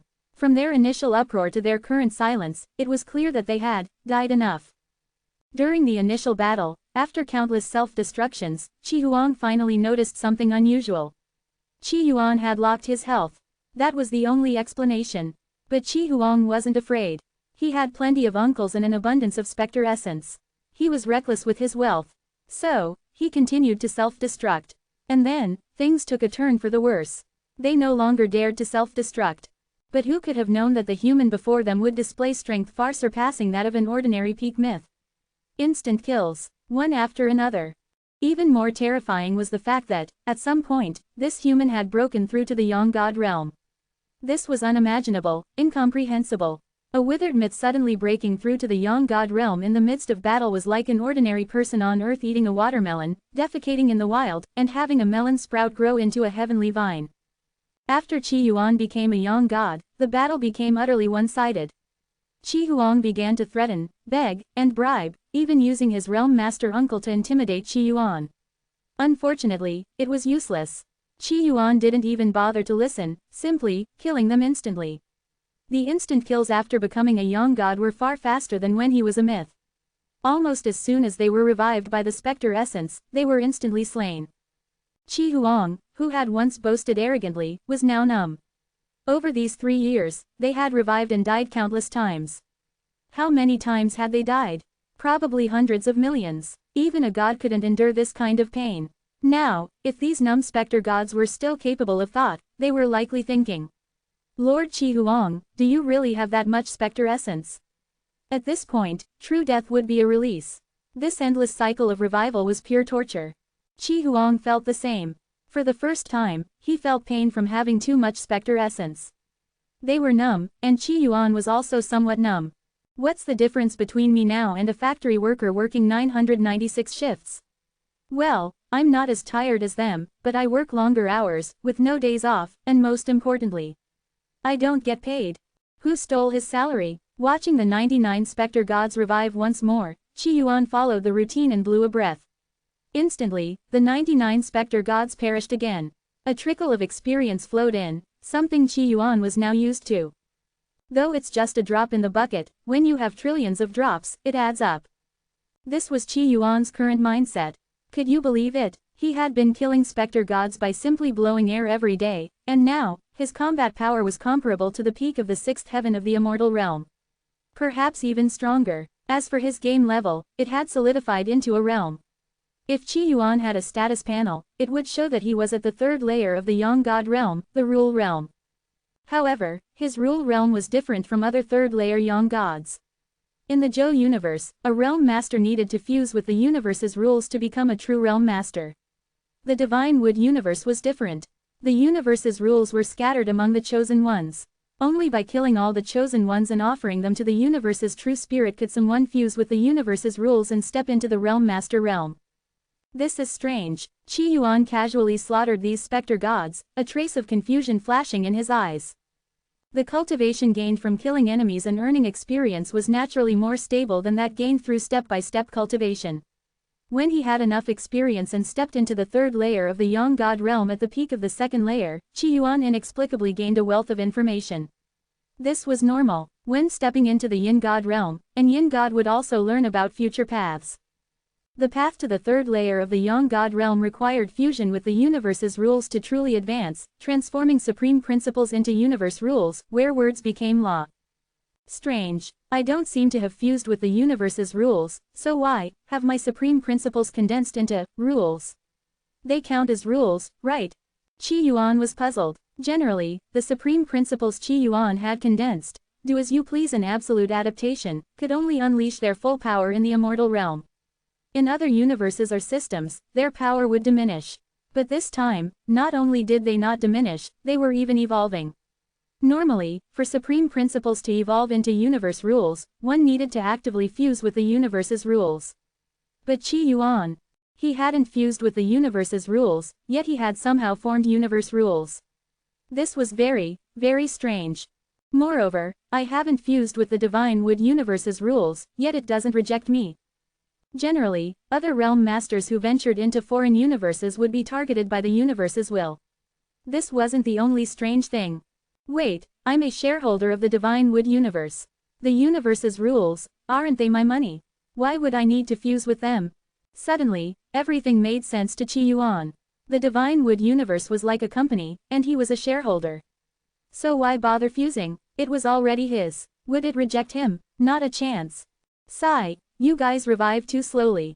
In an instant, Qi Yuan killed these specter gods countless more times.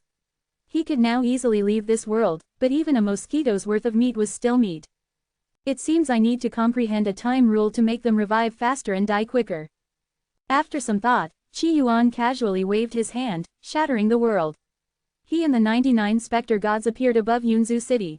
Now, he sat high in the sky, his form invisible, continuously killing these specter gods.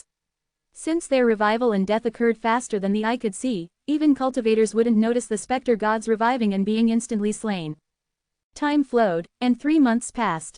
Qi Yuan picked up a communication device and spoke to Shanling Yingjun. Sigh, cultivation is so hard. Shanling Yingjun, in another world, saw this and couldn't help but feel a sense of pride. Cultivation is indeed difficult. It's been 3 years, and I've only just stepped into the great Venerable realm. He was showing off a little. After all, he had always been overshadowed by Qi Yuan. Brother Qi Yuan, what problem are you facing this time? Shanling Yingjun asked. He was used to Qi Yuan coming to him with questions. A mature NPC would proactively ask the player what they needed. Yes, I've recently found that killing is too slow, so I decided to comprehend a time rule. But after 3 months, I've made no progress. Qi Yuan was also surprised. For some reason, he could quickly grasp other rules, but the time rule, which wasn't even the most difficult among the first-grade universe rules, eluded him. Killing is slow. Wait, Time rule. You're a yin god, why are you trying to comprehend a universe rule? Aren't you just making trouble for yourself? Shanling Yingjun replied, exasperated. Even prodigies like Feng Ti only managed to grasp the embryonic form of rules. Comprehending universe rules was something only realm masters should attempt. Sigh, after 3 years of bitter cultivation, I finally broke through to the realm master realm. I thought I'd try comprehending a time rule for fun, but... Qi Yuan sighed, his hair almost turning white from worry. I thought I was a genius, that 3 months would be enough to comprehend the time rule, but... I've gained nothing. In another world, Shanling Yingjun's heart skipped a beat, and he began to doubt his eyes. Is my communication device broken? Why does it say you've become a realm master? Shanling Yingjun couldn't help but ask. It's not broken, I have become a realm master. Brother, don't mess with me. You know I'll believe anything you say. Shanling Yingjun, even as a yin god, felt his heart racing, pounding like a drum. What Qi Yuan said was simply too shocking. Or rather, incomprehensible. Had he fallen into a time rift and spent an entire era there? Why would I lie? I'm a realm master now. Do you have any beginner methods for comprehending the time rule? Qi Yuan asked. Wait, Shanling Yingjun had a sudden realization. You're not a realm master. Huh, Qi Yuan was also stunned. He wasn't a realm master. All realm masters automatically comprehend the time rule when they step into the realm master realm. They don't need to actively comprehend it, Shanling Yingjun explained, feeling a sense of relief. He had almost been fooled. Qi Yuan was starting to deceive people. Why is that? Don't rules need to be comprehended? Qi Yuan was curious and surprised.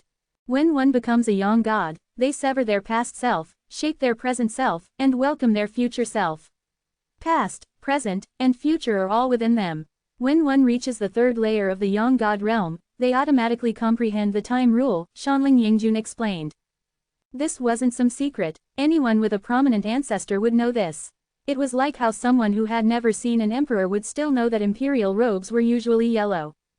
Well, I don't seem to have a past self or a future self, Qi Yuan felt somewhat awkward. That's normal. It means you're not a young god. You're still a great venerable. Shanling Yingjun grew more excited as he spoke.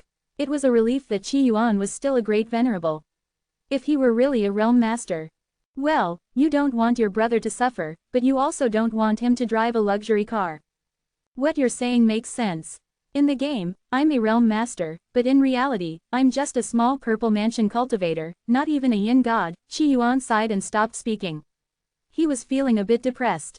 After so many years of bitter cultivation, he was only at the purple mansion realm. If he had fans, they would surely tear up and say, brother has worked so hard, yet he's only at the purple mansion realm. It's so unfair. On the other side, Shanling Yingjun looked at the dim display and suddenly slapped his thigh. Ah, I forgot to remind brother Qi Yuan. Wu Dong is coming to cause him trouble. Less than hour greater than, where is he hiding? In the Quijin realm, the blue-robed man had searched for months but found no trace of Qi Yuan. Due to the presence of the specter gods and the fact that this was an occupied zone, he couldn't be too conspicuous. However, after months of searching, his patience had run out. I need to finish this quickly. After killing him, I'll return to the radiant universe. With this thought, Wu Dong no longer hesitated. A special artifact appeared, and he flew into the sky, his body radiating a blazing golden light, like a scorching sun rising. I have heard of a man named Qi Yuan in this realm, who comprehended rules and reached the peak of the yin god realm. I admire him. Tonight, under the clear moon, I have crossed realms to take his head. With the artifact's power, Wu Dong was like an eternal sun, hanging high in the sky. Every living being in the Quijin realm could see him and hear his voice. He hovered in the heavens, his blue robes bathed in golden light. The brilliance was awe-inspiring, like a mortal witnessing a god. Invincible, unmatched. Wu Dong fully unleashed his aura, displaying his immense power. In the Quijin realm, countless beings looked up at Wu Dong, their eyes filled with fear. This man is so strong, even ordinary specter gods wouldn't be a match for him. Who is Qi Yuan? How could he provoke someone to cross realms to challenge him? Some were confused and fearful, worried they might be caught in the crossfire. Meanwhile, near Yunzhu City, Wu Zhang's eyes filled with shock. He's here to challenge Master Qi, but Master Qi. He was worried. With the specter gods out in force, Master Qi's whereabouts were unknown. Was he safe? Just as this thought crossed his mind, he suddenly heard a familiar, lazy voice. You keep blocking my path to transcendence. Do you think I'm made of clay? The voice was calm, like a breeze over a still, dead sea. But then the wind grew fierce. Pa! It was as if someone had spat, a sound as common as any on the roadside. The eternal sun that was Wudong was extinguished. All his radiance vanished in an instant, as if it had never existed. Wudong's true spirit was also annihilated in that moment. He hadn't even had time to react. He hadn't even had a chance to fight back, before he was utterly destroyed. All the beings in the Quijin realm were stunned, their faces filled with confusion. The eternal sun in the sky had disappeared, as if it had never been there. Everyone was puzzled and bewildered. Had it all been an illusion? Less than hour greater than radiant universe. The three-wood realm master opened his eyes, a look of shock in them. Wudong is dead. After a moment of thought, he remembered that Wudong had gone to the divine wood universe to challenge the native who had defeated Feng Ti. Even the creation treasure was destroyed. The three-wood realm master was stunned. He had given his disciple a low-grade creation treasure, but even the lowest-grade creation treasure was still a creation treasure. Only a realm master could destroy such an artifact. And it was common knowledge that the divine wood universe had no realm masters. It seems I'll have to trouble the realm master of time to retrieve Wudong's true spirit from the river of the universe and find out what happened. The three-wood realm master had a vague feeling that something significant had occurred in the divine wood universe. After about 10,000 breaths, the three-wood realm master stood respectfully in a grand hall. The master of the hall was the realm master of time, a being at the all things realm. It was said that this realm master had undergone 3 eras of mortal transcendence and had reached perfection in the all things realm. One more step, and he would reach the legendary creation realm. The three-wood realm master had once aided the realm master of time during his mortal incarnation, which was why they had this connection.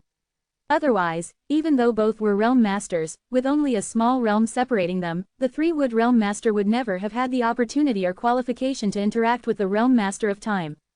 Three-wood, Wudong's true spirit is not in the river of the universe.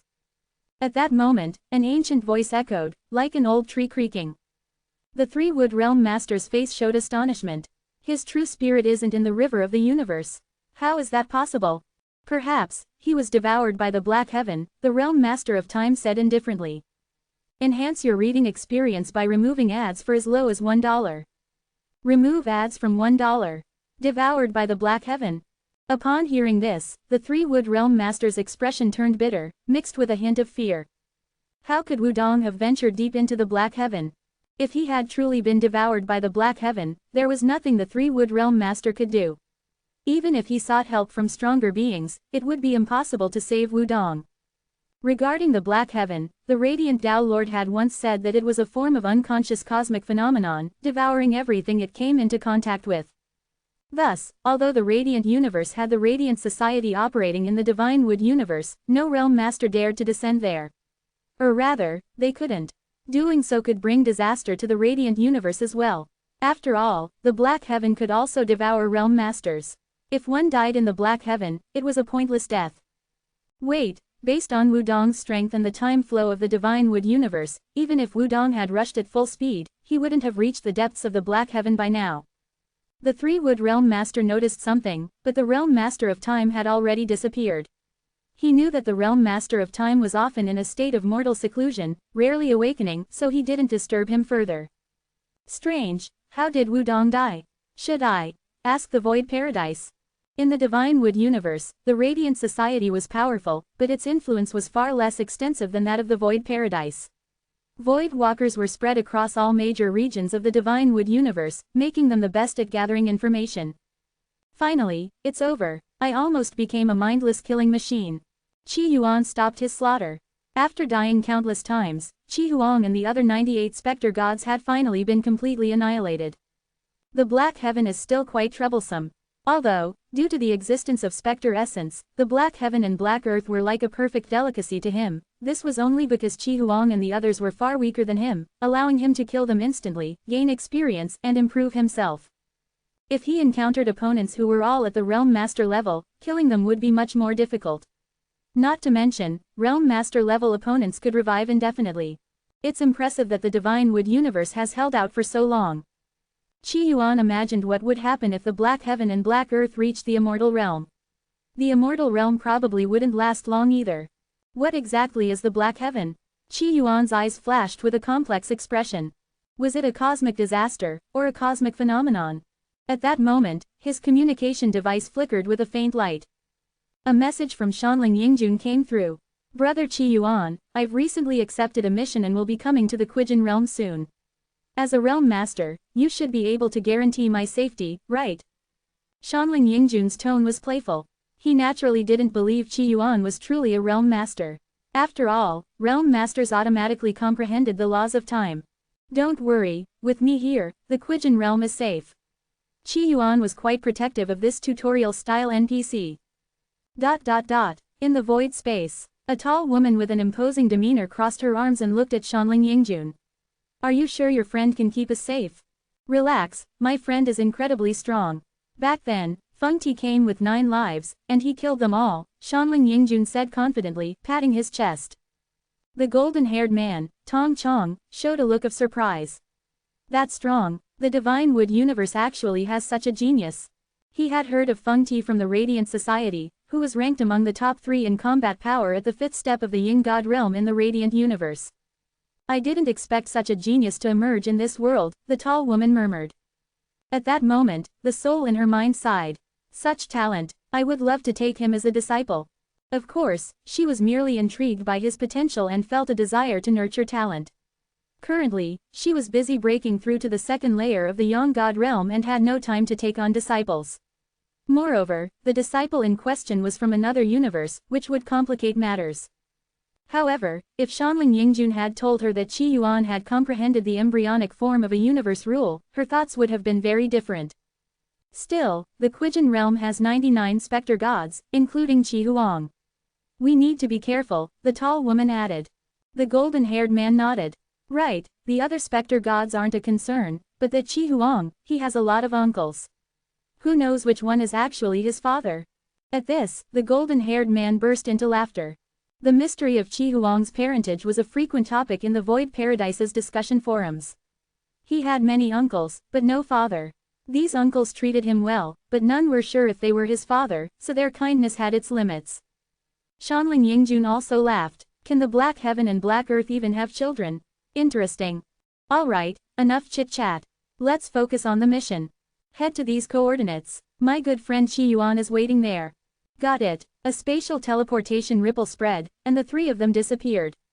When they reappeared, they were in a remote courtyard in the Quijin realm. Shanling Yingjun scanned the area and immediately spotted the familiar figure. His eyes lit up with joy. Long time no see, still as impressive as ever. This is Wu Chun, and the golden-haired guy is Tong Chong. Qi Yuan nodded. Wu Chun and Tong Chong also nodded in acknowledgement, signaling their acquaintance. The tall woman, Wu Chun, examined Qi Yuan with a charming smile. Shanling Yingjun, handsome immortal, your name should belong to your friend here. The golden-haired man also nodded in agreement. After a few casual exchanges, the atmosphere was quite amiable. Qi Yuan stretched lazily. What mission are you on? Do you need any help? In the Quijin realm, I have some influence for now. When the mission was mentioned, Shanling Yingjun became serious. I'm looking for someone named Guan Ku. He's a member of the rebel army. This Guan Ku is the 3rd leader of the rebel army. His identity is shrouded in mystery, and he never reveals his true self, the tall woman, Wu Chun, added. The mission's difficulty was moderate, but the key was to find Guan Ku while avoiding Qi Huang and the others. That's simple. Give me a moment, Qi Yuan said with a faint smile. At that moment, a voice echoed in the minds of all the rebel army members and other beings in the Quijin realm.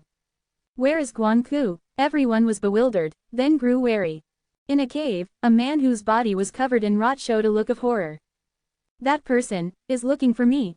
In just an instant, Qi Yuan's eyes showed satisfaction. Head east for 30,000 miles, then go to, there's a cave there. He's inside. Do you want me to send you there? Qi Yuan provided Guan Ku's location. Brother Qi Yuan, you're so fast.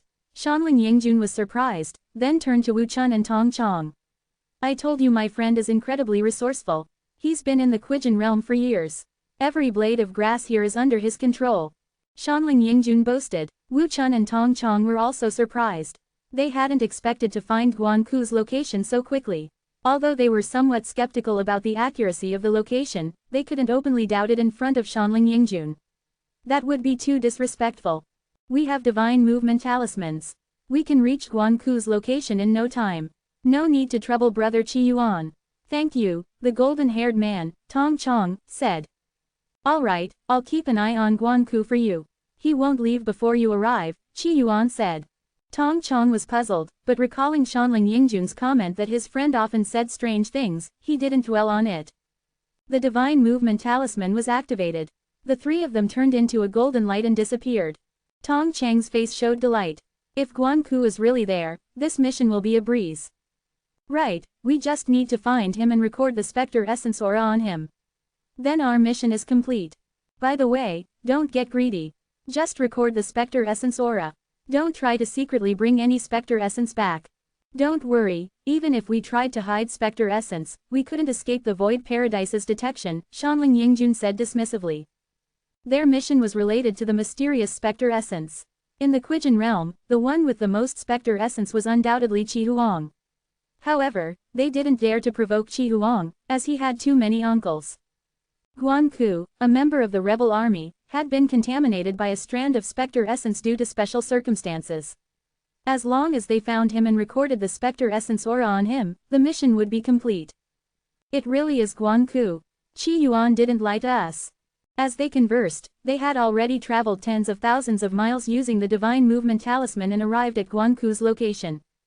Guanku, clad in a black cloak that covered his entire body, stood before them.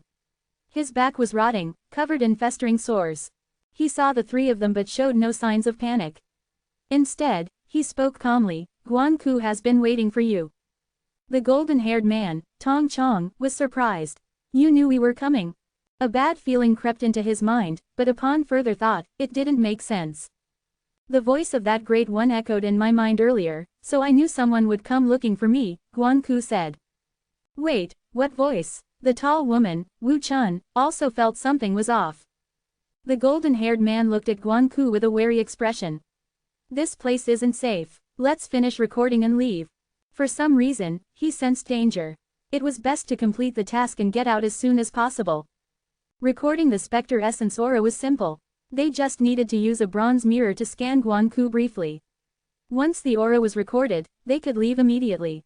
The others nodded. The situation was strange, and it was best to finish the mission quickly. Tong Chong took out the bronze mirror and aimed it at Guanku. A peculiar aura spread, as if recording something. The process was quick, but the atmosphere grew tense. Everyone felt the urgency to finish and leave. However, at that moment, Guanku, whose body was covered in sores, suddenly grinned. His smile was chilling. I didn't expect to actually catch some fish.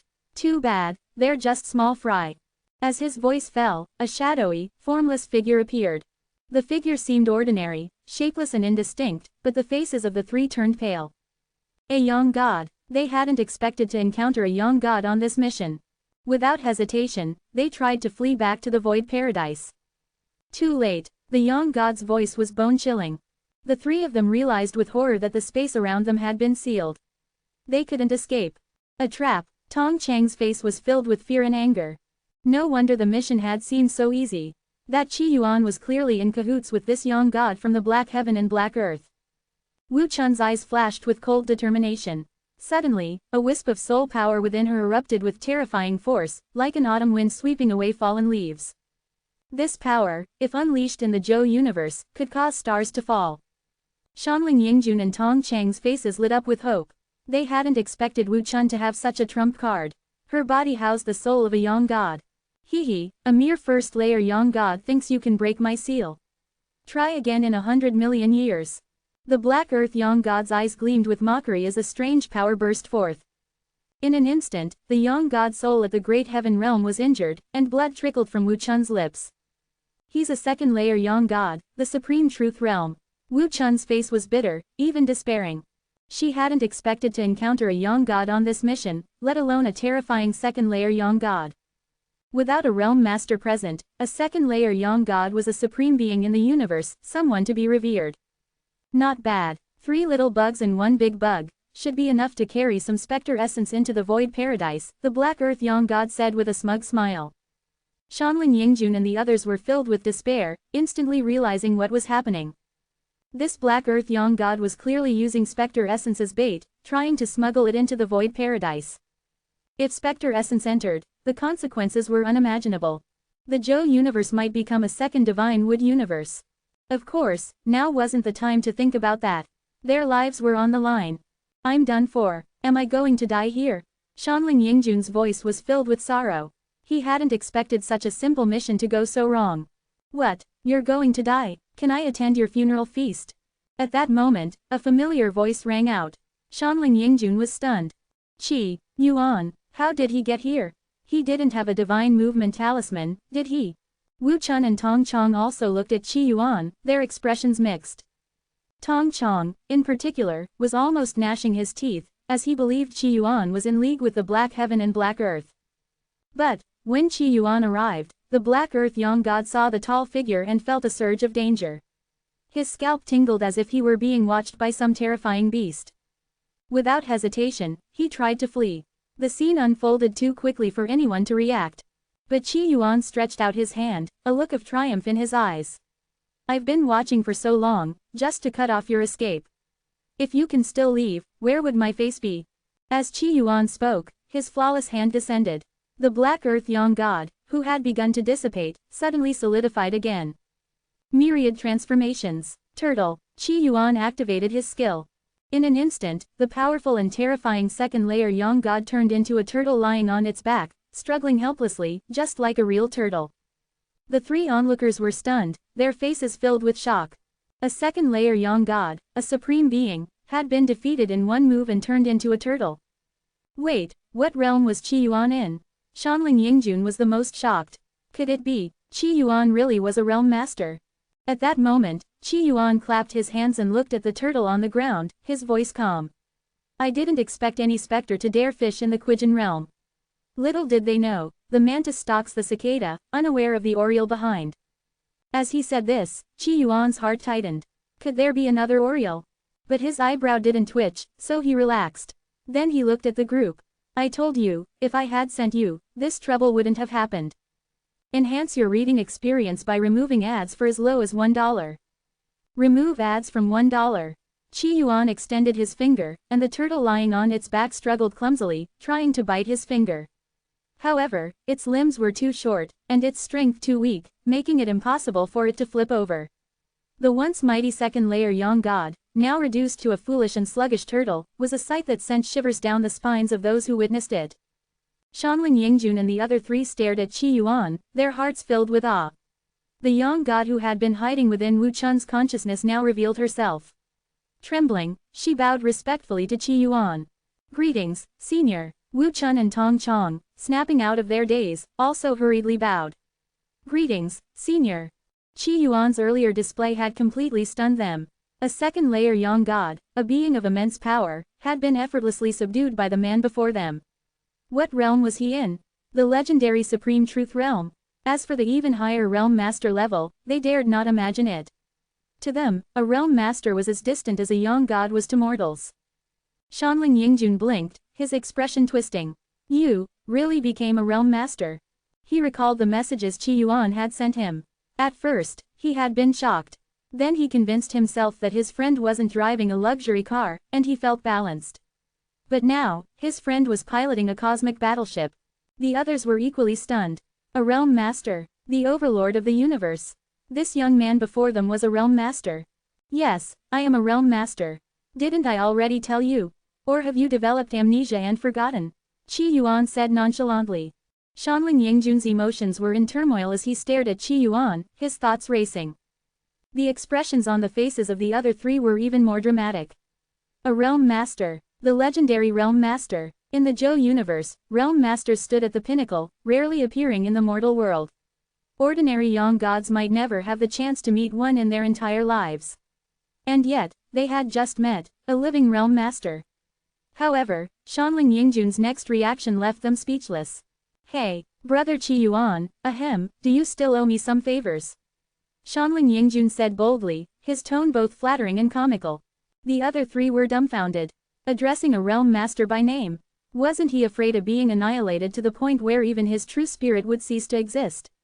Moreover, directly telling a realm master that he owed him favors was incredibly tactless. Wasn't he afraid of angering the realm master and getting them all killed? Yes, Qi Yuan nodded calmly. How about this? I'll call you Grandpa, Shanling Yingjun shamelessly suggested. He didn't dare propose becoming a sworn brother or godfather, as the gap between a realm master and himself was too vast. The other three looked on, torn between admiration for Shanling Yingjun's audacity and disdain for his shamelessness. No, I don't want my daughter to have another godson. She's still young, Qi Yuan flatly refused. Qi Jianjun was still young, and Qi Yuan couldn't bear the thought of her becoming a mother at such a tender age. Seeing his rejection, Shanling Yingjun wasn't discouraged.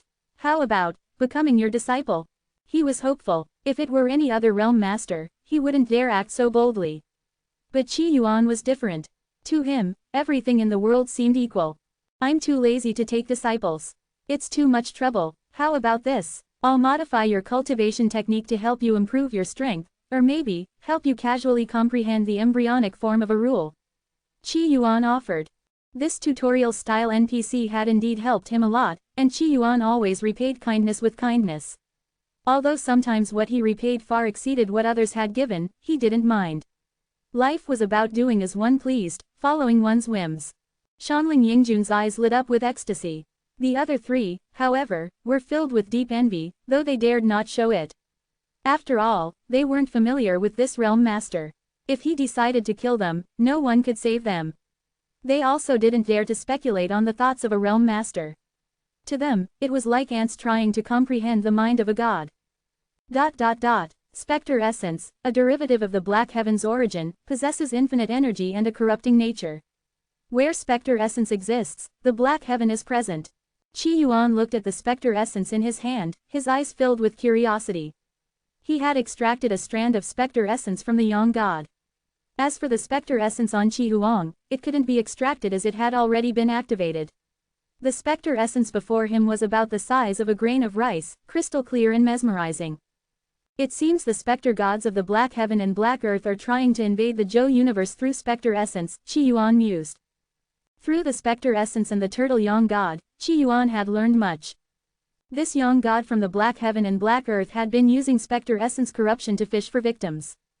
In the Void Paradise, there were many missions to record the aura of spectre essence. Many Void Walkers came to the Divine Wood universe to record the spectre essence aura. At that point, the young gods of the Black Heaven and Black Earth would strike, controlling these Void Walkers and implanting spectre essence into their true spirits, which they would then carry back to the Void Paradise. In this way, spectre essence would take root in the Zhou universe. To the Black Heaven and Black Earth, the Zhou universe was a second Divine Wood universe. Are the Black Heaven and Black Earth really that confident? Qi Yuan wondered. The Zhou universe was not the Divine Wood universe. The Zhou universe had realm masters at the creation realm. In terms of strength, 100 or even 10,000 Divine Wood universes were no match for the Zhou universe. Yet, the Black Heaven and Black Earth dared to target the Zhou universe. What exactly is the Black Heaven? I really want to see the Black Heaven with my own eyes. Qi Yuan murmured. If he could see the Black Heaven with his eyes, he would understand its true nature. He wanted to see what this so-called Black Heaven really was. Cosine realm, Shangguan Qingtang, dressed in black, looked like an ordinary old man. Shangguan Qingmiao sipped his wine, his eyes filled with a hint of sorrow. Qingmiao, what's done is done. Grieving won't help, Shangguan Qingtang comforted. The two of them had been sent by Yuan from the Tai Star Domain to the Chaotic Star Domain to rescue a prodigy named Qi Yuan, who had the potential to break through to the Ancestral God realm.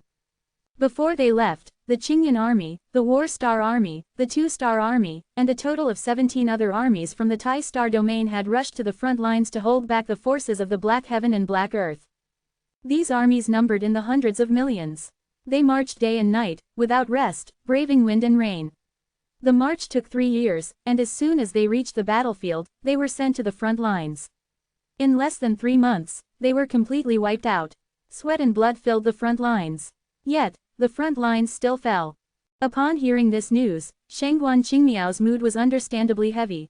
He was filled with grief. Brother, do you think their deaths were worth it? Will future generations be able to protect this great land? Shangguan Qingmiao asked, his face filled with sorrow. This was not an isolated incident.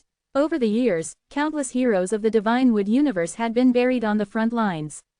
The Void Sea was like a massive meat grinder. Shangguan Qingtang sighed, his expression filled with helplessness. We do our best and leave the rest to fate. Surrendering meant certain death, but resisting also meant death. At least, they would die standing. I say, we might as well join the Radiant Society. Maybe there's a chance of survival. Shangguan Qingmiao said discontentedly. Shangguan Qingtang's eyes flashed with a deep light. A universe can have those who cower, but it also needs those who dare to fight. And we happen to be the ones who dare to fight. In the Radiant Society, the highest leader on the Divine Wood universe's side was Yuan's younger brother, Yi. Yuan had chosen the path of human enlightenment, while Yi had chosen the path of divine enlightenment. If the path of human enlightenment were exhausted, the path of divine enlightenment could carry the embers of the Divine Wood universe and reignite them in the Radiant universe. Of course, was the Radiant universe really so benevolent as to offer them a way out? That was something no one could predict. Forget it, I've always been arrogant and domineering. I can't bring myself to kowtow to the Radiant Society, Shangguan Qingmiao muttered, downing another cup of wine. Shangguan Qingtang tapped the table, his mood also tinged with melancholy. Once we take Qi Yuan to the Tai Star domain, if he breaks through to the ancestral god realm, it will be a boost to our combat strength. Right, the boss said Qi Yuan's talent is extraordinary. He might even have a chance to break through to the second layer of the ancestral god realm in the future, Shangguan Qingmiao said, his face lighting up with excitement. This was some good news. Currently, the Tai Star domain was in dire need of high-level combat power. The plans for the path of human enlightenment and the path of divine enlightenment had been in motion for tens of thousands of years. Countless craftsmen had died in the process. There were now 7 treasures of the path of human enlightenment. Faced with the invasion of the Black Heaven and Black Earth, the Divine Wood universe was no longer completely defenseless, as it had been hundreds of years ago when Yuan had gone alone to the Void Sea to face enemies many times his strength. Now, what they lacked most was high-level combat power. Now that the Black Heaven and Black Earth are invading, we'll at least take a chunk out of them, Shangguan Qingmiao chuckled. As for the final outcome, they knew it, but did that mean they shouldn't resist? HMPH, even if they have Spectre Essence and can revive indefinitely, we can still drain some of their Spectre Essence. Shangguan Qingtang said. In truth, he knew that Spectre Essence was infinite and could never be fully depleted. Hadn't they seen how even the Void Realm Masters of the Zhou universe were unwilling to provoke the Black Heaven and Black Earth? But being able to take a bite out of the Black Heaven was still a good thing for them. Sir, something's wrong. At that moment, a divine-level soldier hurried over, his face filled with anxiety. What is it? Shangguan Qingtang asked, a sense of foreboding rising in his heart.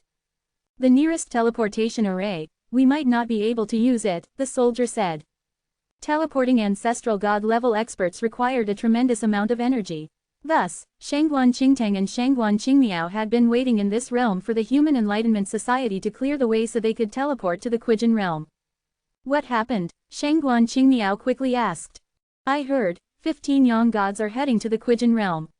The surrounding worlds are all on high alert. Something major must be happening in the Quijin realm, the soldier said gravely. Shangguan Qingtang's expression changed. Could it be? He had a terrifying suspicion. Yuan had mentioned that the 99 Spectre gods in the Quijin realm were hunting Qi Yuan. Qi Huang of the Quijin realm was a notorious second-generation heir with many treasures, enough to besiege a myth-level expert. Now, with over a dozen young gods heading to the Quijin realm, it was likely that Qi Huang had been killed by Qi Yuan. It was possible that Qi Yuan had broken through to the young god realm during the battle. Such talent was terrifying, but over a dozen young gods. Qi Yuan is doomed. With over a dozen young gods attacking, even if Qi Yuan had just broken through to the ancestral god realm, he would be no match. Even if the two of them joined forces, they would struggle to handle such a situation. There's no other way. We'll have to force our way through the teleportation array, take Qi Yuan, and flee to the Tai Star domain. That's our only chance, Shangguan Qingtang said. This was their only opportunity. Every second counted, and there was no room for hesitation. Agreed, Shangguan Qingmiao nodded. He knew that this move was risky and could easily lead to their deaths in the chaotic star domain, but there was no better option. They could die, but the seeds of the Human Enlightenment Society must not die. They were the hope of the Divine Wood universe. Let's go. Instantly, 2 terrifying auras erupted, heading straight for the teleportation array. The two of them attacked, their auras overwhelming. The specter gods blocking their path were annihilated in an instant. Once they made their move, they would be exposed, and an endless pursuit would follow. Let's go. Meanwhile, in the Quijin realm, Qi Yuan lounged lazily. Indeed, without any disturbances, my progress in mortal seclusion has sped up. Now, his progress in mortal seclusion had reached 10%. There was still some distance to go before completion. If I can laze around like this for another 3 or 4 years, I should be able to complete my mortal seclusion and achieve success. Qi Yuan murmured to himself. Suddenly, he seemed to sense something, and a look of helplessness appeared in his eyes. Unfortunately, gold shines wherever it is. Even with my handsome looks, if I stay indoors all day, those specter gods will still find me and disrupt my mortal seclusion. So, maybe, I should just slaughter all the specter gods in the chaotic star domain. Would that allow me to focus on my mortal seclusion? Qi Yuan had a sudden idea. No one could stop him from undergoing mortal seclusion. At that moment, 2 terrifying auras descended from the sky. The auras were so powerful that even the specter gods were shaken. A booming voice echoed across the land. Qi Yuan, where are you? We are ancestral gods from the Human Enlightenment Society, sent by Yuan to take you to the Tai Star domain. Over a dozen specter young gods are chasing us. We must leave immediately. The 2 ancestral gods wasted no time in stating their purpose. They had already sensed that the dozen or so young gods were closing in and would arrive soon. If they didn't leave now, it would be too late. Human Enlightenment Society. Qi Yuan was surprised. He hadn't expected Yuan to send people to fetch him. He thought of the master of the Learning Academy, it must have been his doing. Don't worry, I've mastered my divine arts and have become a realm master. These enemies are nothing to me. I can kill them with a wave of my hand, Qi Yuan replied calmly. In the sky, Shangguan Qingtang and Shangguan Qingmiao, who had initially been delighted upon hearing Qi Yuan's response, were now dumbfounded. Had Qi Yuan gone mad from cultivation? How could he be a realm master? It was impossible. Without hesitation, the 2 of them landed in Qi Yuan's courtyard. There's no time to explain. We must leave now. The Tai Star domain is safe. The Quijin realm was in a war zone, controlled by the specter gods. It was no place to linger. No, this place is perfectly safe. I'm a realm master. Who would dare provoke me? Qi Yuan said casually. Besides, I'm busy with my mortal seclusion to break through to the Yang God realm. I don't have time to go to the Tai Star domain. Qi Yuan refused. Shangguan Qingmiao was speechless. Qi Yuan really had gone mad from cultivation, speaking incoherently. First, he claimed to be a realm master, and now he was talking about mortal seclusion to break through to the Yang God realm. Enhance your reading experience by removing ads for as low as $1. Remove ads from $1. Qi Yuan looked at the 2 ancestral gods, who were clearly confused, and spoke casually. Your knowledge is still too limited. Have you ever heard of wave-particle duality? In a world called Earth, many ordinary men and women have mastered this skill. I can be an yin god, a realm master, or even a purple mansion cultivator. Why can't they coexist? It was like the Tang girl inequality, accepting a gift doesn't mean agreeing to anything. I am a realm master, but that doesn't mean I'm only a realm master. I can also be a purple mansion cultivator. You can't define me. Shangguan Qingtang and Shangguan Qingmiao were even more baffled. Had Qi Yuan gone mad from cultivation? That was the only explanation. But before they could think further, a vast and overwhelming aura swept through the area. In the sky above, 15 majestic figures descended, each exuding a terrifying presence. When they saw the 15 figures, Shangguan Qingtang and Shangguan Qingmiao's expressions turned grim. Yang gods. The Yang gods of the Black Heaven and Black Earth had arrived. 15 Yang gods hovered in the sky, their might shaking the heavens and earth. A battle of this scale was rare even in the Tai Star domain, let alone outside the Void Sea frontlines. Qi Yuan, come out and face your death. A majestic and commanding voice echoed at that moment. However, before the people of the Quijin realm could react, a lazy voice drowned out the command. Those who hinder my mortal seclusion shall die. A kitchen knife suddenly appeared, slicing through the sky. From today onward, the chaotic star domain. I call the shots. The ordinary-looking kitchen knife swung down. The earth didn't crack, the mountains didn't crumble, and even the wind didn't stir. But, the 15 majestic Yang gods shattered in an instant. Annihilated. Their bodies reformed, but what awaited them was the same relentless slash. Qi Yuan glanced at the 15 young gods, his eyes filled with disdain. Too weak. They brought so little spectre essence. I can finish them off in the time it takes to burn a stick of incense. The kitchen knife hung in the sky, slashing down again and again, killing the 15 young gods. If these 15 young gods had enough spectre essence to keep reviving, this knife could hang here for 3,000 years, continuously killing the reviving young gods until they were completely eradicated. This place would become a forbidden zone, a cosmic wonder that would draw the admiration of the world. Beside them, Shangguan Qingtang and Shangguan Qingmiao's pupils constricted sharply. What were they seeing? What was this? He was truly a realm master. How was this possible? How can you be so strong? Shangguan Qingmiao blurted out without thinking. In the Divine Wood universe, it was impossible for a realm master to exist. To become a realm master, one had to sacrifice all the chosen ones.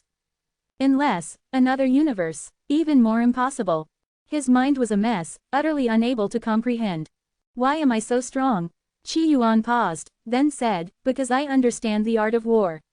I excel at using strength to crush weakness, so I am invincible. Quote question mark question mark question mark quote. Shangguan Qingtang and Shangguan Qingmiao suddenly felt the air grow colder. Of course, this wasn't an illusion. After Qi Yuan told his joke, he deliberately made the air colder to match the punchline. Without paying further attention to Shangguan Qingtang and the others, Qi Yuan said indifferently, "Those who hinder my mortal seclusion shall die." At the same time, Qi Yuan's figure became ethereal and indistinct. In the chaotic star domain, hundreds of worlds overlapped, some hidden within grains of sand. At that moment, suddenly, in tens of thousands of worlds, a grand voice echoed. From today onward, the chaotic star domain. I call the shots. The majestic voice spread far and wide. Every living being in the chaotic star domain heard this grand proclamation. Many people and soldiers were dumbfounded, and even the members of the Thorned Blood were shocked. Who dares to be so bold? A young god from the black heaven and black earth shot into the sky, his body like a streak of light. However, what awaited him was a colossal hand. The hand seemed to come from nowhere, blotting out the sky. Space and time seemed to flow within it. The young god's face turned ashen, his aura instantly extinguished. He revived, only to be annihilated again. This scene repeated itself across tens of thousands of worlds in the chaotic star domain.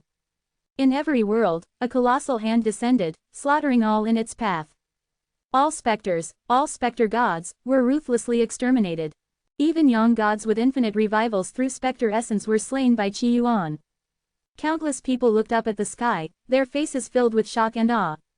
What is that? They didn't understand. But they knew one thing. From this day forward, the heavens of the chaotic star domain had changed. Blue Mountain Realm, the starting point of the game. A colossal hand descended. All the specter were annihilated like dry leaves in a storm. How dare you steal my drone? You're asking for death. Qi Yuan's palm slapped a heaven tier specter, instantly reducing it to ashes. In less than a breath, all the specters that had been ravaging the Blue Mountain Realm were slaughtered. Countless people looked up at the sky, their eyes filled with fear and astonishment. What kind of majestic being is this? A being from beyond the heavens. A god's descent. Brother-in-law. That voice, is it brother-in-law's? Someone exclaimed in joy, grinning like a fool. Others were puzzled because the domineering voice from the sky sounded all too familiar. At the same time, in the imperial city, a petite and beautiful woman heard the voice from the sky. Her eyes lit up with ecstasy. Old Kai. As a realm master, Qi Yuan could hear any mention of his name, no matter how far away he was. When he heard, Old Kai, he couldn't help but frown. But in the end, being a man of manners, he chose to ignore it. His gaze seemed to transcend space and time, landing on Shen Lingfeng in Fengshan County. Tell my mother-in-law that Lingshuan is safe with me. Shen Lingfeng's eyes lit up with joy. It really is you, brother-in-law. Oh, and tell my mother-in-law one more thing. I'm no longer the insignificant son-in-law I used to be. I won't be pouring her bathwater anymore. Got it, brother-in-law. Shen Lingfeng was thrilled. Meanwhile, in the Shen residence, the head of the Shen family and his wife saw the colossal hand in the sky. Like everyone else, they were filled with fear of the unknown. However, Mrs. Shen had a strange feeling. Husband, doesn't that voice sound familiar? Don't say anything reckless. Don't anger such a majestic being. The head of the Shen family hurriedly warned. Such a being was beyond ordinary reasoning. Mrs. Shen, seeing this, wisely kept her thoughts to herself, though her heart was filled with doubt. At that moment, Shen Lingfeng rushed in. Father, mother, brother-in-law. Hearing this, Mrs. Shen immediately understood that her foolish son had also recognized the voice as Qi Yuan's. Mrs. Shen quickly said, "Don't talk nonsense. That's not your brother-in-law.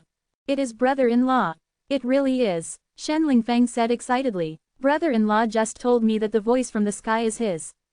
"What? How is that possible?" Mrs. Shen and her husband were stunned, their bodies frozen. Could it really be Qi Yuan? Brother-in-law also said that he's no longer the insignificant son-in-law he used to be. He won't be pouring your bathwater anymore. Quote.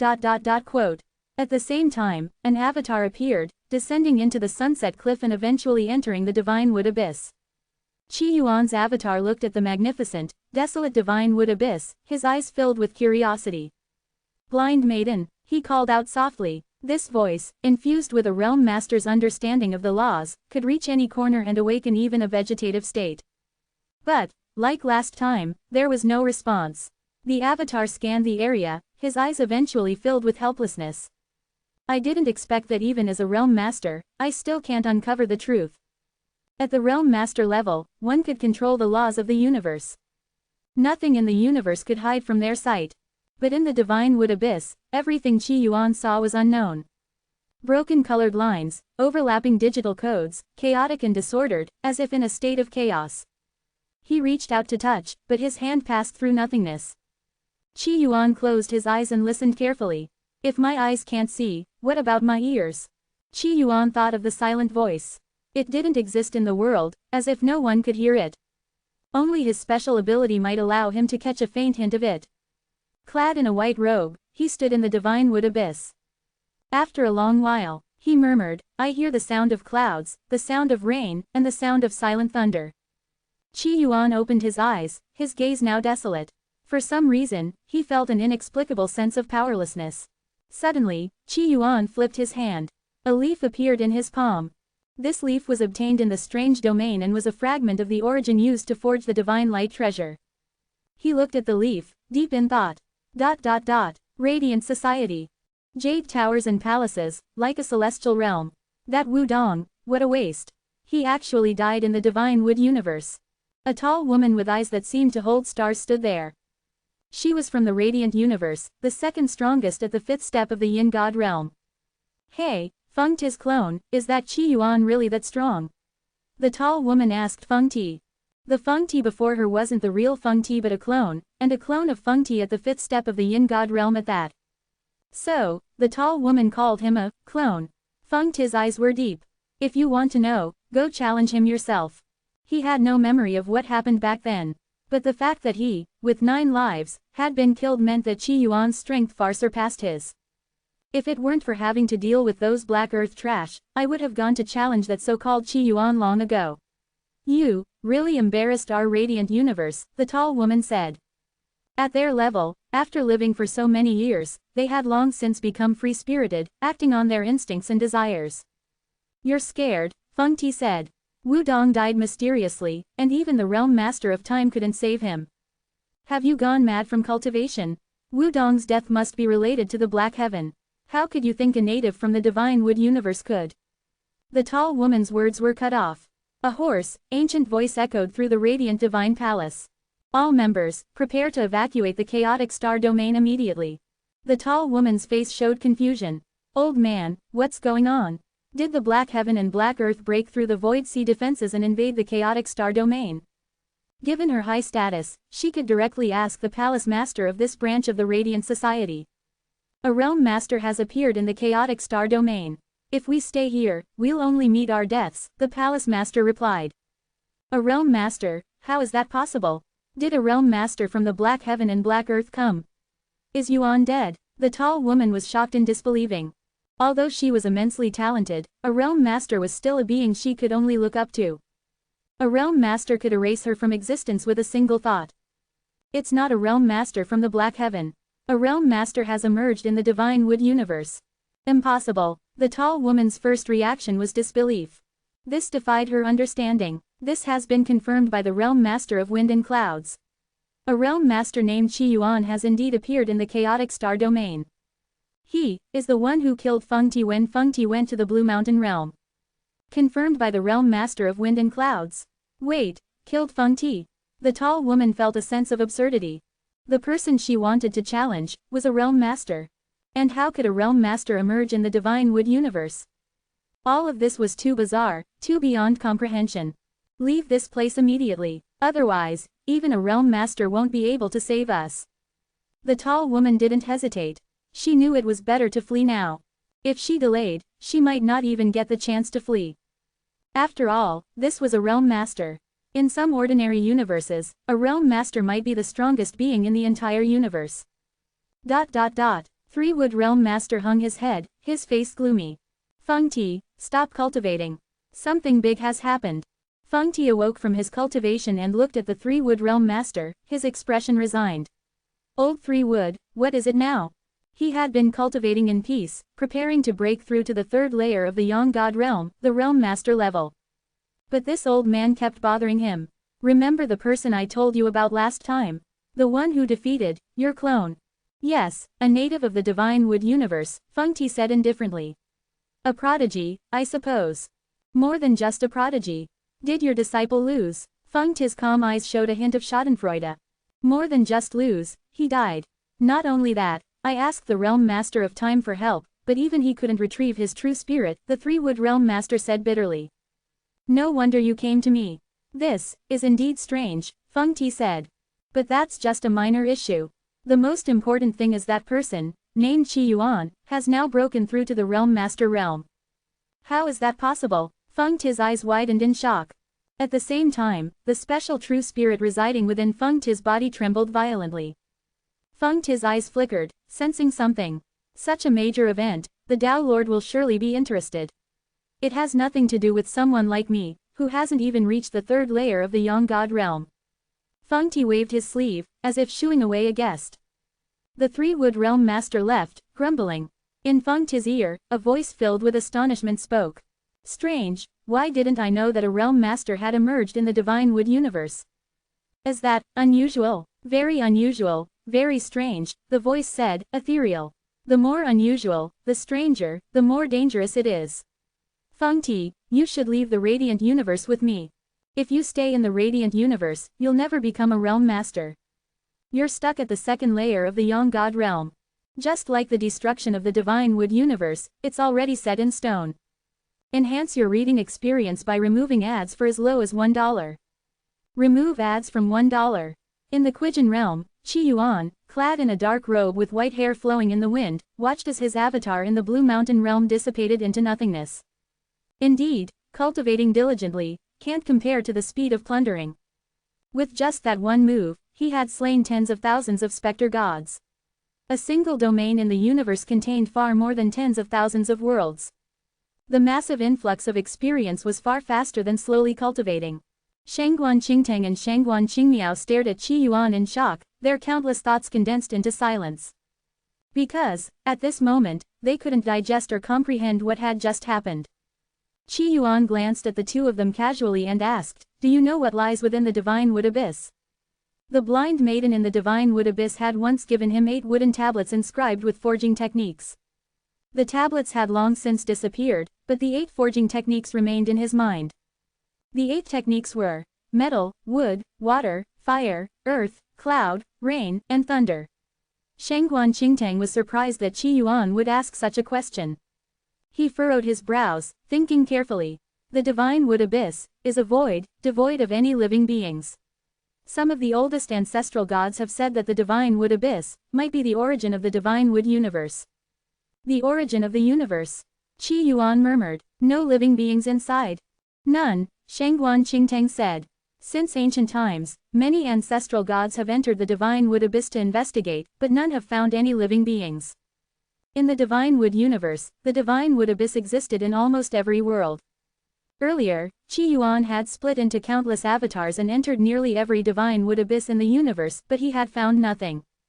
If Senior wishes to learn more about the divine wood abyss, you might consider visiting the Tai Star domain. There, you can find the original text of the origin secrets, Shangguan Qingtang said cautiously. No matter how strange or bizarre Qi Yuan's appearance was, he was still a member of the divine wood universe. Moreover, he had just taken action against the specter gods, making him someone worth recruiting. Originally, they had thought that once Qi Yuan grew to Yuan's level, he could become a seed to wield the light of human enlightenment. But now, he was far more than just a seed. The Tai Star Domain. Qi Yuan's gaze deepened. I will go there, but not now. Once I complete my mortal seclusion, I will visit the Tai Star Domain and see Shang Nu as well. With a wave of his sleeve, his figure disappeared once more. Only Shangguan Qingtang and Shangguan Qingmiao remained, looking at each other in confusion. We need to report this to Yuan as soon as possible. Mortals, experiencing the myriad trials of the mortal world. In an unknown world, Qi Yuan sat alone in a desert, fishing.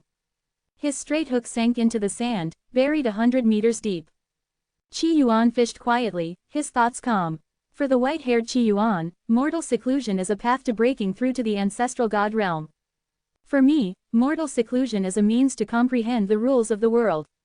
All things in the world operate in an orderly manner, hiding the truths of the great Tao. The path of cultivation requires both tension and relaxation. The tension lies in slaying specters to gain experience. The relaxation lies in comprehending the rules of the great Tao, understanding all things. So, why am I fishing in the sand? What can I catch? I can catch a grain of sand. Suddenly, Qi Yuan's fishing line twitched. A grain of sand was lifted into the air. This grain of sand was ordinary, no different from any other grain. Qi Yuan looked at the grain of sand and reached out his hand. Finally found you, or rather, myself. Since becoming a realm master, he no longer needed to act. He only needed to recover. Recover himself. By himself, he meant the blood he had invested when the game collapsed. His blood had merged into the divine wood universe, becoming part of all things. This grain of sand was one such part. As the grain of sand touched Qi Yuan's arm, it disappeared. Qi Yuan's eyes were calm, as if he had seen 10,000 years. The life and memories of the grain of sand flowed through his mind. It had once been buried deep in the muddy ocean floor, in utter darkness. It had seen a fish grow legs and climb onto land. It had also seen a finger bone, white as jade, fall into the depths of the ocean.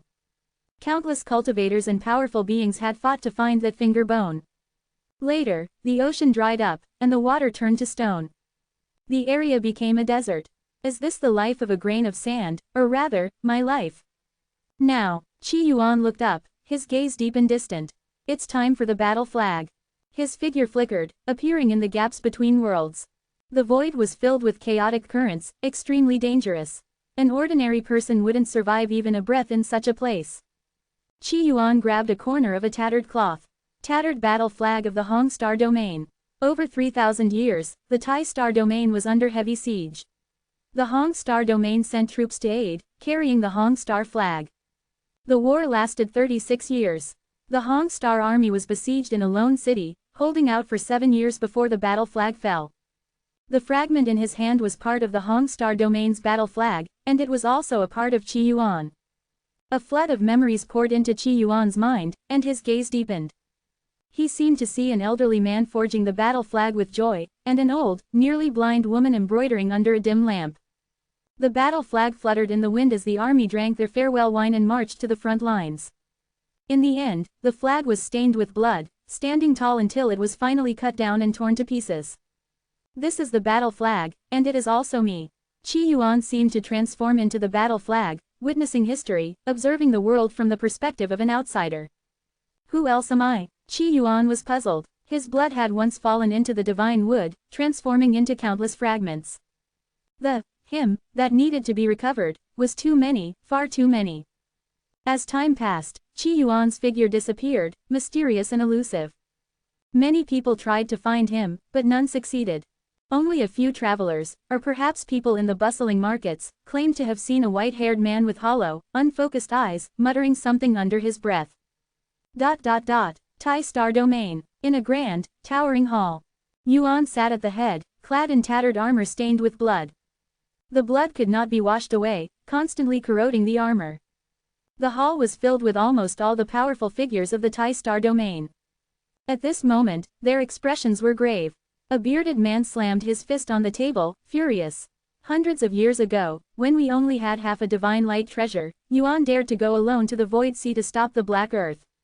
Now, with 7 divine light treasures, are we still too afraid to fight? This time, the Black Heaven and Black Earth had once again amassed their forces at the Void Sea. The army they had gathered was far stronger than before.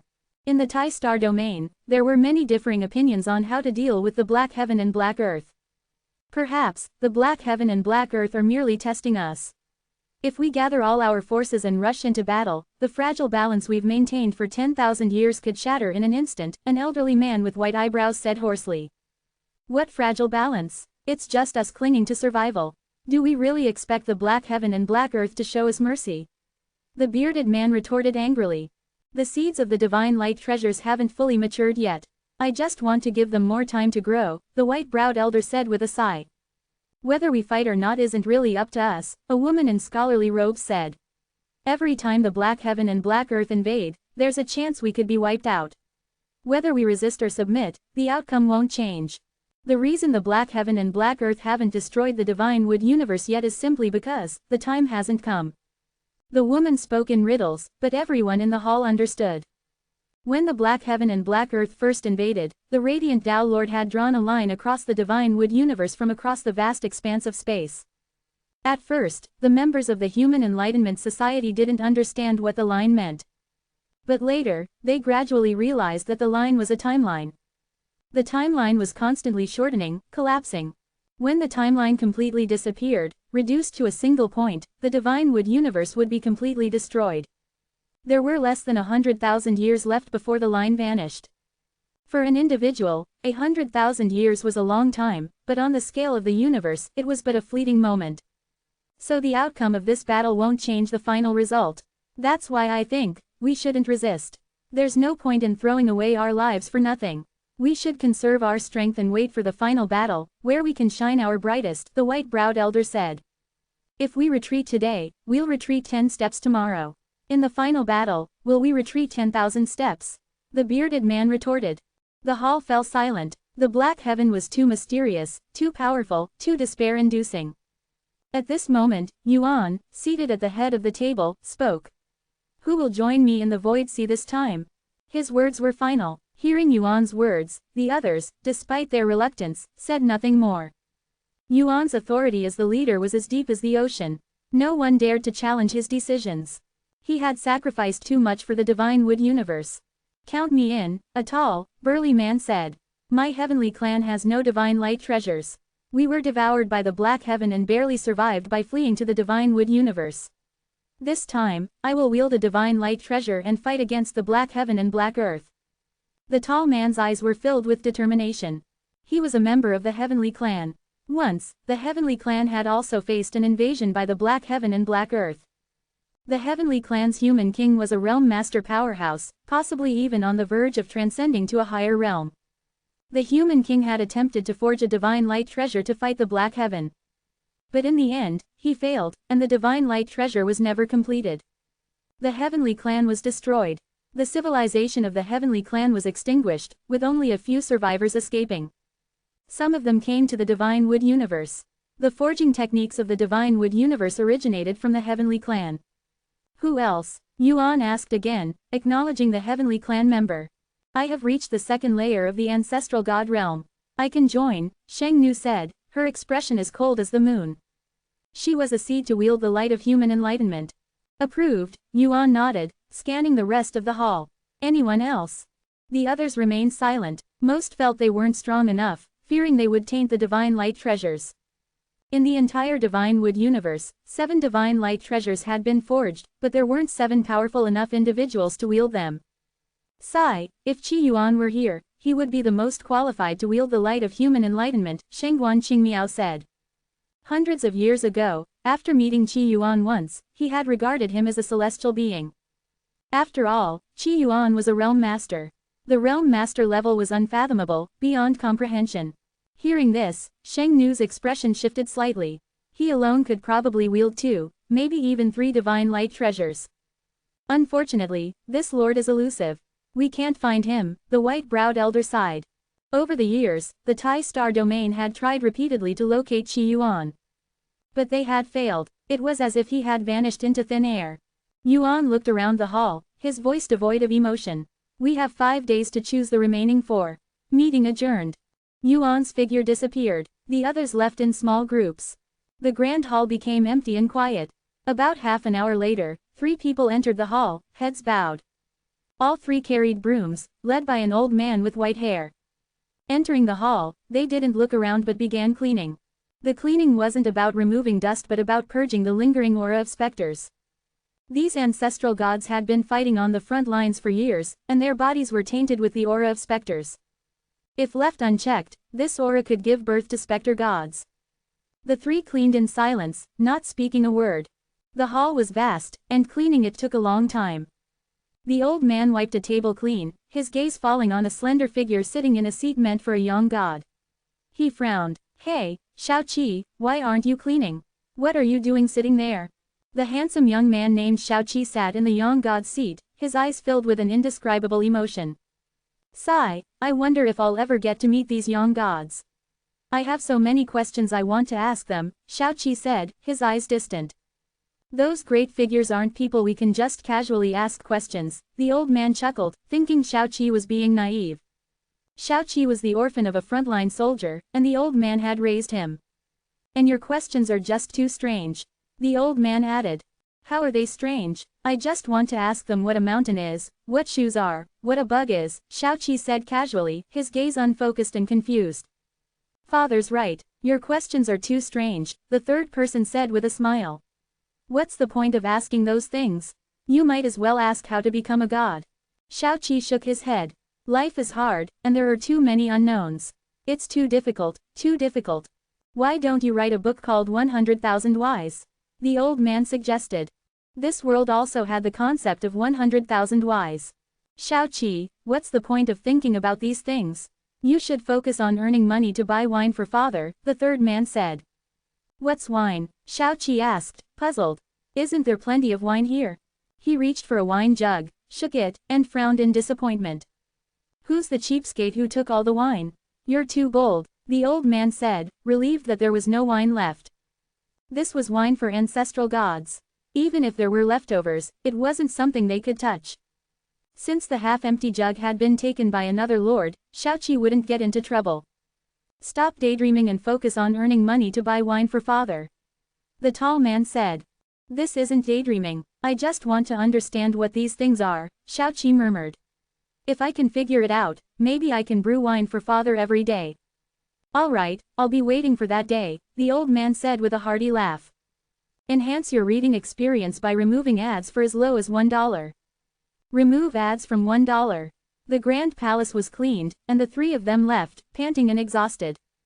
Along the way, the 3 kept their heads down, not daring to speak or look around carelessly. Outside the palace, ancestral gods occasionally passed by. Each time they did, the 3 would step aside to make way. It took about half an hour for them to return to their humble abode. The Imperial Star was home to too many powerful figures. The cost of living in the Imperial City was exorbitantly high. Although the old man was a heaven-tier weapon master, the house he lived in was less than 100 square meters. If this were the Blue Mountain realm in the chaotic star domain, he could have ruled like a king. The old man took out his treasured wine and carefully poured a cup for each of them, his face showing a look of contentment. A single pot of moon brew is worth a mountain. In other domains, this pot could easily trade for a large estate. It's not as good as the immortal brew the ancestral gods drink. I heard just a single drop can make a divine tier expert drunk for 100 days, Long Qi said. Like Xiaoqi, he was an orphan from the battlefield, taken in by the old man. The old man shot Long Qi an annoyed look. You always have something to say, don't you? At this moment, Xiaoqi looked at the moon brew, his eyes filled with confusion. What is wine? Here we go again, he's having another episode, the old man thought, looking at Xiaoqi with a mix of helplessness and resignation. But both he and Long Qi were used to Xiaoqi's strange behavior. Long Qi continued, I heard that in the next few days, the seeds to wield the human enlightenment treasures will be chosen. I wonder who will be selected. Human enlightenment. Hearing this, the old man's expression became complicated. The so-called human enlightenment was forged with blood. Beneath the light, there was only crimson blood. What is human enlightenment? Xiaoqi asked, his face filled with curiosity. The old man spoke as if to himself, when the black heaven descends, the world falls into darkness. Only human enlightenment can ignite the darkness and light the way forward. This was almost a universal belief among all cultivators in the Tai Star domain. It was as if, once the divine light treasures were forged, the black heaven would be driven away, and light would return. Of course, they didn't know that even with the divine light treasures, the black heaven was still difficult to dispel. But people need hope, don't they? I want to wield a human enlightenment treasure, Xiaoqi murmured. The old man chuckled. You really dare to dream. Longqi also laughed. If you really get to wield a human enlightenment treasure, maybe you can get father some immortal brew. Xiaoqi nodded seriously. Immortal brew. The old man, his hair white, looked troubled. Forget about immortal brew. I just want you two to live peacefully. Even if one of you gets the chance to wield a human enlightenment treasure, I hope you don't take it. The front lines are no place for humans. Both Longqi and Xiaoqi's parents had died on the front lines. The old man only wished for the two of them to live peacefully, surviving in the cracks of this world. Imperial City, Imperial Star. 4 dazzling lights hung high in the sky. The light was so bright and intense that it was impossible to look directly at it, let alone see what was inside. Yuan's ethereal and authoritative voice rang out at this moment.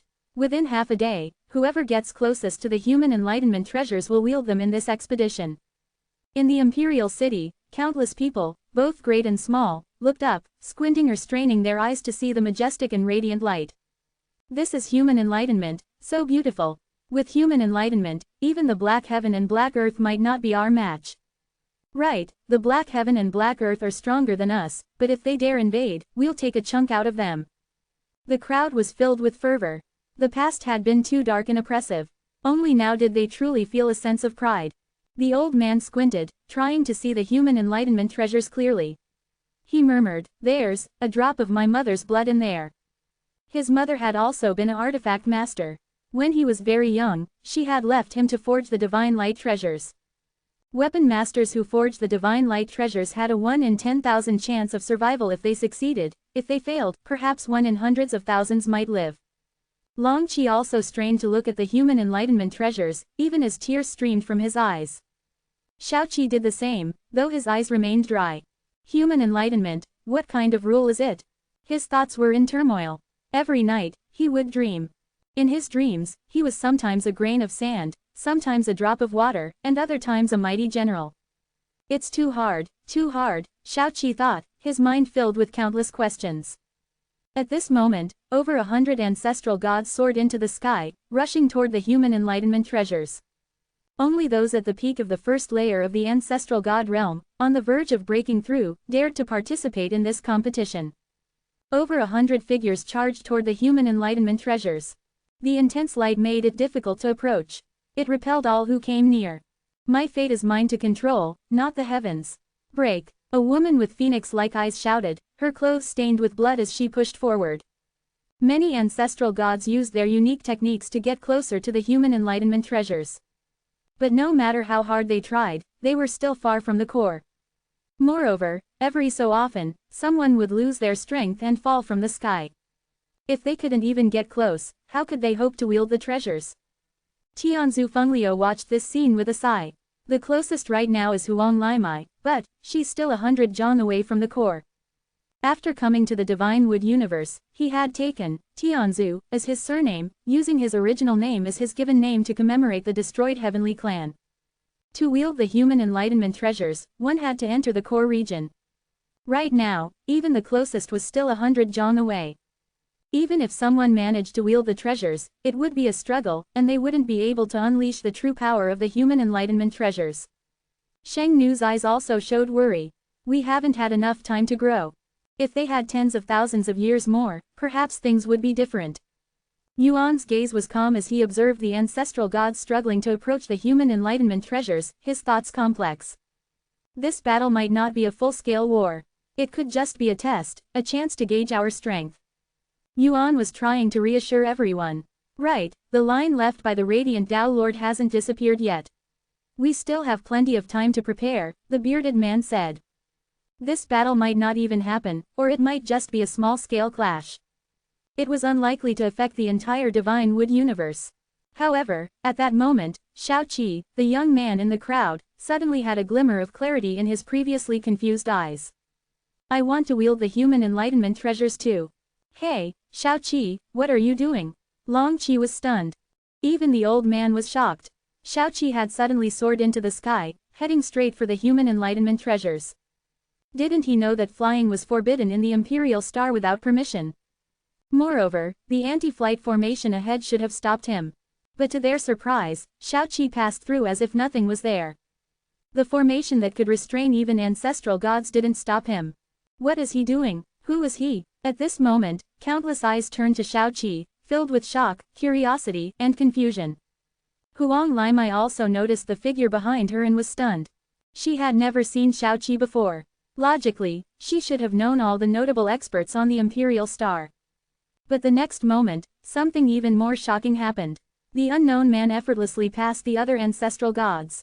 In the next breath, he had surpassed her.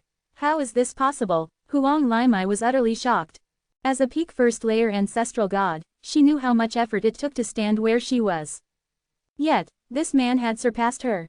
Who was he? He surpassed Huang Limai. There's still such a powerhouse on the Imperial Star.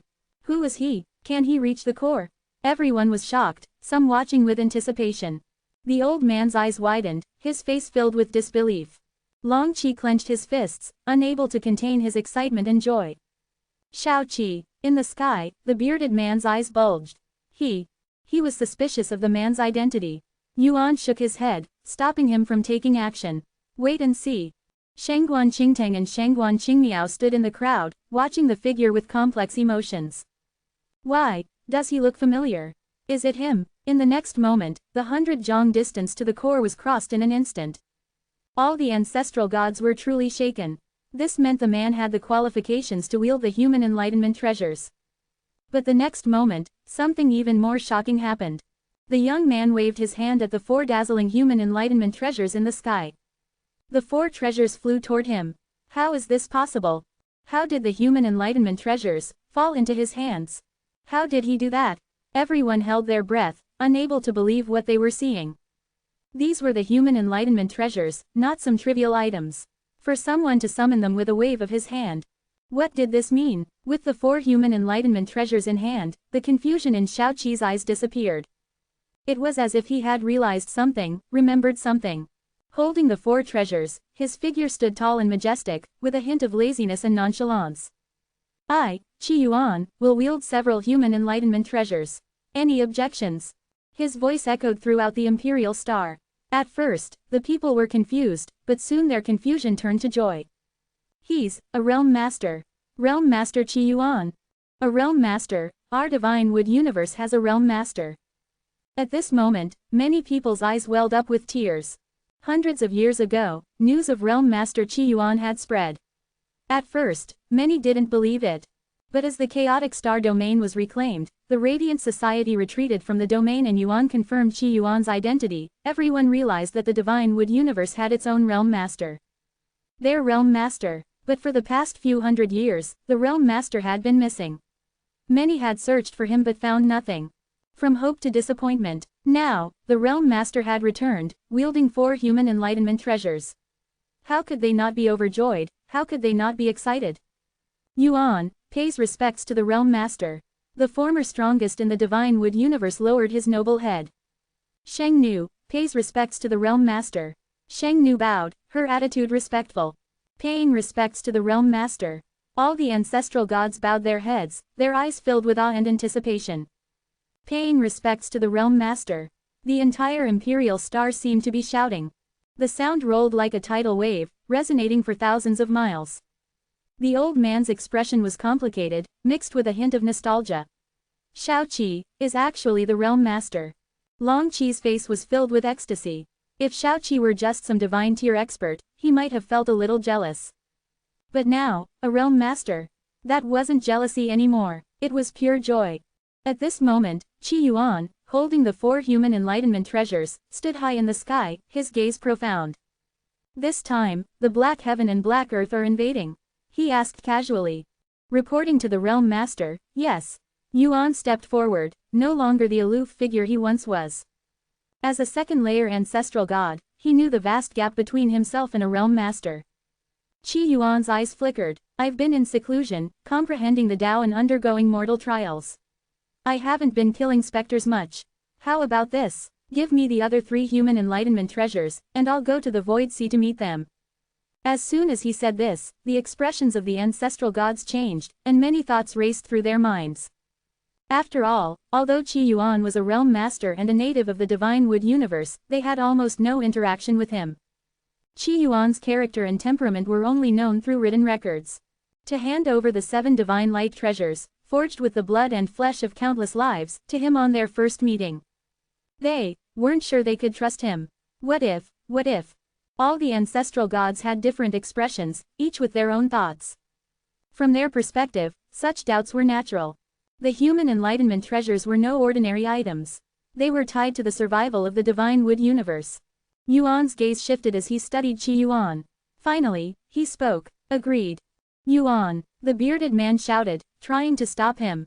The others, seeing this, said nothing more. Yuan's authority was as radiant as the sun.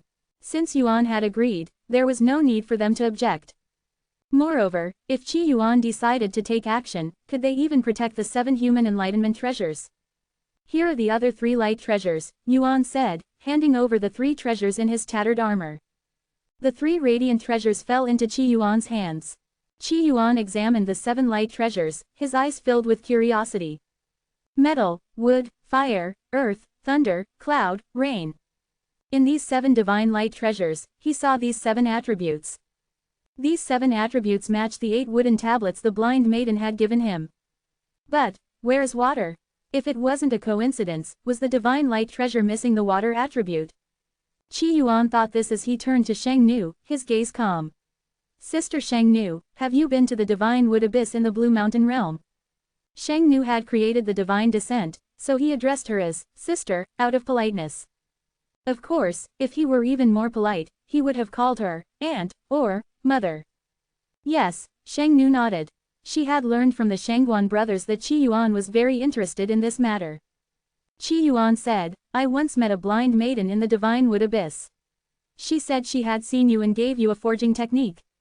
Blind maiden, Sheng Nu looked puzzled. No, but, while meditating in the Divine Wood Abyss, I did gain some insights and learned a forging technique. Is that so? Qi Yuan's gaze was complex. Enhance your reading experience by removing ads for as low as $1. Remove ads from $1.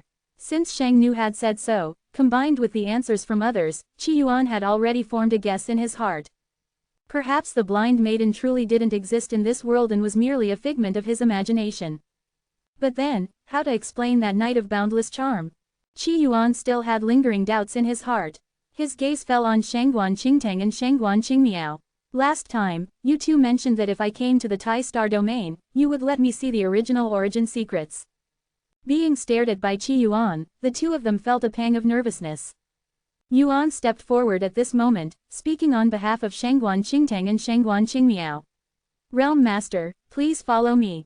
All right, Qi Yuan responded. However, before leaving, he seemed to remember something. His gaze pierced through the clouds, landing on the old man and Long Qi. They're craving some immortal brew. Lend me some to give to them. The old man and Long Qi tensed up. They had never been the focus of so many powerful figures at once. The feeling of being in the spotlight was both thrilling and nerve-wracking. The old man's thoughts were complicated. Long Qi could barely contain his excitement. Shao Qi, no, the realm master still remembered them. In the Cloud Palace, countless ancient texts were as vast as the clouds. Some were carved on stone tablets, some on bamboo slips, and others printed on paper. The vast library represented the historical and cultural development of various regions and worlds within the Divine Wood universe. The original origin secrets was located deep within the library. The original origin secrets is recorded on Divine Wood, documenting the various secrets of the Divine Wood universe. However, due to the passage of time, many chapters of the original are missing. Yuan handed the original origin secrets to Qi Yuan. It was less of a book and more of a wooden stele, with carvings on it. However, this wooden stele had endured countless years of weathering, and many of the characters on it were no longer legible. All right, I'll take a look first, Qi Yuan said. His attention turned to the origin secrets. Yuan retreated, leaving the library. In front of the origin secrets, only Qi Yuan remained. At the dawn of the universe, the first ancient god was Pan. With a giant axe, he split the heavens and the earth. This is related to the story I randomly told to the silent voice. The heavens collapsed, the earth shattered, and the goddess appeared, using stones to mend the earth. Did my story influence the silent voice, or can my words turn decay into wonder? Qi Yuan thought of his special ability. Without this special ability, he wouldn't have been able to communicate with the silent voice. His voice could travel to any corner of the world at will, and then cause special changes, leading to unknown effects. Qi Yuan speculated. Perhaps his voice had influenced the silent voice, leading to the birth of the divine wood universe. It seems, my mouth is quite powerful, capable of making the universe pregnant, Qi Yuan murmured to himself.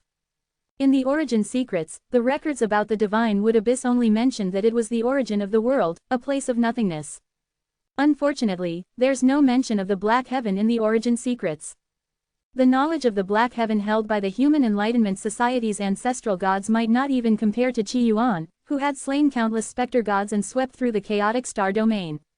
After sitting for half a day, Qi Yuan finished reading the origin secrets in its entirety. The first half of the origin secrets was very similar to the mythological stories Qi Yuan had told the silent voice. As for the latter part, it detailed the various events of the Black Heaven and Black Earth's invasion. The Void Paradise and the Radiant Universe were also mentioned in the origin secrets. This is, Qi Yuan's gaze moved to the final chapter of the origin secrets. The writing there was completely different from the earlier text, bearing the delicate handwriting of a woman. It's the same handwriting as on the stone tablet at Sunset Cliff. Qi Yuan was slightly surprised. He hadn't expected to encounter something like this. However, most of the text is illegible. Qi Yuan tried to decipher it but could only make out 8 characters: clouds bring rain, and thunder roars without cease. As for the rest, it was too faded to read. Cloud, rain, thunder, forging techniques. Qi Yuan thought of the 8 forging techniques the blind maiden had given him. Sigh, the game is almost over. If I can't find you soon, I might not be able to make eyes for you. Qi Yuan sighed. He was a man who valued gratitude deeply. If he promised something, he would see it through. Now, the game in this world was nearing its end.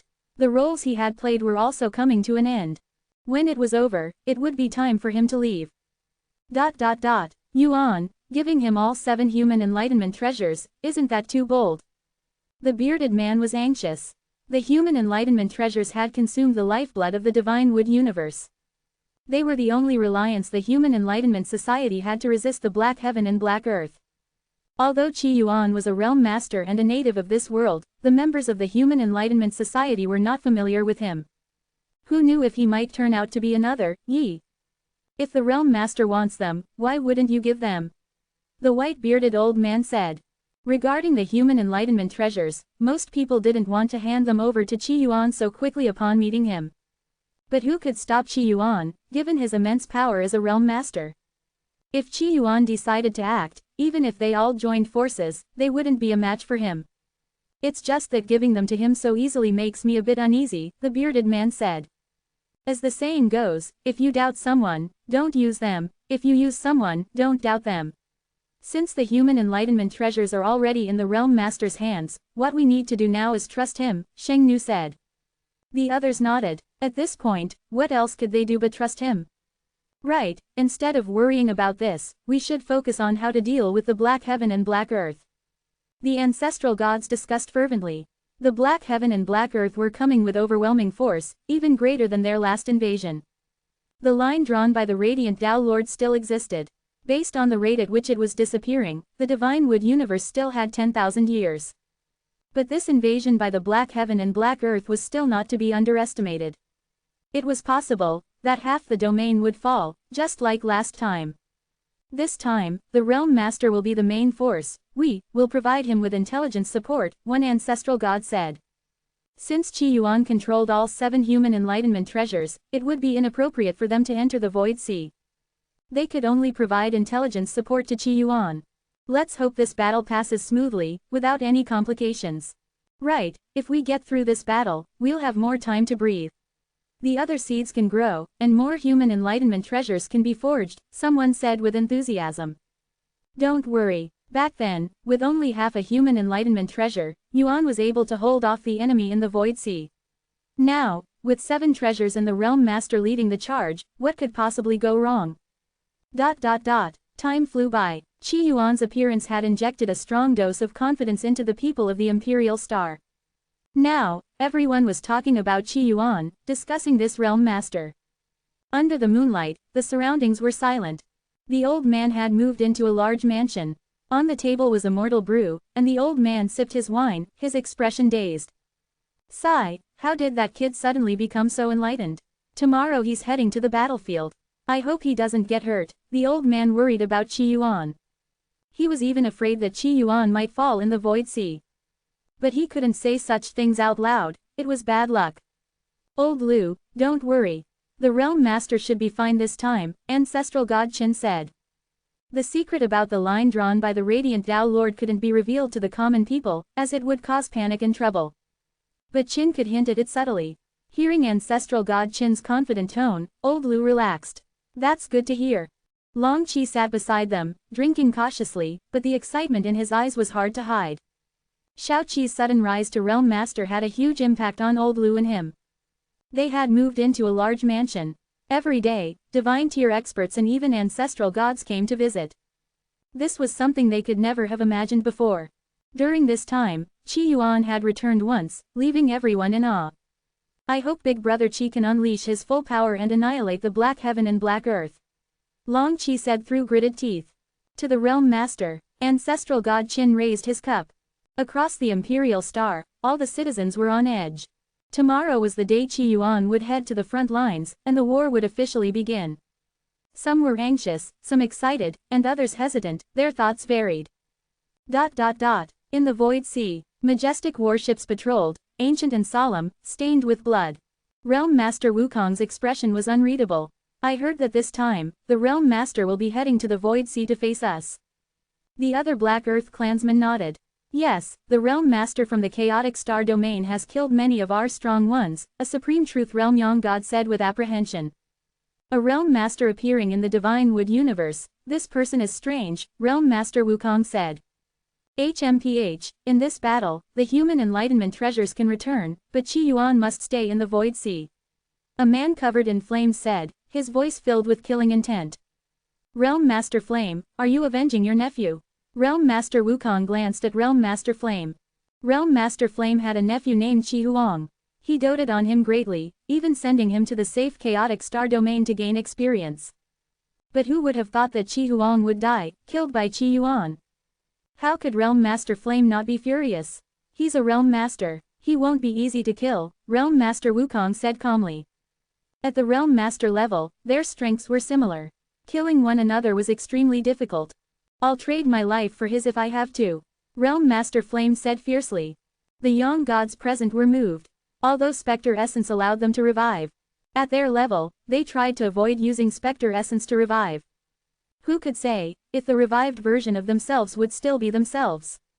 It seems this nephew of yours is very important to you, Realm Master Wukong said with a smile. He had heard some rumors. Qi Huang had many uncles.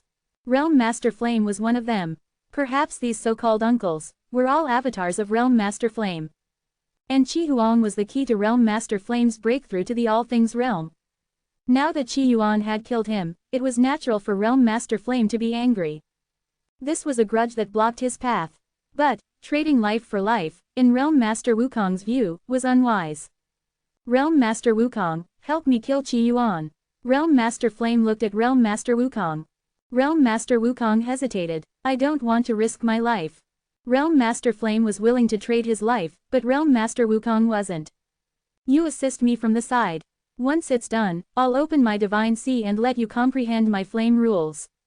Realm Master Flame said fiercely. Hearing this, Realm Master Wukong was surprised. Really? For a Realm Master at the Rule Realm, the most important thing was their rules. The rules each Realm Master comprehended were their trump card, their greatest reliance. For Realm Master Flame to open his divine sea and let Realm Master Wukong comprehend his rules was a dangerous move. During this time, if Realm Master Wukong harbored any ill intentions, Realm Master Flame would die instantly. However, with Spectre Essence, even if he died, he would revive. But for Realm Master Wukong, reviving would mean he was no longer himself, something he needed to avoid. Now, Realm Master Flame was offering such a reward to hunt Qi Yuan. How could Realm Master Wukong not be tempted? Alright, I'll help you, Realm Master Wukong said, his heart burning with desire. If he could master another rule, it would be a significant boost for him. In the future, he might even have a chance to break through to the All Things realm, or even the Creation realm. Currently, the Black Heaven and Black Earth had realm masters at the All Things realm, but none at the Creation realm. If he broke through to the Creation realm, he would become the #1 figure in the Black Heaven and Black Earth. If that's the case, we'll need to change our battle plan this time, Realm Master Wukong said, deep in thought. The Black Heaven and Black Earth's invasion of the Divine Wood universe. For the Divine Wood universe, the war was extremely brutal and intense. But for the Black Heaven and Black Earth, without the highest orders from the Black Heaven, everything was just a test and a game. So, last time, when Yuan entered the Void Sea with half a human enlightenment treasure to resist the Black Heaven and Black Earth's army, they had 10,000 ways to kill Yuan. But in the end, no one made a move. Because half a human enlightenment treasure was enough for Yuan to trade his life for a realm master's. No realm master was willing to die, even if they could revive with Spectre Essence. But this time was different. Realm Master Flame was willing to die, willing to revive with Spectre Essence. Since someone was willing to pay the price, keeping Qi Yuan in the Void Sea would be simple. So this is the Void Sea. Qi Yuan entered the Void Sea alone, feeling as if he had stepped into a swamp. The Void Sea was a special space formed by the collision of two universes. Even ordinary young gods found it difficult to move through the Void Sea. It felt as if every step was restricted, every movement hindered. Only realm masters and those above could significantly reduce these restrictions. Of course, if one held a divine light treasure, even ordinary divine tier or heaven tier beings could enter the Void Sea. Half a day's journey ahead, and you'll reach the Black Heaven and Black Earth's fleet, Yuan's voice came through the communication device. Realm Master, all you need to do is hold the human enlightenment treasures and block the fleet's advance. Last time, Yuan had done just that, holding off the Black Heaven and Black Earth for over a decade. In the end, the fleet retreated, not advancing further. Alright, Qi Yuan nodded. Aside from the 7 human enlightenment treasures, he also carried 5 special communication devices. These devices relied on the human enlightenment treasures, allowing Qi Yuan to receive messages from the Divine Wood universe even in the Void Sea. What if they attack me? Qi Yuan asked. Can I fight back? Under normal circumstances, the Black Heaven and Black Earth won't rashly attack you in the Void Sea, Yuan explained. The realm masters of the Black Heaven and Black Earth valued their lives too much. No one was willing to trade their life for another's. But if someone attacks you, Realm Master, you are naturally free to retaliate, Yuan said seriously. What if I want to attack first? Qi Yuan asked. Enhance your reading experience by removing ads for as low as $1. Remove ads from $1.